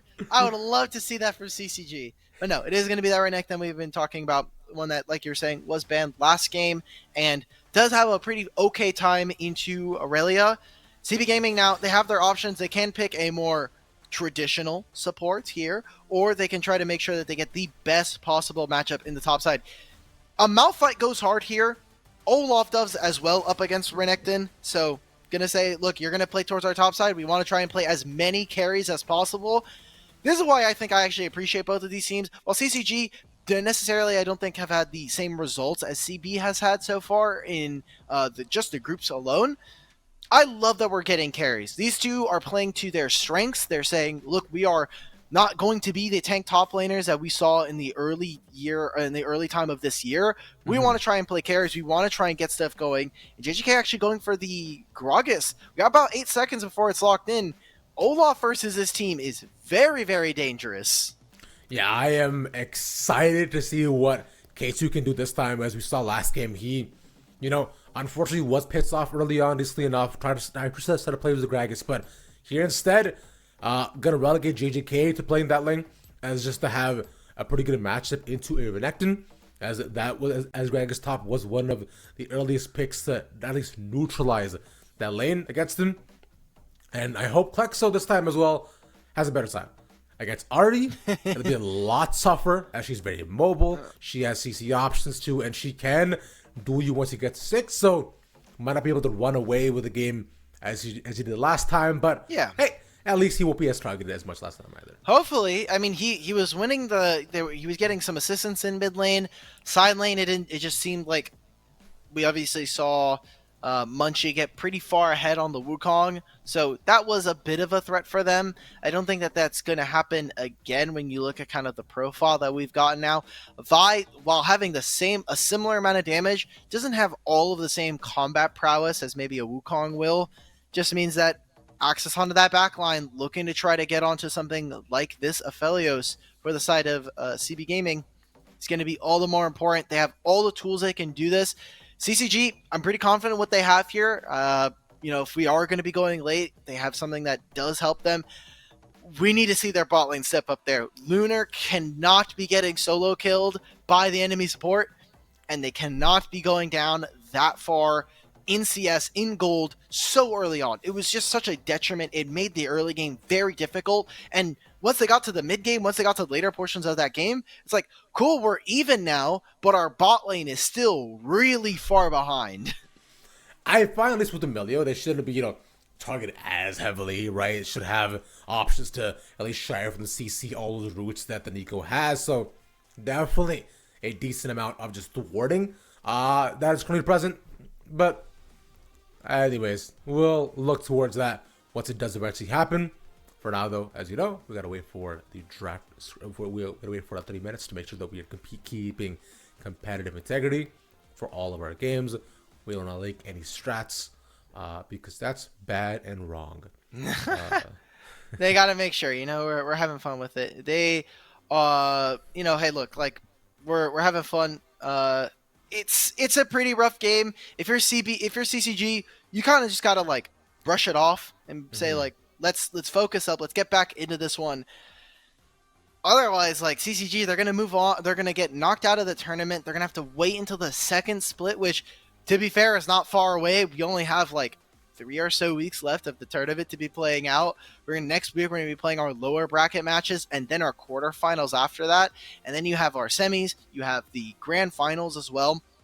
A lot of time between now and then to really hammer down some of the fundamentals, and you'll be joining the group, which whoever loses will be joining the group of teams that are going to be leaving the tournament after this weekend, so you can start finding scrim partners, trying to level up in between the splits. You're trying to get as many Copes, as many Johns as possible for these teams if they're going to be immediately going 0-2 in the groups. As many Johns and Copes as possible. Hey man, love that. Gotta do it. Gotta do it. You gotta do it. You gotta do it 100%. But should be heading back in just a couple of seconds though. But I was gonna say, Dimitri, there was a very ambitious change that we want to put forward. But before that, what we can do is talk about, give it to me. What fuels us and what drives us, Dimitri. Okay. What fuels us? What gives it? Is this us doing talking about how the LCS Challengers League qualifiers are brought to you by Turo, the world's largest car sharing marketplace, where you can book any car you want for just about any occasion. Wow. Forget all the boring car rentals. You can go to Turo.com, sign up, get in there, do your little drive. It's actually been really useful when I've had to share the car. So the fact that like I can just like hit up someone and pull up, we're doing good. I'm happy with that. My favorite car is Jeep Commando. I will not be able to afford it ever, but I can rent it on Turo, which I like a lot. But yeah, it's should be fun arena as we look to head on in. 5-point start right at the beginning, and nothing more found necessarily. Jungle starting off seems to be on the opposite sides of the map. Yes, indeed. Indeed. Yeah. Yes. Wise choice. Can you do a good highway digger? Yeah, I gotta drink some water real quick. My throat is really dry. I think I can. I gotta get some practice in before. That's okay. You know what? You go and mute up. I'll go ahead and carry us for a bit, and then when you come back, you let me know when you're ready, and then I'll take us in. Okay. You got this. Okay. So for now, we can just talk a bit more about these two rosters. Look, CBG, I think it would be incredible if they match this 2-0 here, right? Where we've seen how the first game 2 they had a great early game plan. It's not happening, guys. It's not happening. It's not happening. I got a good Shaco voice, but not. Okay, fine. Let's try a Shaco then. How about that? Okay, I have to go grab a Shaco voice line because all the ones that I want to say for Shaco are probably not great for broadcast. Let's see. Okay. All right. You grab that. I got it. I got it now. Okay, you got it. Okay. First of all, I want to set the pace for the game because we're probably not gonna have a lot of time considering how this game went. Junglers starting on opposite sides of the map. We have K2 who's now early invading, and Munchie. While he did get a ward, he's actually gonna be missing out on all of these camps. So K2 getting the early Raptors here can invade for red, but is actually taking a bit of a slower clear, so Munchie can get here in time. And you already see that his bot lane is pushing in. His mid lane can very easily push out this wave with Klexo here. Actually, not going to even go for the red, thinking that... Oh, he's actually just trying to avoid the minions. Look at how CCG are playing. They're actually trying to make sure that they're not going to get early invaded. Okay, here's the Shaco voice while we're waiting for these two teams to really... Sure. The joke's on you! That's not bad. Yeah, I know, right? It's not bad. I always think it's Twitch, but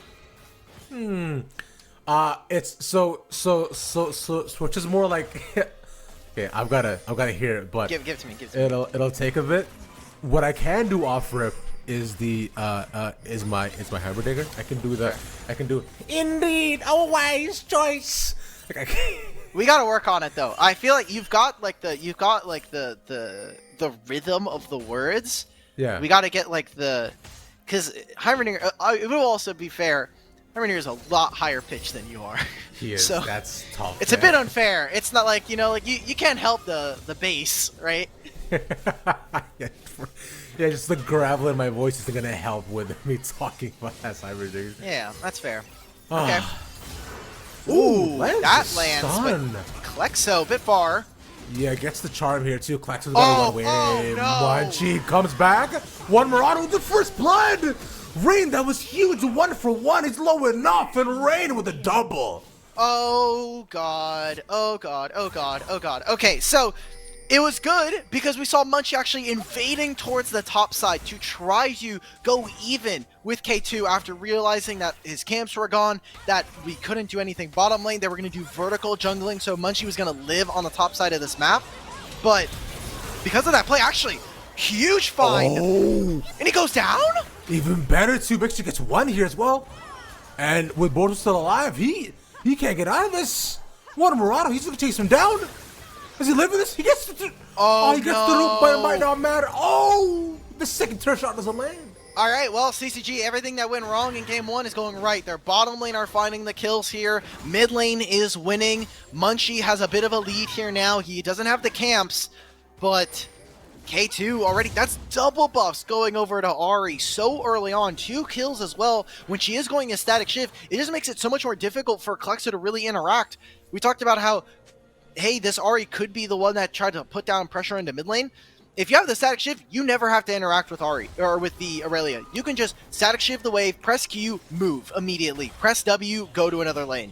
You do not have to ever interact with Klexo here in the lane. So, really fantastic job here from the side of CCG so early on. While it was a mechanical outplay from them, I mean, now CB Gaming, they're kind of waiting. They needed Olaf to be ahead. He still has some timers here to maybe look for something, but the more wards that they're able to grab down, the earlier they're able to spot out this Olaf means he's not going to have any fun. You can just have him relegated to full clear, and Munchie's going to hit level 6, get ready to blow up.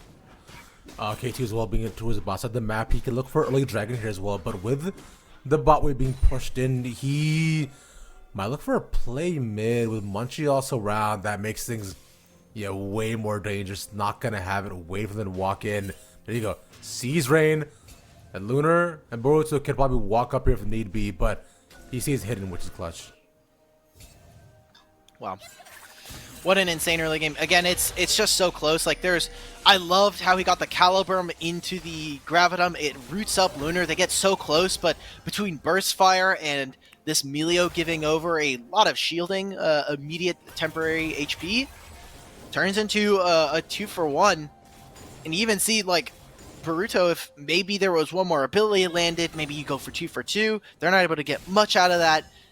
And while this is all happening, K2's going to start up this dragon, get themselves a bit of a lead. It's 6 minutes, so a very early one. If they can continue to contest for these, an early Dragon Soul can be very, very beneficial for CP.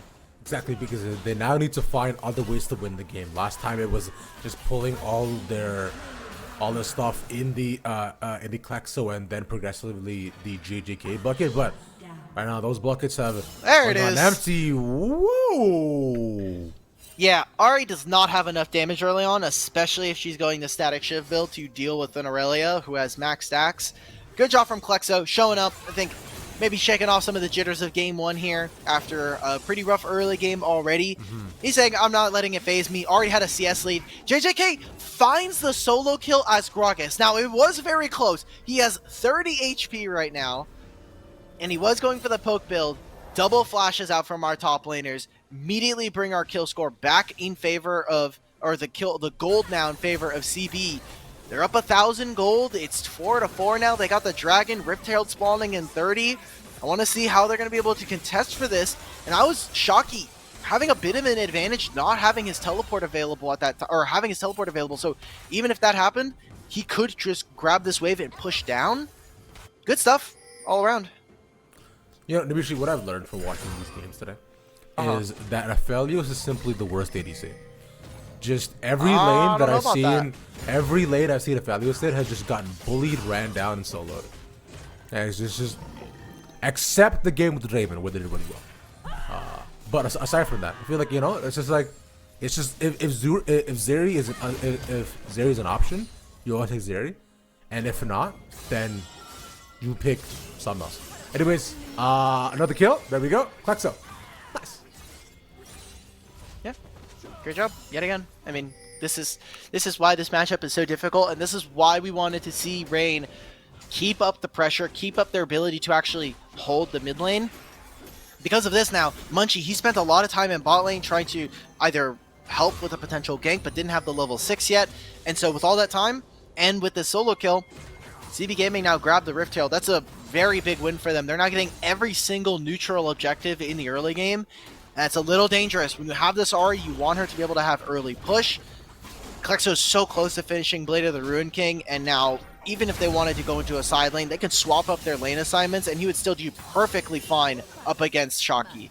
It's a nice charm, but does not manage to lure him under the tower just yet, so Rain is now just left to their own devices, and hoping they can get as much as possible. The first turret should be going over to Lunar.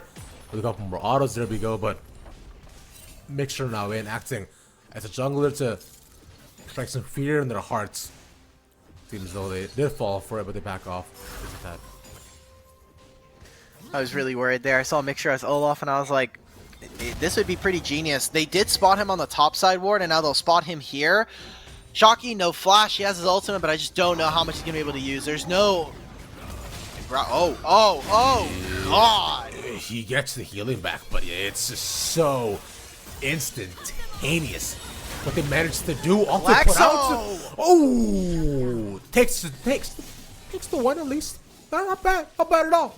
Yeah, it's one for one in mid lane, but Shocky also going down. They're not even going to use the Rift Herald here.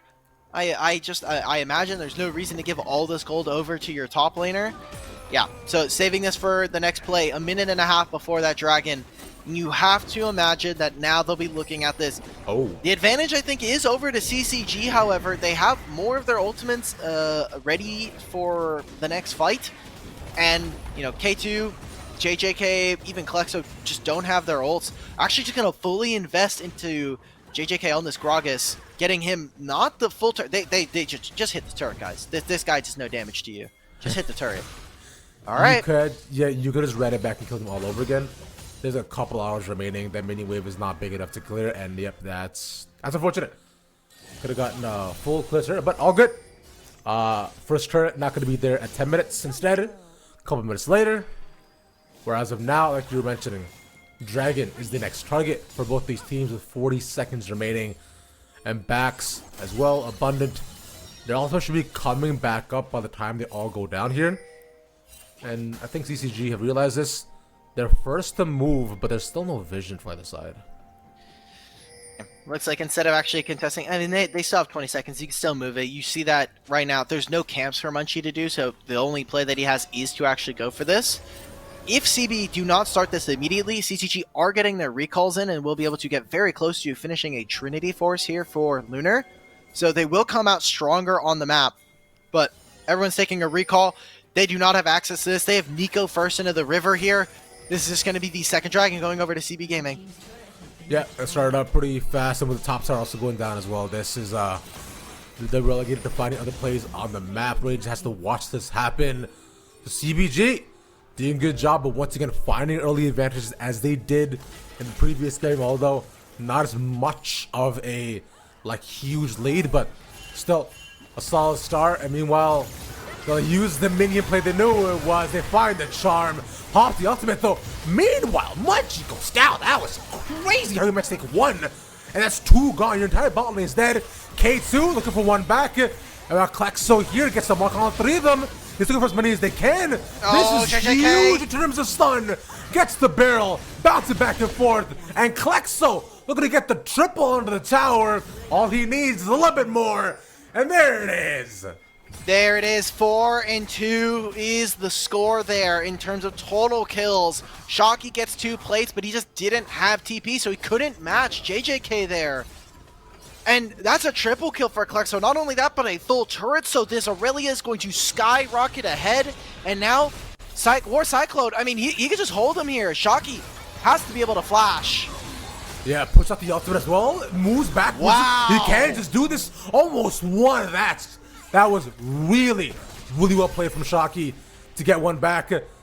He's surviving because the ultimate, that dominance is nice, but now that K2 is here, that's just handed over to him. Yeah, that's an 80 carry moment. I'm just going to call it right there. I'm so sorry to everybody who may have been a fellow marksman player, but as one myself, that was the most 80 carry play of the entire universe. Just, this guy is 0 and 3. I can kill him. He doesn't have a completed item yet. I have flash. Unfortunately, War Cycler just walks up just a touch too far. Shocky flashes, immediately finds that kill, uses the Gore Drinker.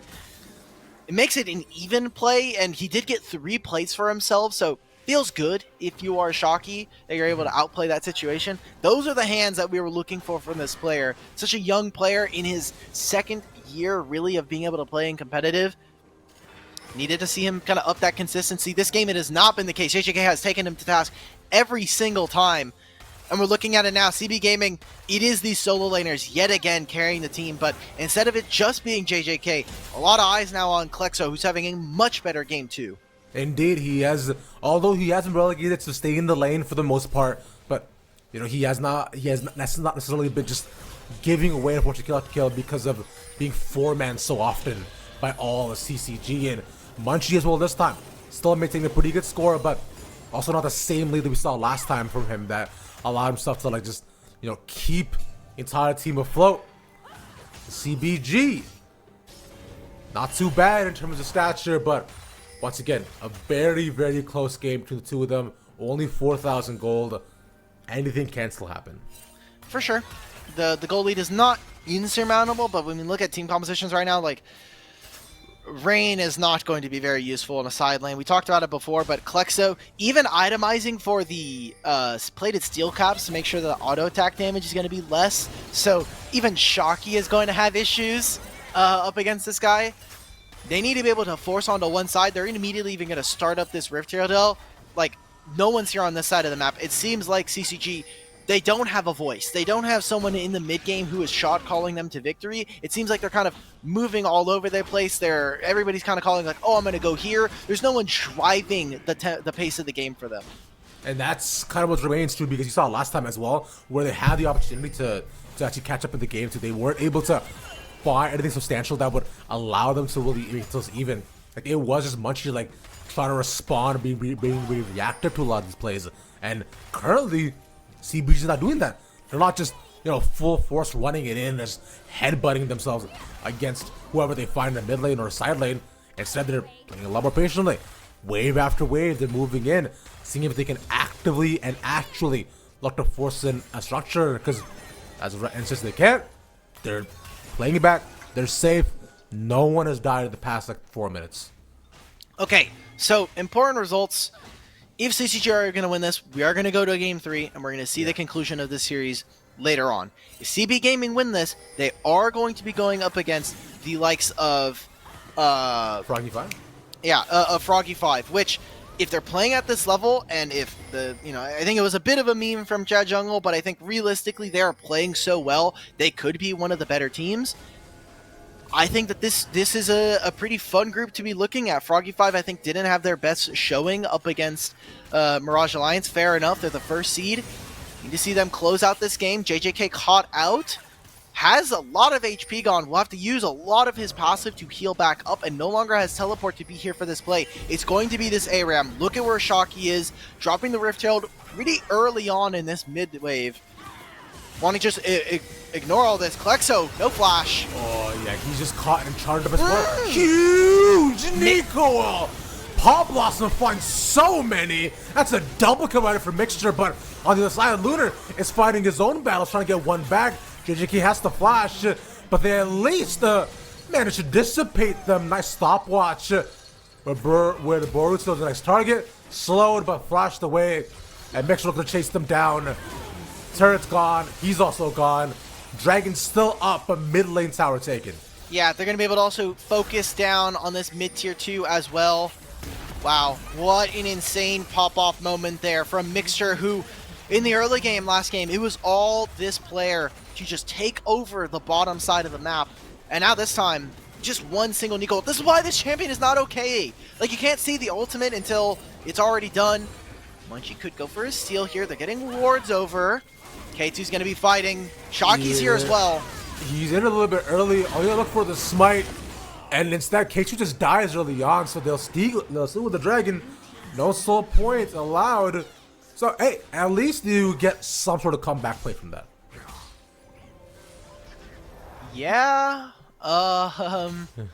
I'm not particularly thrilled about that one. I'm gonna be 100% like Yeah. his bottom lane could have rotated after that play, but they went mid. They took the mid tier 2 and then they backed. They should have just gone bottom lane, secured the dragon. I think it's a little bit of sloppy play for them. They're gonna make this dive. JJK does not know. Has to be like, okay, they're somewhere. There has to be someone here. Cannot be going for this. They're also gonna get an objective bounty. So keeping the gold even, still within 3K here after such a huge fight for them. Yeah, and we were saying how, in fact, before this, it was 4K. So, just imagine climb back up 1,000, especially with that rubber band of the dragon, is quite nice for CCG, who kept it close for so long. And it was like this as well in the last game as well, although it not as many of the leads, especially getting over the top laner. And no threat of JJK being able to just walk into their base, but it's still always a threat of Flexo having a big engage. You know, a mixture we saw already, having a massive Pop Blossom, and War Cyclone as well, looking to get online. His call is done, so this should be second item for him. All right, well, now we're waiting. We're in a holding pattern. Baron spawning in 10 seconds, but I don't know if CCG are actually going to reliably start up this objective. And I mean, there's a dragon in 3 minutes, but this should just be them kind of ping-ponging waves. For CBG, it is them pushing out their side lanes and then collapsing towards mid. For CCG, they're just pushing out mid and then trying to collapse onto sides, trying to see if they can maybe find someone, if Munchies and one of his laners can try to do something here. But really, I think the big plan for them right now is looking for a summoner spell, looking for a flash out of one of these carries so that they can hopefully punish come for the next team fight. A lot of them just center on mid. And his vision is abundant as well, just to make sure that no flank can come in from either side. K2 did a good job of getting ward after ward, racking up like almost 20 gold at a certain point. But they're moving up to the Baron pit this time. Hey, what is that? Why is there a caster creep in the middle of the... Shocky did it! You heard the pings coming out. You heard the pings.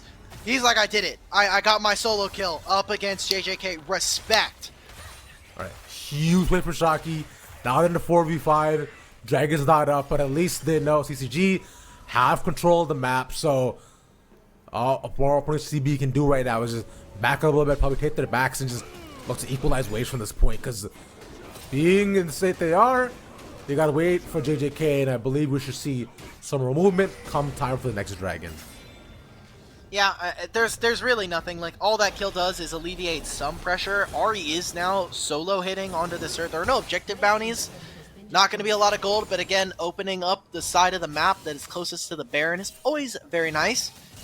And a small misstep for someone that we've seen as performing excellently so far in this series. They've been really stand out as one of the newer players in Tier 2 and Tier 3 in the semi-pro scene. Mm-hmm. Excited to see if we get more out of him. Maybe this is a small misstep, or maybe this is the beginning of his JJK's run it down era for Game 2. I mean, for his sake, I hope not. Right? I also like that you're saying he's running it down after being 1-1, which, I mean, you would say that, bro. Look, it's one death. I didn't say. I said it could be the start of his of their run it down era. I didn't say it was, you know.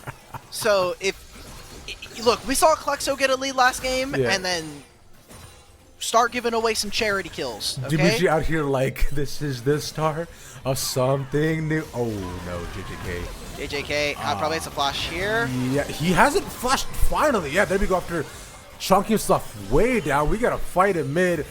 Munchie finds Zangle on the outside, gets away. Every TP is used. Yes, JJK should be able to reset, get back in. That was Lunar going a little far up, and so they did have to pull back, but that is a win for CCG. as they will be able to continue pushing on into this mid lane, and they will have first move into this river. You see that CBG are already set up. Oh, JJK. he just got back. He's all that damage. Managed to get out. Nice barrel as well. That's the jungler. Meanwhile, we see Klexo as well fighting in a 1v4 Mixture! with War Cyclone right by his side. Auto after auto, but Zeri moment, pop up, there we go. Not gonna get the full execute, but double kill. Falling for War Cyclone. Oh, that fight was pretty sloppy from CBG. I had Mixture on my screen as a ward with 150 movement speed running at CCG. Not the play there. They're going to give up the dragon. They don't even care about this objective. Going for the Baron immediately here should mean a dragon for the side of CCG. CBG, what you should be doing? Okay, it's 15 seconds. I was going to say maybe you try to wait for Klexo. Nope, that's not going to be the play. They're going to get their Turo Baron buff and take another big team fight win. Gold is still relatively even. It's 6,000, 5,000 in favor of CBG, but like I don't think it's meaningful enough, especially when you think of how spread out a lot of this gold is, of how much it's concentrated onto Klexo. Everyone else really not able to do much. They actually get their resets in, immediately able to start this fight. Shocky, no teleport. Munchie, no flash. Still has the ultimate here. And we're still waiting. Still some ultimates missing out here. They need to be able to wait for Klexo's ultimate to be available.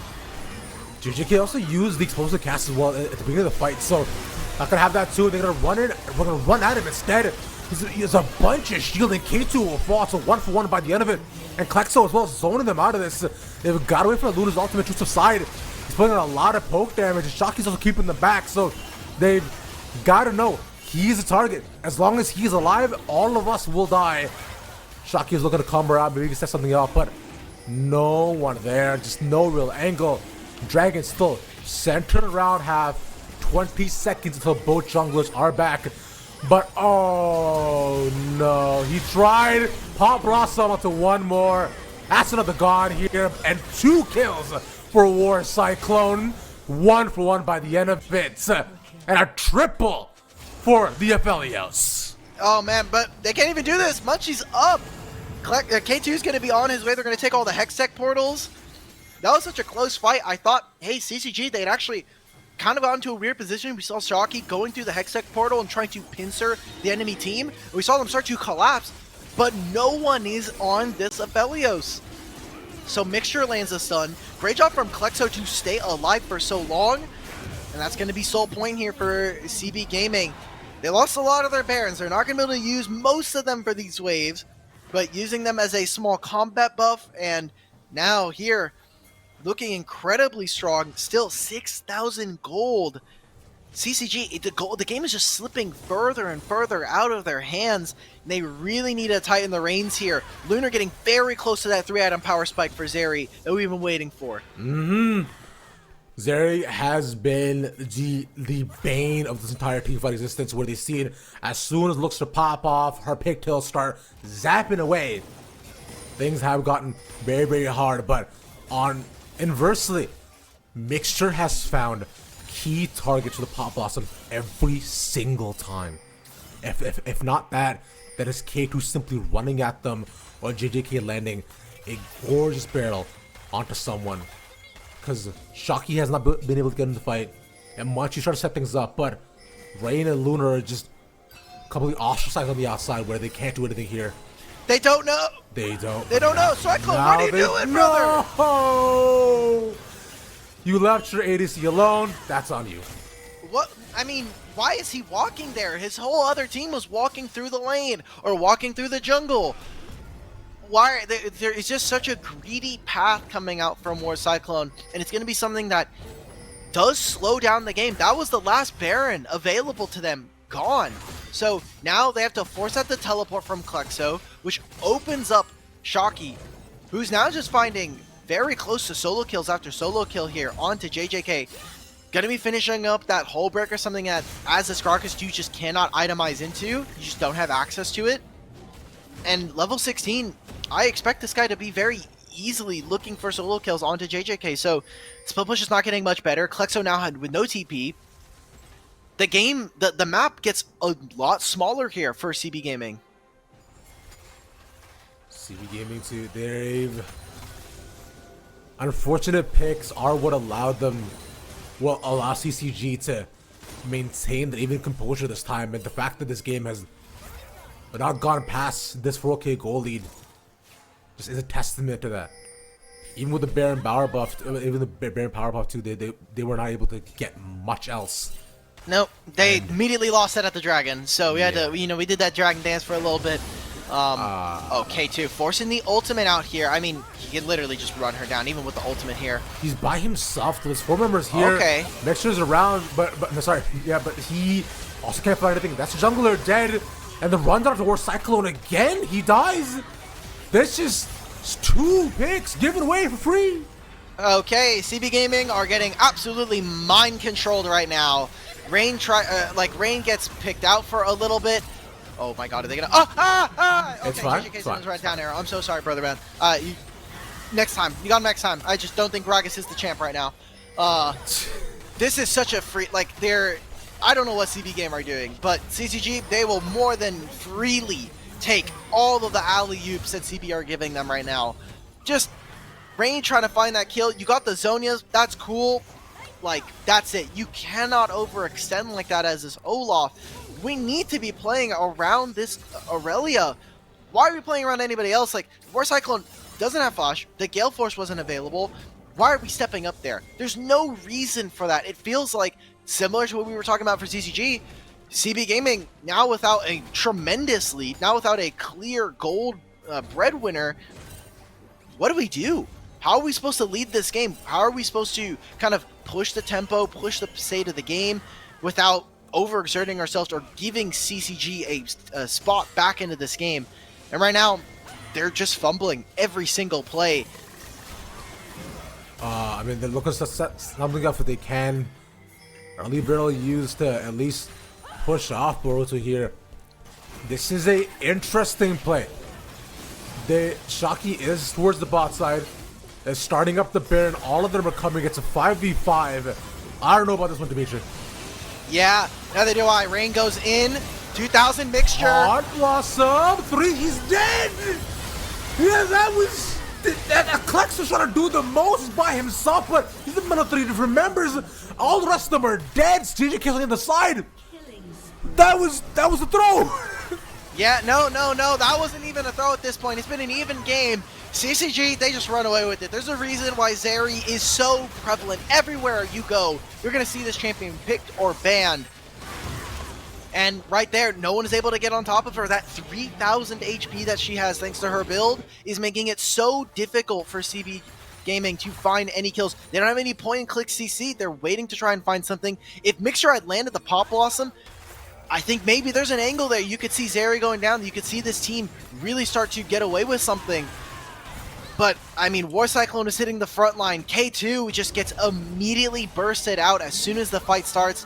And JJK, just not a real threat onto Zeri here with how much movement speed she has. So, now finishing up these items, getting another Dragon, 2 Hextech Drakes. That's so much attack speed available to you. Finishes off the LDR, is able to even get a stopwatch as well. So the game only gets harder and harder here for CB Gaming. CCG should be looking to close out this game and send us to a game 3. And remember, friends, we are on this patch for the entirety of the split until summer. So I hope you are looking forward to Zeri Gaming. Well, we're in summer. We're just waiting for split 2. Well, so split 2. I hope you're ready for next month when we can see not Zeri Gaming.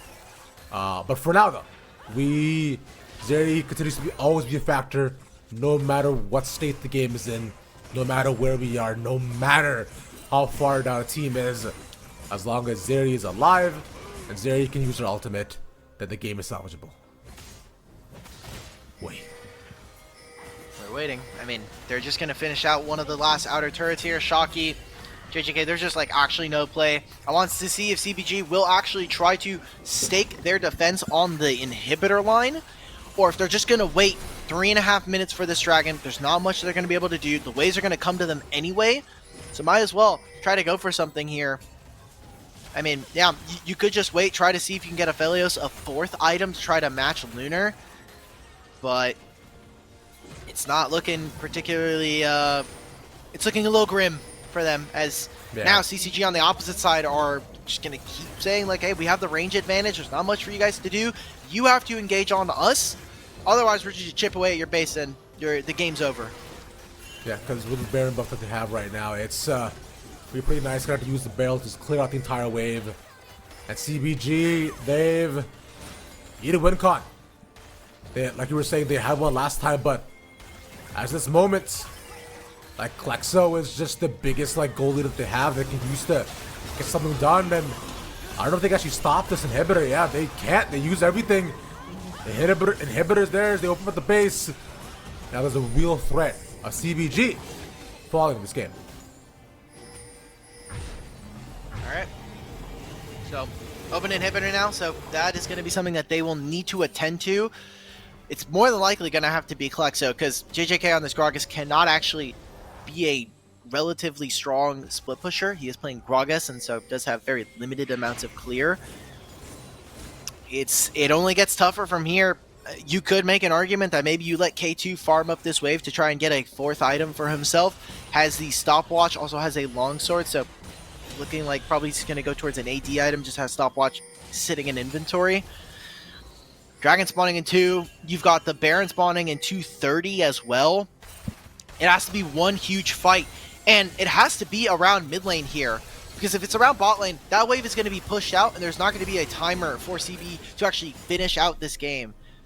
But if it's in mid lane for, I mean, CCG, if they have priority, you could see they're already stacking this top wave. They want to try and make this play.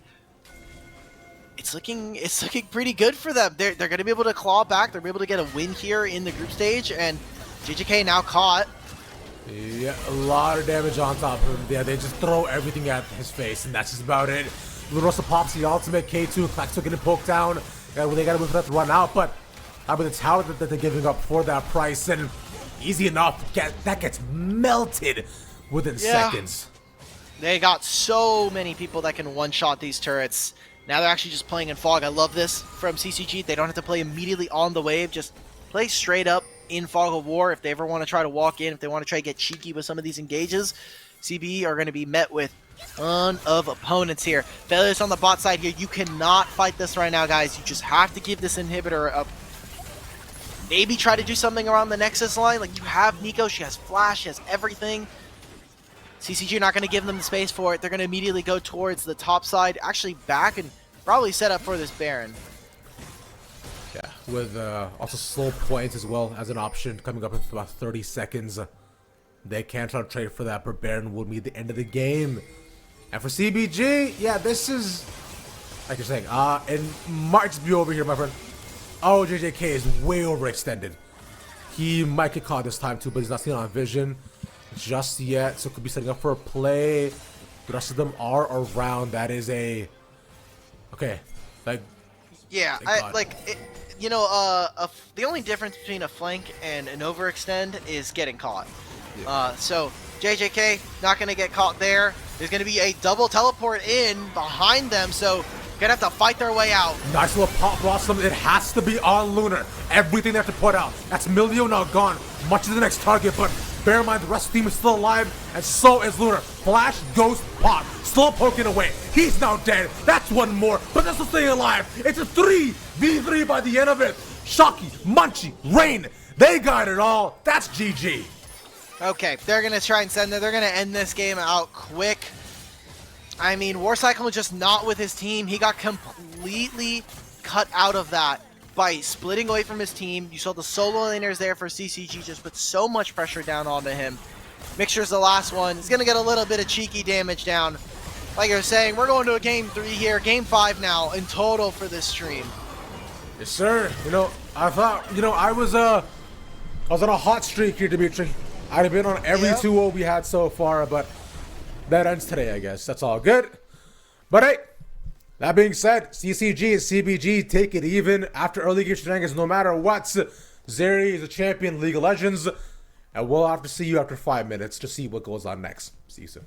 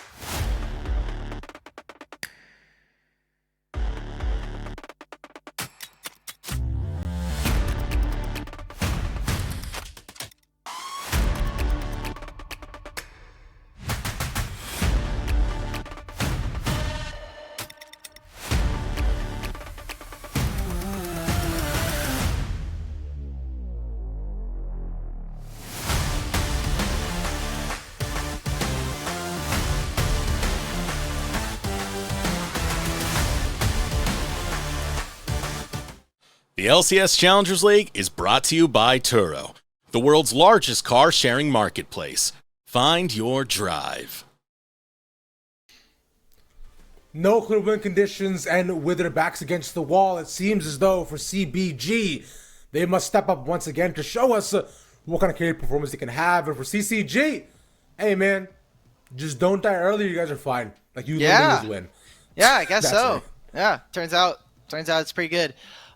We're gonna be heading straight into draft hopefully soon because this is a pretty intense series. This is our 17 seed CB Gaming looking to try to make an upset. And it feels weird because they dominated in game 1 so heavily. Game 2, we were getting a similar level of performance from Klexo in the mid lane. And it kind of fell apart there. We saw them take a game off of the first seed, which not many other teams were able to do, especially not in the Swiss. So we were all looking forward to what we were going to get out of these two teams. So far, they're delivering. Yeah, so far things have been quite fun. We were expecting a much closer matchup, and I'm happy that we got that at least. Game 1 was a bit, a little bit back and forth, but still being quite close. And game 2, it was just about running out the clock. That was all it was. For now, though, CCG are almost ready to go ahead and start up our draft as well in just a little bit. I'll wait for them.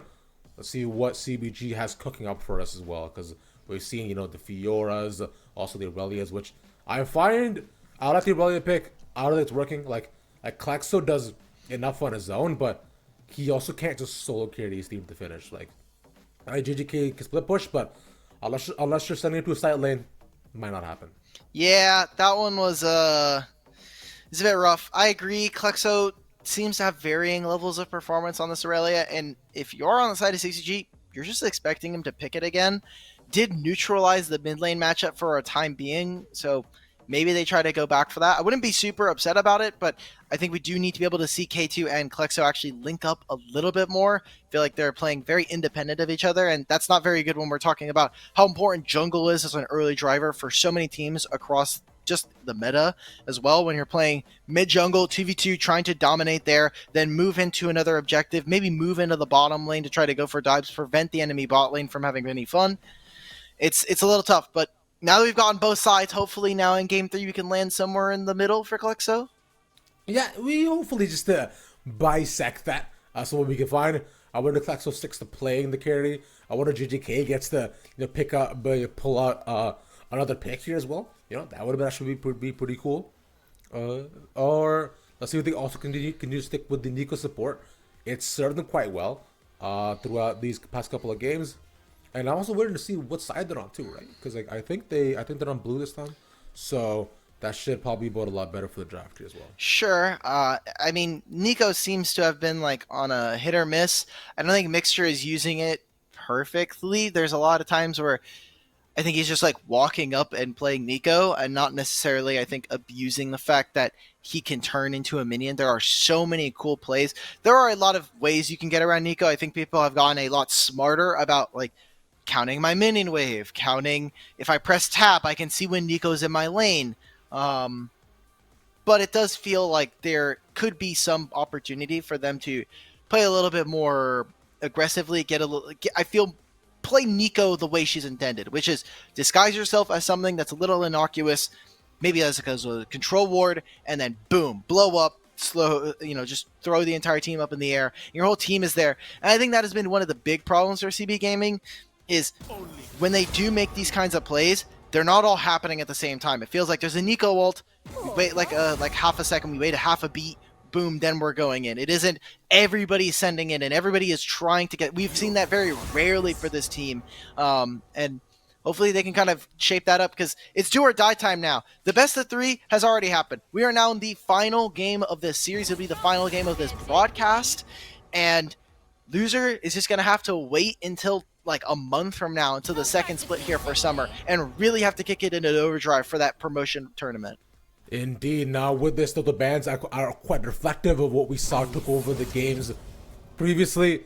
Now LeBlanc is pretty standard, so is Cassante, but alongside Lucian, but CB banned with Aziri and with Emilio and Fioras will take it away from the side of CCG. So they're once again removing the biggest power picks that we've seen already. And now for the side of CB, what did they decide to prioritize? It has been the NACL first pick every single time, and there we go. I'm surprised. I hope that, maybe if I can grab Taki afterwards and be like, why are we just dropping Nico? This is not even like a nerfed Nico. This is not. Thankfully, on live, or maybe the next patch, Nico is getting a change to where you can actually see the ultimate. There's no reason that shouldn't have been changed, like hotfixed, but we live in a society. You have to expect with all the trends, humans are pattern-seeking, animals. So they see the Nico, probably going towards support. We already know. Yeah, that's been pretty evident. So instead, they'll decide to take the Varus instead, who, has much less of a threat of being poked down by the close range Qs and Es from Mixture that he's been putting out pretty consistently. As well, I've also seen the Varus being popular ever since Static Shift's been there. So probably looking for maybe a on-hit Varus type build. And the Wukong, once again from Munchie, had an excellent performance on that in the first game. But this time though, K2's Lee Sin was not banned. So that'll be instantly locked in. Ooh, okay. Lee Sin. Yeah, we've been talking about it as something that's been throughout the series, consistently been that third ban here for CCG. Picking up the Lee Sin, I think we'll finally gonna get to see K2 unlocked, unleashed, and see if he can actually have that banger of a game that we've been waiting for him. Taking a look at what they could be going for the bottom lane. If you are going to go Ezreal, you're trying to go poke for poke versus the Varus. Xayah is a lot safer. They obviously have a lot more crowd control setup between both them and the Nico. So I'm looking forward to what we get from there, where CCG could be looking to pick up their support. I think realistically, you probably should be prioritizing a really strong mid laner. I think Ahri was fine. Syndra is also going to be strong enough with a Wukong in her back pocket. Yeah, Syndra as well too, just to be able to contend against Irelia, which is now no longer a factor. So Klexo denied the pick after seeing play something that's different for the first time in this series. And then Renekton as well, taken away from the side of CCG. So a lot of comfort picks means that in this third game, finally both of them are waking up the possibilities of what's there for both of these champions that they've just given over. With the last pick, I think CCG might go for possible support ban, probably deny the Dive Con. No, Yasuo once again. Okay, they want a specific matchup. They want the specific matchup here. You already know that the Nico's here. While it is a flex, again, they've been playing at support. There's no reason to assume that they're going to change that up here, especially with the Aurelia ban and the Yasuo.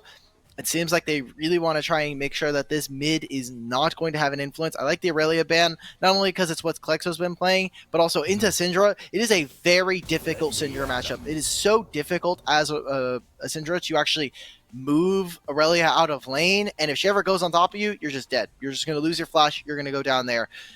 Instead, saying, we have first pick, why ban it if we're just going to be able to take it away ourselves?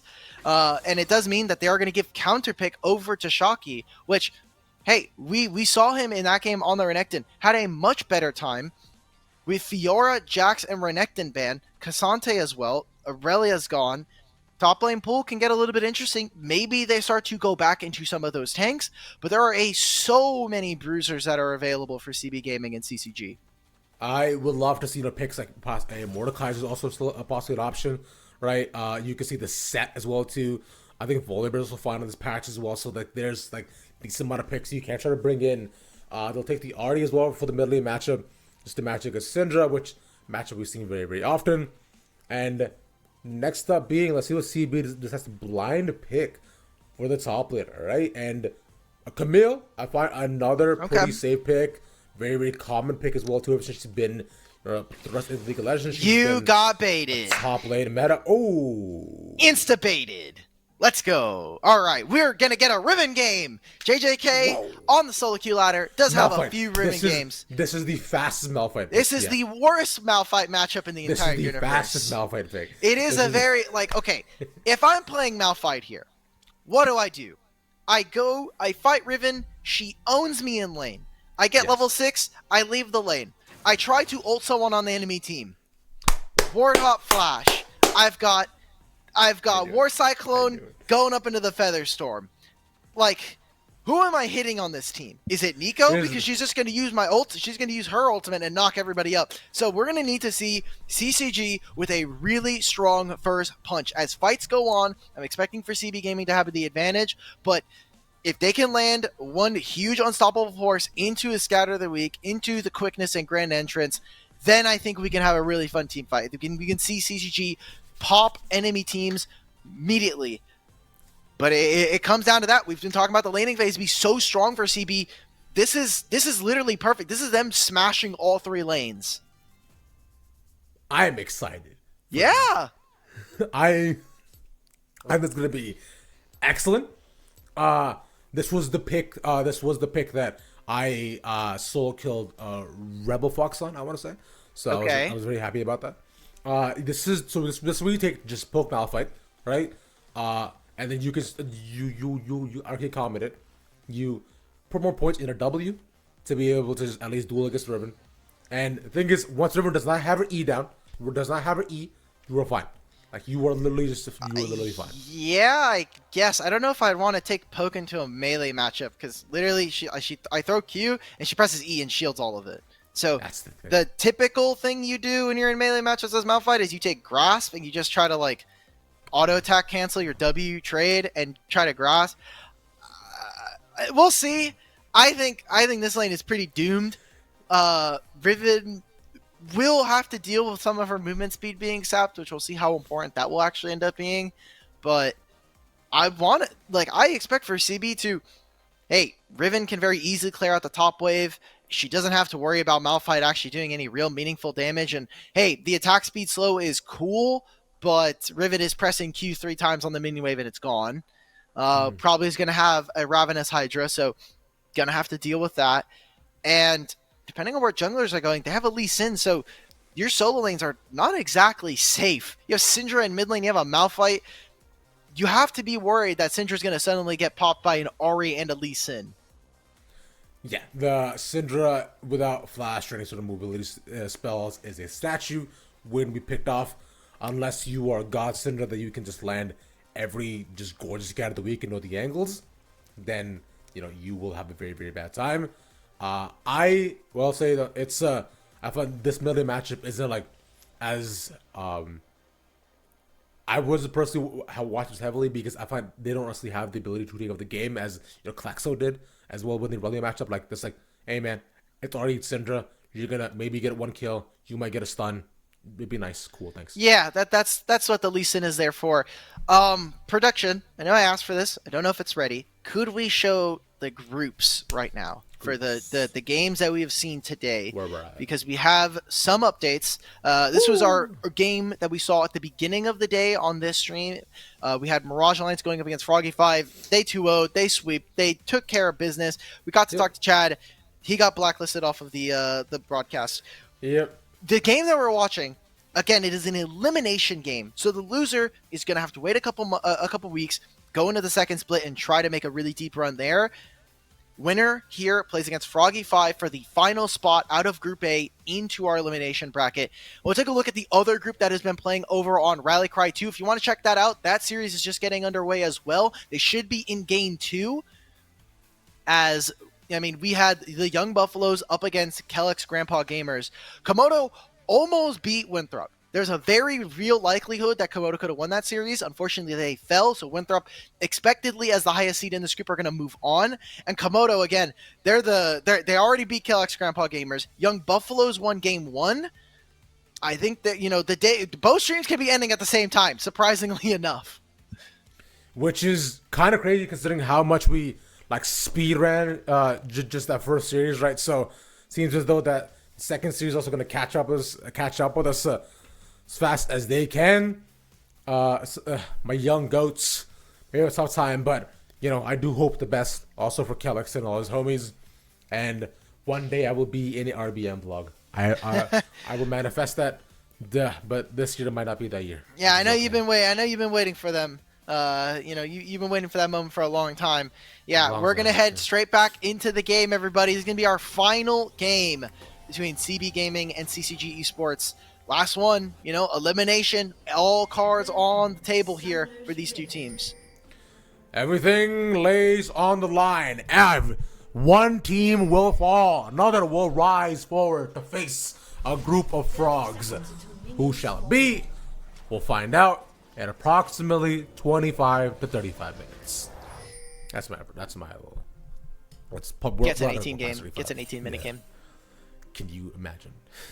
I want it to happen. If we get an 18-minute game, that'd be great. We'd finish before the other stream. We could do our interview.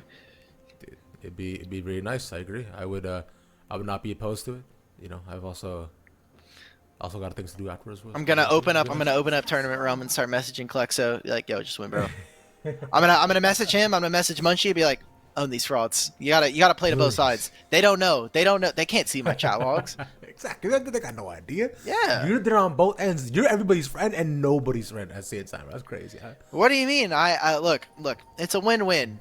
Literally, I lose nothing for either of these teams winning. So, play both sides, lose nothing. That's a freebie in my book. You're right. You're so right, King. I don't know how I never thought about that. But anyways, look at the game started off. Junglers once again on the opposite sides of the map. Lee Sin naturally looking to make a difference in Ribbon's life. One as soon as humanly possible. And on the other end, Munchie wants to ensure that the War Cyclone mixture don't go as far ahead as they have previously. We saw K2 actually do this in the first game on Gragas, where you should be able to go for a level 2 gank. He has the red buff as well. So after this third camp, he should be looking in mid lane. He should be looking to get Rain's flash.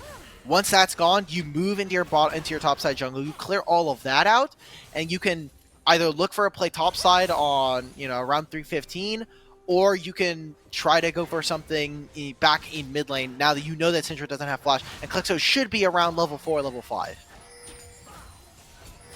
Klexo as well, so he's fighting pretty evenly, pushing wave after wave. With Munchie is here though. He is decently far up, so can't wait to find it. Dodges a stun. Still has flash if he needs it. There it is, yeah.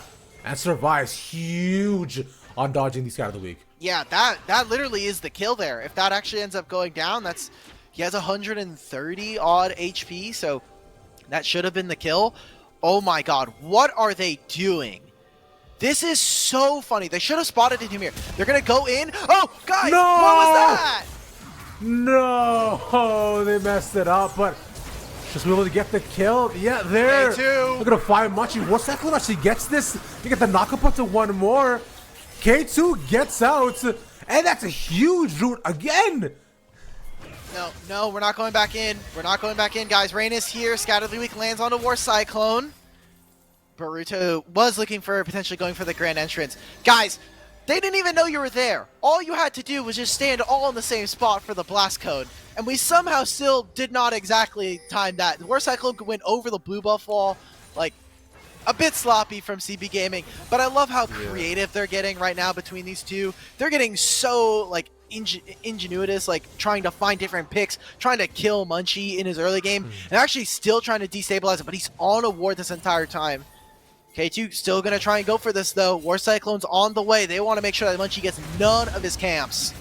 Oh, I think he actually might steal that away as well here, too. So Munchie actually gets that denied. Huge stuff. And again, we praised the early game from CBG throughout this entire series, but it's just about how they carry this lead forward, because once they get to a pretty significant this is a solo kill. They JJK, go for it. cannot presses forward. He can't. Is that a wave? Sorry, JJK. Sorry, man. But me personally, we have to flip the game here. We must flip the game instantaneously. Goes for the Colt. Knows he's just going to be able to farm this out, and really is going to try to look for something. Oh, this find on the Munchie, though. Oh, that was gorgeous how he managed to weave back and forth. It's a 1-for-1 by the end, but the fact that Lunar got that too is so much nicer. Yeah, gets the blue buff as well, so we'll be able to have a little bit of poke back into this lane. We'll be able to sustain in terms of his mana pool, but see how much damage Mixture is able to do. I love this from War Cyclone. Was trying to get a cheeky back off. If that recall goes through, this wave is pushing towards him. They never have to worry about this. War Cyclone does have the flash.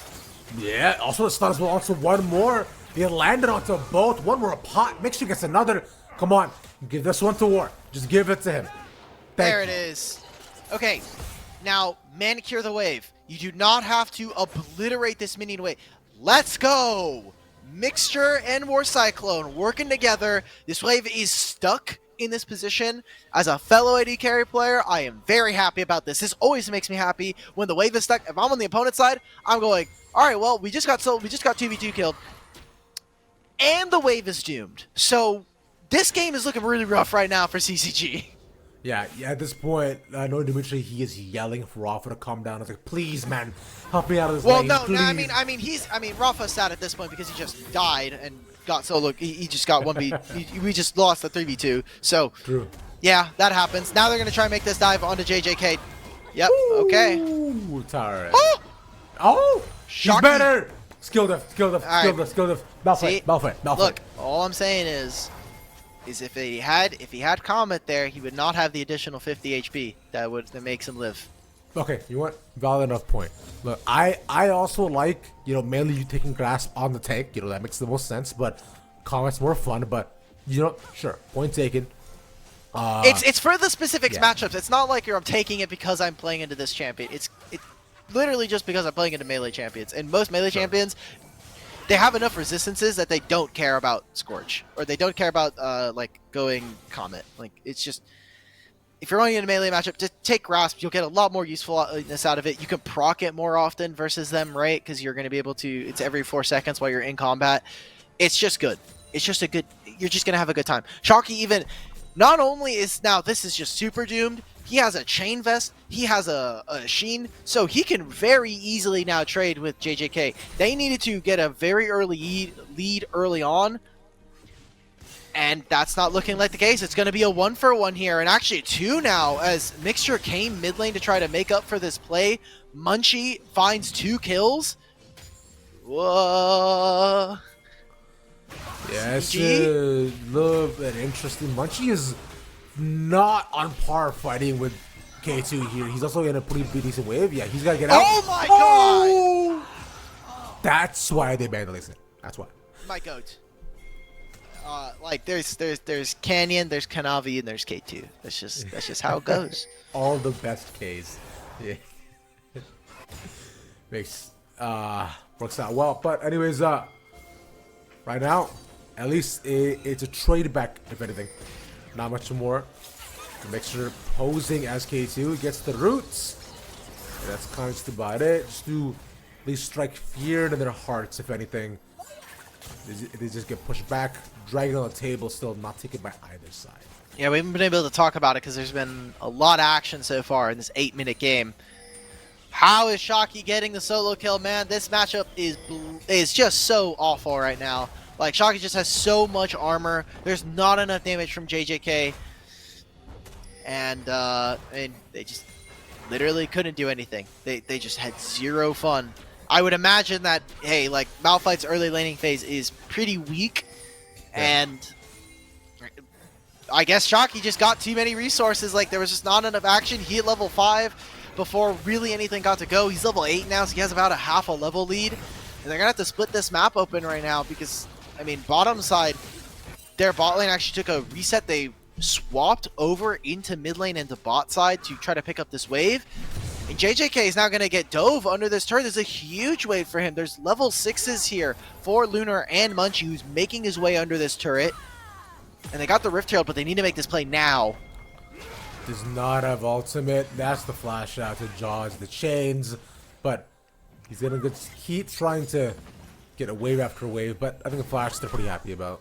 Yeah, they should be able to start up this dragon. Actually, not even going for it. So while Shocky is topside picking up, mini waves, maybe getting a little bit of harass onto the opposite side, I don't feel very threatened if you're CCG. Like, you're making the plays, you're making the first move.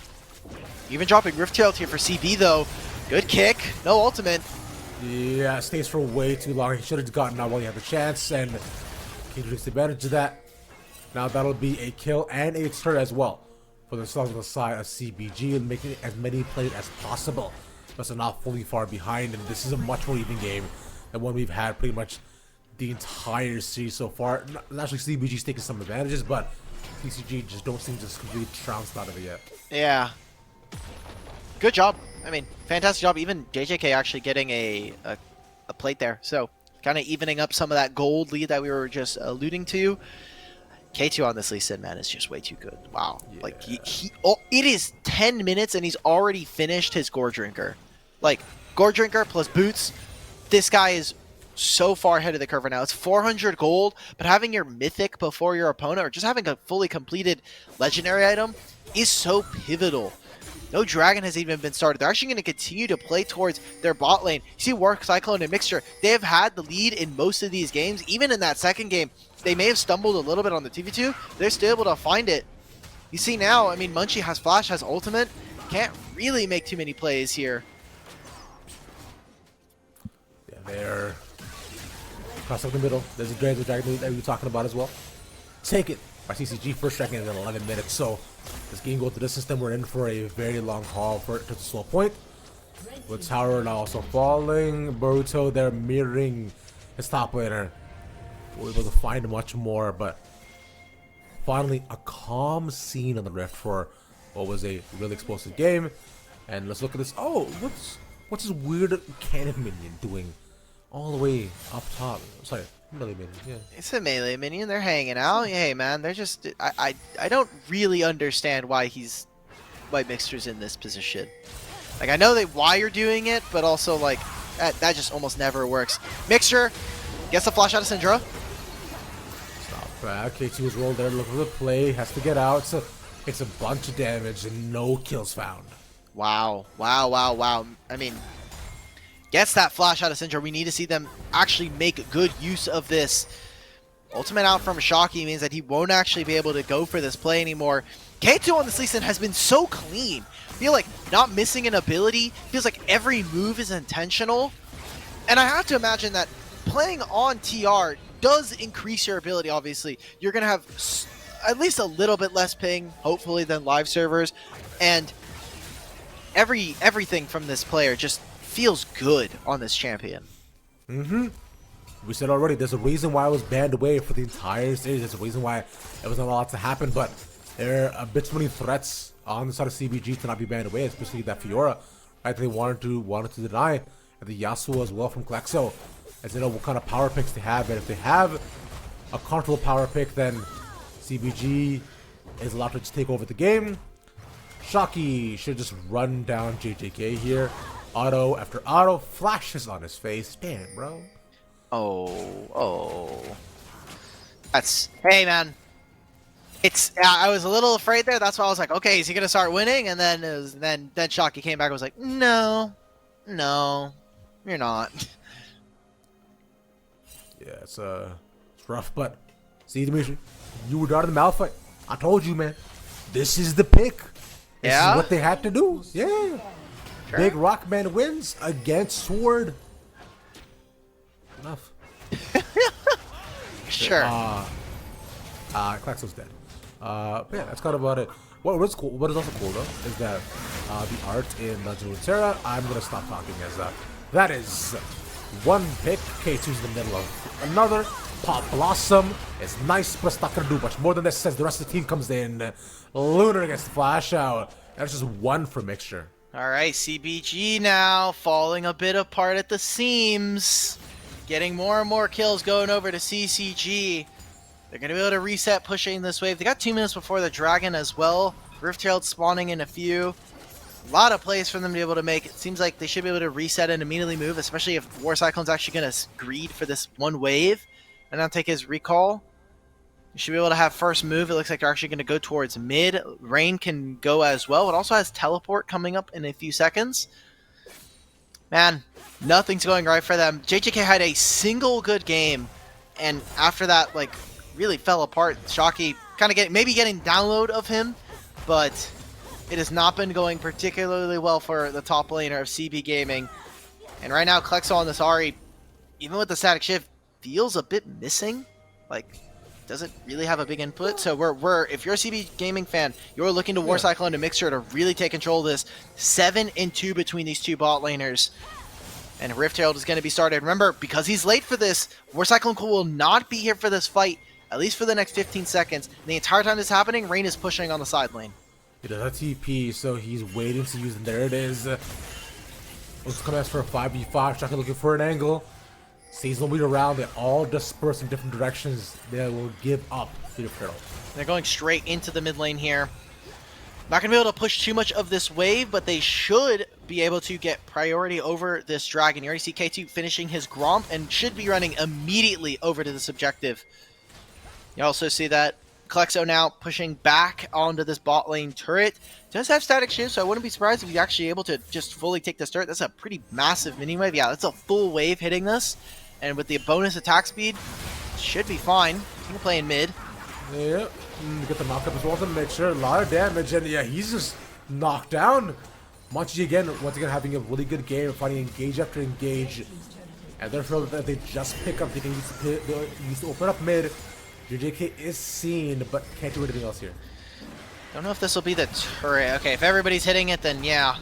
JJK actually moved down for this. This is our time. Klexo is taking more turrets, so the mid turret going down is bad because it is obviously the most geographically the best geographically located turret, but being able to pick up more on the side lane is fine. We just need to be able to see Klexo actually carry a fight.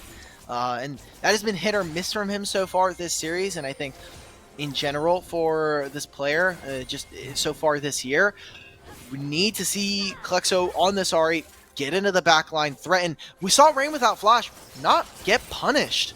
So now that it's back up, now that he has most of his summoners back, I'm a little worried. Even with this dragon going over to CP, I'm favoring what CCG got. CCG have looked a lot better through on the first game, all the way after the third.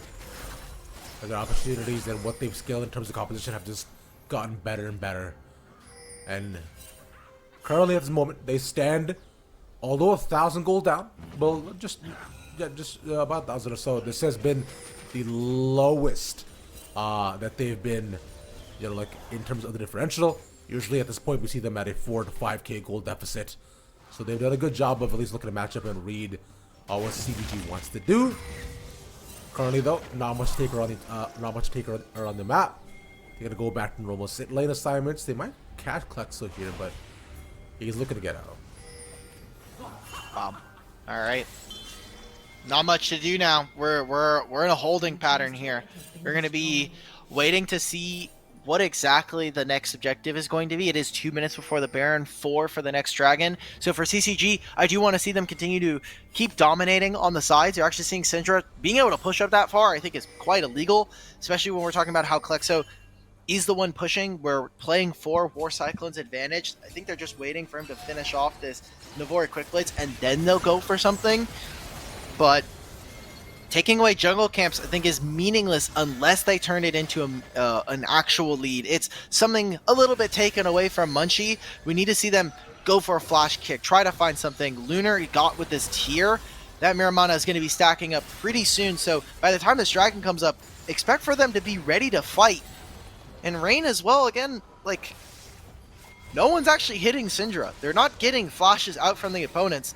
So the longer this game goes in an even game state, CCG are more than happy with where it's going. For CB, they have to be on the aggressive. They have to be on the beatdown here. They're not making anything happen. So far, they're not on the boulevard right at this point, man. They're barely on the streets where they got to get to, but They might be if they lose. yeah, they might be indeed. Klexo takes a bunch of damage. No unleash power there, but instead, meanwhile in bot lane, another pick set up onto JJK, and that's all the tier 1 outers being opened up front side of CCG. Yeah. They finally are almost caught up in gold, just up by 500, which is crazy, but they have much more real estate on the map. K2 though, around, takes a little bit of damage. That's about it. You can see how problematic this game is right now by the fact that Klexo, with this split pushing build, with this Ahri static Shiv, does not actually have any threat onto Rain. Has a small level lead, yes, but Rain right there just did like 30% of his HP in a single combo and then just left away. If Mixture was more confident in his damage, he solo kills Rain right there, and that's a 1 for 0. But CB, just across the board, feel a little bit scared, like JJK's getting solo killed by Malphite multiple times now. Klexo, as this Ahri, should be ult anytime Syndra moves over the halfway point in the lane. an Ariel should be coming out, like, immediately. Just comes out, you're threatening, it's a low enough cooldown, and you're just trying to get Rain's flash out from him. Should be able to dodge out some of these skill shots. The longer you give him to farm, the longer you give CCG, the less likely it is you're going to be able to win. There's a dragon spawning in a minute and a half, and we'll see what CB are going to be able to do. But I just think that this inactivity, this lack of decision, is going to lead to CCG moving forward. Yeah, because CBG, like last time, we did say before that they always had some sort of very clear PowerPoint that they were using to drive the game forward. Each time, so first game it was JJK, second game was Klaxo, and now here, with that not being present, they're kind of waffling. Yeah, they're just moving around, see if they can catch anybody. If not, then yeah, they just go back to normal lane assignments, and then we're back to playing for just straight up neutrals here, man. And I also can't remember a time that Rain did not have flash anymore, which if you are CCG, yo, lit. If you're CBG, come on, fam. We gotta do something here. We gotta get something going on.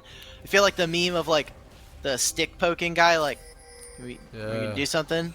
Like we're just farming, which would be fine if we had control mages or if we had like something. But we don't have a side lane that we can play for.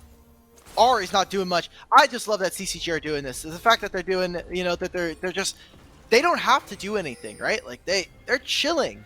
So Baron is now up. Dragon is up, and look at where CBG are. They're on the top side of the map. They may try to force for this Baron, but they know CCG can very easily go to that side of the map. And so, losing out on this objective, this is something that we talked about for both teams in this series. And I think it's relevant just because they have a lot of newer players that maybe don't have a ton of experience. The lack of voice in the mid game, the ability to say, hey, this is an even game state, or we need to be able to look for stuff. Otherwise, the game just ends around us, and there's nothing we could have done. We missed our window to actually play the game, and from there, it turns into a, in my opinion, an auto-scroller. The game plays itself at this point. Yeah, we're not even like actually just looking to control anything. It's almost like, I was gonna say StarCraft, but I'm like, I don't know how StarCraft works, to be honest. Like, I thought you kind of just like definitely spawn not stuff. StarCraft. I thought you just spawn stuff and then things just happened. But yeah, I've got no clue. So how that game imagine works. you were the Nexus turret this game, or Nexus, like the Nexus this game. Sure. And to play StarCraft, you would spawn the minions in the same way that they're going out, but you can individually micro every single minion to move. That makes my brain hurt. Yeah, it's a lot of APM. It's a lot of individual skill. It's a very, very complex game. A game that I think right now CBG are just losing at. They're trying to make this play into Lunar, but Yeah, that's what knocked up 2 dead in an instant. And JJK comes to die, I guess. Where they move over, another kill, and it's time for the Reach Dimitri movie hour. Pardon. Dimitri, what's up? Let me go and tell you something that I want to say that I watched recently. It's not a movie, but it's a show that I love a lot. Okay. Have you watched Ted Lasso? No, but I keep hearing good things about it. I don't know if I'll watch it. I'll be 100% honest. That's okay. So I have to give a lot of credit. K2 is still alive for a little K2 is the longer. GOAT. I'm sorry. This guy's way too good on this champion. Yeah, he's excellent with his mechanics, but unfortunately he can't survive the poke. That's Baron gone, and that's a Turo Baron buff for CCG, with Mitch the last one left alive. CBG just kind of gotta wait for the game to happen at this point. Yep. But yeah, but So Ted Lasso. really good. I do credit to my sister for showing it to me, but the first season was really comedic. But they do something that I like in a lot of different animes and stuff. Which, for example, in My Hero, what they did well in season 1 was that they do a good job of fleshing out a lot of the side characters. Like, whether it be through each episode or throughout the seasons, like, I care about the storylines, and things are genuinely interesting as they develop. And plus, I care about football now because of it. Okay. Yeah. All right. I mean, fair enough. I didn't know live action anime adaptation Ted Lasso was going to be on my bingo card for today. we're here. We're here now. It's, CCG man, like this This game is so slow. They're not actually doing anything. CCG No. don't have to do anything. Speaking of, I got to watch the pilot. There's no reason for Oshinoko to be that long on the first episode. I'm gonna be 100% real. It is. As you know, I know why they did it, but Yeah. like it's just annoying. So because like I'm a manga reader, right? So Yeah. I didn't expect them to just like cram everything into one episode. Like Yeah. it was, So they only have so many episodes you can get per season, but you Yeah. just crank the first season. It's good. It's a pretty good fight for CBG. yeah, but this nice. We're not staying alive. Triple kill That's for an him. ace. That's huge. Quadra. He gets that. I thought it might have been over, but once again, make sure to clean with the pot blossoms, and they defend the base. Okay, guys. Do we have action? Is there something? Is there something going on? Well, Guys, don't get my hopes up, CBG. You guys were asleep at the wheel for the last 15 minutes, okay? Cyclone, congrats on getting the quadra kill. We'll have to see a lot more of that. They see what happens when they actually do stuff. The game looks good. That was, I think, CCG playing a little too far into their advantage. They use a lot of their spells. They didn't have the Malphite ultimate for that fight, so some of that clean-cut engage was not available to them. CBG, though, 40 seconds before this dragon is up to 3.5 minutes before the Baron. There's nothing for them to get. The gold's going to be completely equalized, and I mean, like, are they going to realistically be able to contest for this Drake? Probably not, because you look at the ultimates on the side of CCG and they're all coming up. That Featherstorm from Cyclone is not available for him. There's no flash for K2 either, so it would be a one-way trip for K2 if you were going to try to go for a steal on the dragon. And it's a soul point. It's not even something that's going to make it soul for the enemy team. Yeah. Wouldn't be too worried about it. They're just going to clear out some vision on their side of the jungle and try to get some more gold in their back pockets, try to finish off the last couple items to bring them back into the game.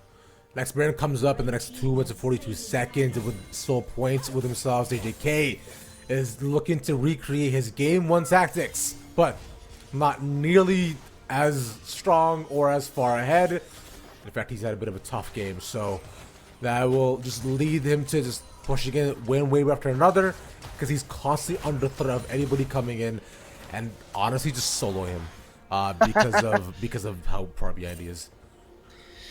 Okay, so we've got a game in our hands now, I think, because the fact is, Cyclone is 2,000 up. Everybody else is even. It's just top lane.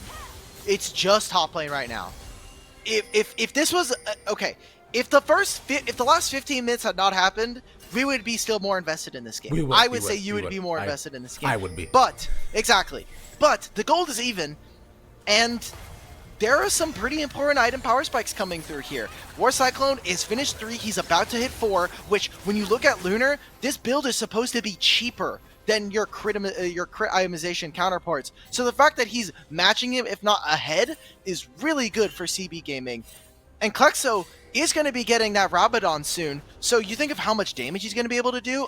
I think there's a very realistic chance that CB can actually come back, even with JJK being 0-6. This is like the ultimate top lane reward, where you lose really hard, you press tab, we're winning the game, boys. Look at that. Huge. It's still possible. Yay.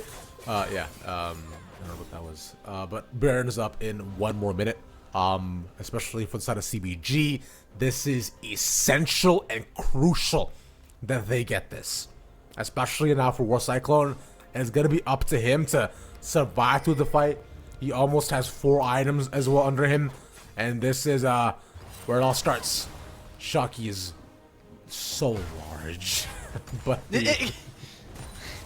Is that the official terminology we're gonna use for him? he's a big boy, man. Yeah, he is. I agree. Yeah. Oh my God! he has I'm the checking elixir, in that's because why. we don't have much going on. I am checking in on the other game. RBM played Kindred, and they're going to game 3. So Ooh. we are going to finish before the other stream. That is confirmed. Going to happen every single time. It's all good. It's what it is. I guess grapes in summer are just stuck on just the longest stream today, unfortunately. But anyways, we now look towards the Baron being started up from CCG. CB don't even know this is happening. They're now here. They can't stop this. K2 can't get into the pit. Okay, so they just lose the Baron, and they did have priority over mid lane, so what I would have wanted to see from ZB is, if you're not going to contest the Baron, you just have to hit the mid turret. Yep. Just hit the mid turret, guys. It's really simple, but it happens. They didn't have full vision, and by the time that they actually spotted out the Baron, it was a little too late. Here's the items now. War Cyclone finishing 4, the Rabadon's here now. This is the strongest I think CB are going to get relative to the actual game time for the game. Yeah, this is kind of it. Like, we're at final fight territory. We have been for a little bit. And especially if CCG can just like even like take one pick, then the game just falls in their hands. They're looking index towards the top lane instead. Meanwhile, Klexo is pushing down mid. And might be able to at least push it to the base, but not much more. Already isn't like a godlike split pusher, because the threat of opening up the base is still definitely there. As they are around, Mixer isn't doing any favors by pretending that he's Ahri, because she's blind. Yeah, he can TP here, but that's the final outer turret, and they're pushing in with two waves here, Baron included. Might be a little tough. Rain is also now matching, so they're not even getting anything on the bottom side. CB Gaming, they have to do something. I don't imagine they'll do it on this inhibitor, but they might try to do it once they break the turrets open. Need to be able to find something. Shocky is a bit of a ways away. They'd have to be very, very fast with it. I think the one problem they are having is not only is Shocky in the area, they have still Baruto and his entire kit on this Rakan. This Edge of Night, I think, is putting in extra work here for Lunar. So, good. The Spell Shield should be able to stop him. Even has the stopwatch, so it should be very difficult to kill. We're now here, Ravish. Soul point for CCG, 10 seconds before it is up. CBG are first, but it's first to the minion wave, and it doesn't really matter because now they have these Barons.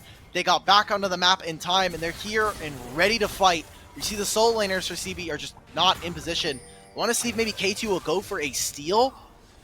There's no other objectives. I don't know how much influence he'll actually have come a later team fight after this. Yeah, they're not even going to be able to get into the pit. Maybe they try to use a blast cone.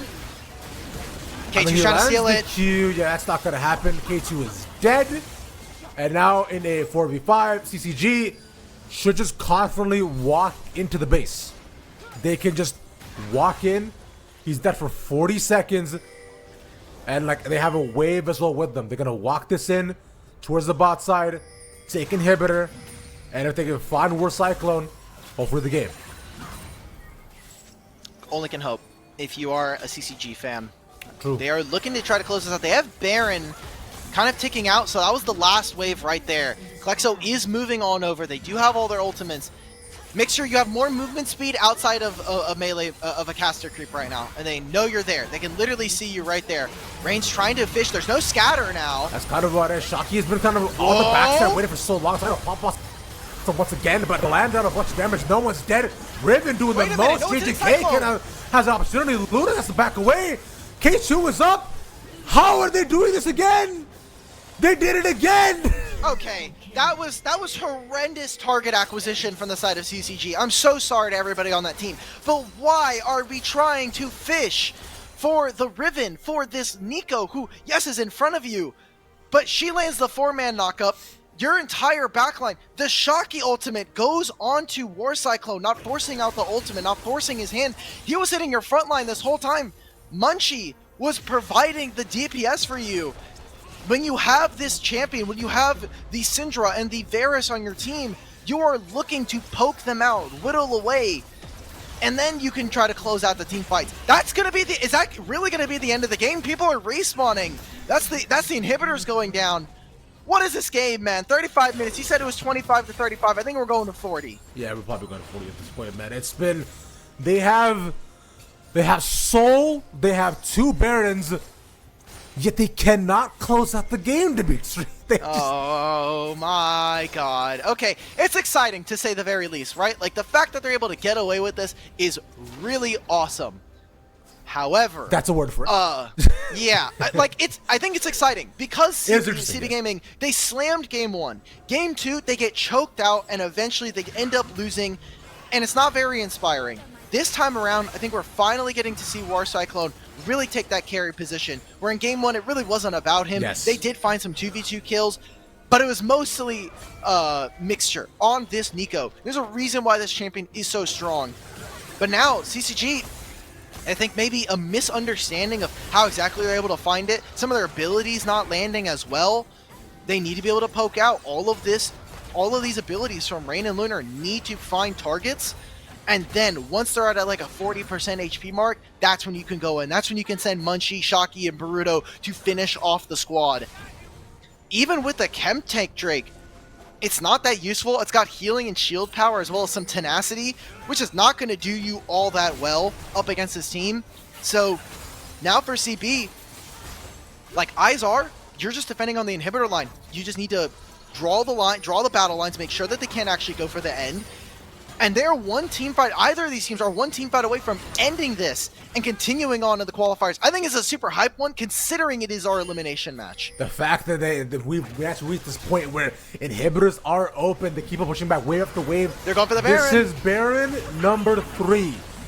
They cannot stop on the side of CBG, but the Baron has not made a difference at all in this game. It's just been a bit of a large minion diff, but that's really just it. Mid lane inhibitor is opened up, and we're at the same place where if they walk into the base and the CCG cannot get a decent fight, then we are looking for CBG to be able to bring this back from the absolute depths. A minute and 50 before the Elder Drake spawns, top inhibitor has respawned. Bot inhibitor doesn't look like it'll be respawning for a couple of minutes. And it's go time now. Everybody's picked up their items. JJK doesn't even have a mythic at this point. He's got the Guardian's Angel for himself. You see that everybody's starting to pick up their last couple items. And for CCG with this Baron, I mean, I loved how they started it. You saw that CB couldn't actually walk into Fog of War because they didn't know if they're actually on it, if whether or not this was going to turn into a kill. Now JJK's got to be so careful. That Scatter of the Week could have been a kill onto him, but they're pushing onto 2 waves. They're using this Baron, splitting it. The one thing I will say, the mini waves are not perfectly synced, so it allows for CB to clear one wave and go to the other. But this top wave now is starting to stack double cannon minions here. So tense. There's a ward behind them that they could go for, but K2, They still need this. They missed the chance to get the tower, but Machi's in there by himself. Managed to get out. no, Get the knockup onto a couple, but JJK's there by himself. A pop blossom is huge. That's 3 people. And the knockup as well. Perfani, that's 1 dead. War Cycle still alive. Lot of blades lying, a lot of feathers to take them, but that's 2 finally dead. It's just Munchie giving over, and K2 staying alive here is huge alongside Klexo, but you gotta look at this. Lunar still full health. They're finally gonna end the game. Shocky is there. They get the right picks. War Cycle still alive. Will not matter anymore. The GA pops. Shocky dies. Cyclone might be able to do this. Anymore. Oh, they get the No. knockup. There we go. There it is. CCG, after 3 attempts, finally get the Nexus. oh my god, it was so close. There were just some things that just didn't end up landing. Mixer was just pumping out damage. Unfortunate. K2 had that ultimate to the very last moments of that fight. Was trying to look for a kick, just trying to get Lunar into an awkward position. Not able to find it. That's the end of it. And CB Gaming, kind of sad, you know. They've been able to make top 16. They haven't been able to push a lot further here in the LCS Challengers qualifiers, and now they're gonna have to wait until next split to be able to perform again. Have to go through Swiss all over again. Have to be put outside of top 16 again, just to try and make it, just to try to upset expectations. We did come into this, CCG were the 8th seed. They were expected to win, but I think the level of play that they showed was not very consistent and very scary going up against Froggy 5, who they got stomped, but they went up against Mirage. Ridiculous stuff so far, and the fact that we ended on that as well. We do have the interview coming on up, so y'all stick around. We'll be back in just a little bit.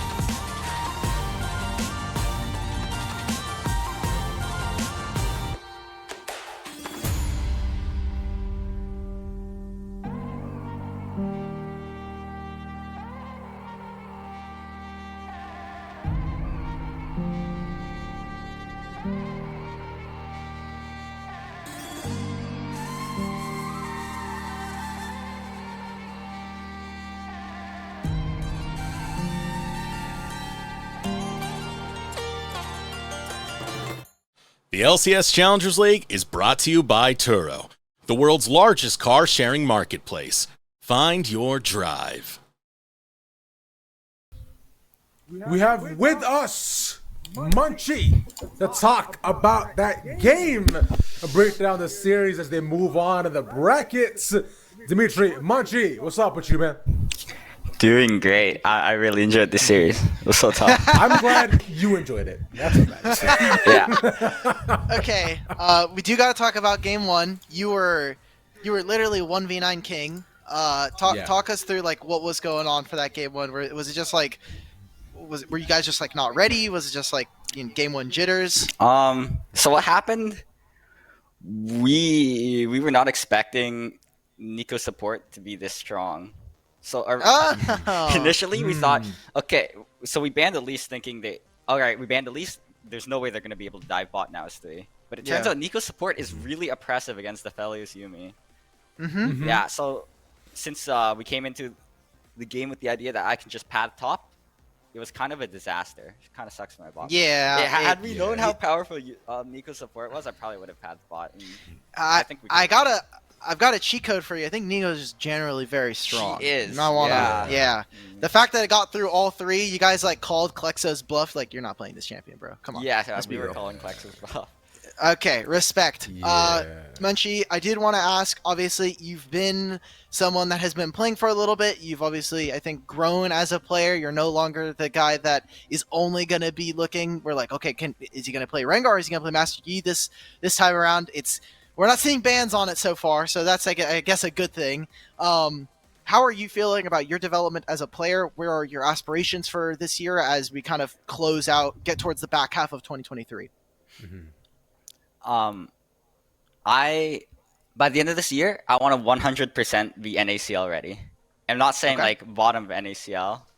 I think already I could probably play bottom of NACL, but I want to be middle top of NACL by the end of this year. I really hope for that. And I'm really happy with how my development has been going ever since the start of last year. I think I've come a long way because I'm a lot more vocal now in the early game especially. Whereas before, on the original third party, I kind of needed my laners to play the game for me. Okay. That's good. All right. That's good to hear. Yeah, I'm really excited about that. How was your off season, by the way? The off season? Yeah. The off season was actually pretty great. Okay. They were the best trials I've ever gotten to play because in every trial I was against either Music or Fnatic. Yeah, that sounds about right. Or like Limo, if he was like playing. Yeah. You had a. So it was a lot of fun because I love playing against strong competition. Hell yeah. Yeah, Munchie, I gotta ask, man. So, game 3, brother. It's like, you guys were so close to ending it. There were 2 instances where things just got a little bit out of hand. What would you say kind of separated with you guys, like with your overall endgame calling and being able to have just a clean, straight shot to the finish? Play slow, watch for Nico. Good. Okay. That's all you need. That's all you need playing against Nico. That's respect. I'm glad we know. That's what's up. Yeah. Okay. Yeah. Beautiful stuff. Real quick, but I did want to ask what's up? before we close out. I did want to ask much. You are going to be playing up against Froggy 5. So Cutthroat, Geiger, Psycho. Do you have any words for them? Do you want to give before we see you guys play next week? Yeah, the victory will be very easy. Okay. The game 2 All right, stomps, we can replicate that for sure. Okay. All right. Excited to see then, man. Ravish, if there's anything else, I think we can. Yeah. Any shout outs you want to give or not, man? You good? Any shoutouts? Yeah. Anything you want to plug? Yeah. Well, I'd like to shout out Rain for performing so well for his first split in amateur. It's very impressive, I'd say. Huge. Yeah. All right. Shout out to Rain. But with that being said, thank you so much for joining us. Great stuff today. Congrats on moving on the lower bracket for staying alive for another day. And good luck to y'all next week. Well, good luck to you all. Yeah, next week playing up against Froggy 5. All right. Cool. Okay. I miss him already. Gone. That's crazy. That was quick. Wow. All right. Yeah. Just. But I mean, anyways, that's kind of nears the end of our day here, Dimitri. I hope everybody had fun. Did you have fun? Yeah. Yeah, I had a lot of fun. We got to have some cool conversations. We were just hanging out on the broadcast. We got a fast game to start, and then we got kind of a good one towards the end of the broadcast. But Yeah. I think if we are correct, Rally Cry 2 should still be going on. We still have our final series of the bracket before we move on into next week. Next week will be lower bracket and quarterfinals. So make sure you want to be staying tuned not only on Rally Cry Official, but also on Rally Cry 2. Also, Challengers League is going on, so Path _2 _LCS and LCS Challengers for all the North American League of Legends that you could possibly want. I've been Alec Batter here on the LCS Challengers League. We've got Ravishing Ravish. We've got all the production people. Thank you for making this possible. For all the fans who have been watching, thank you as well. We'll see you next week. Keep watching North American Talent. Bye, guys. And bye.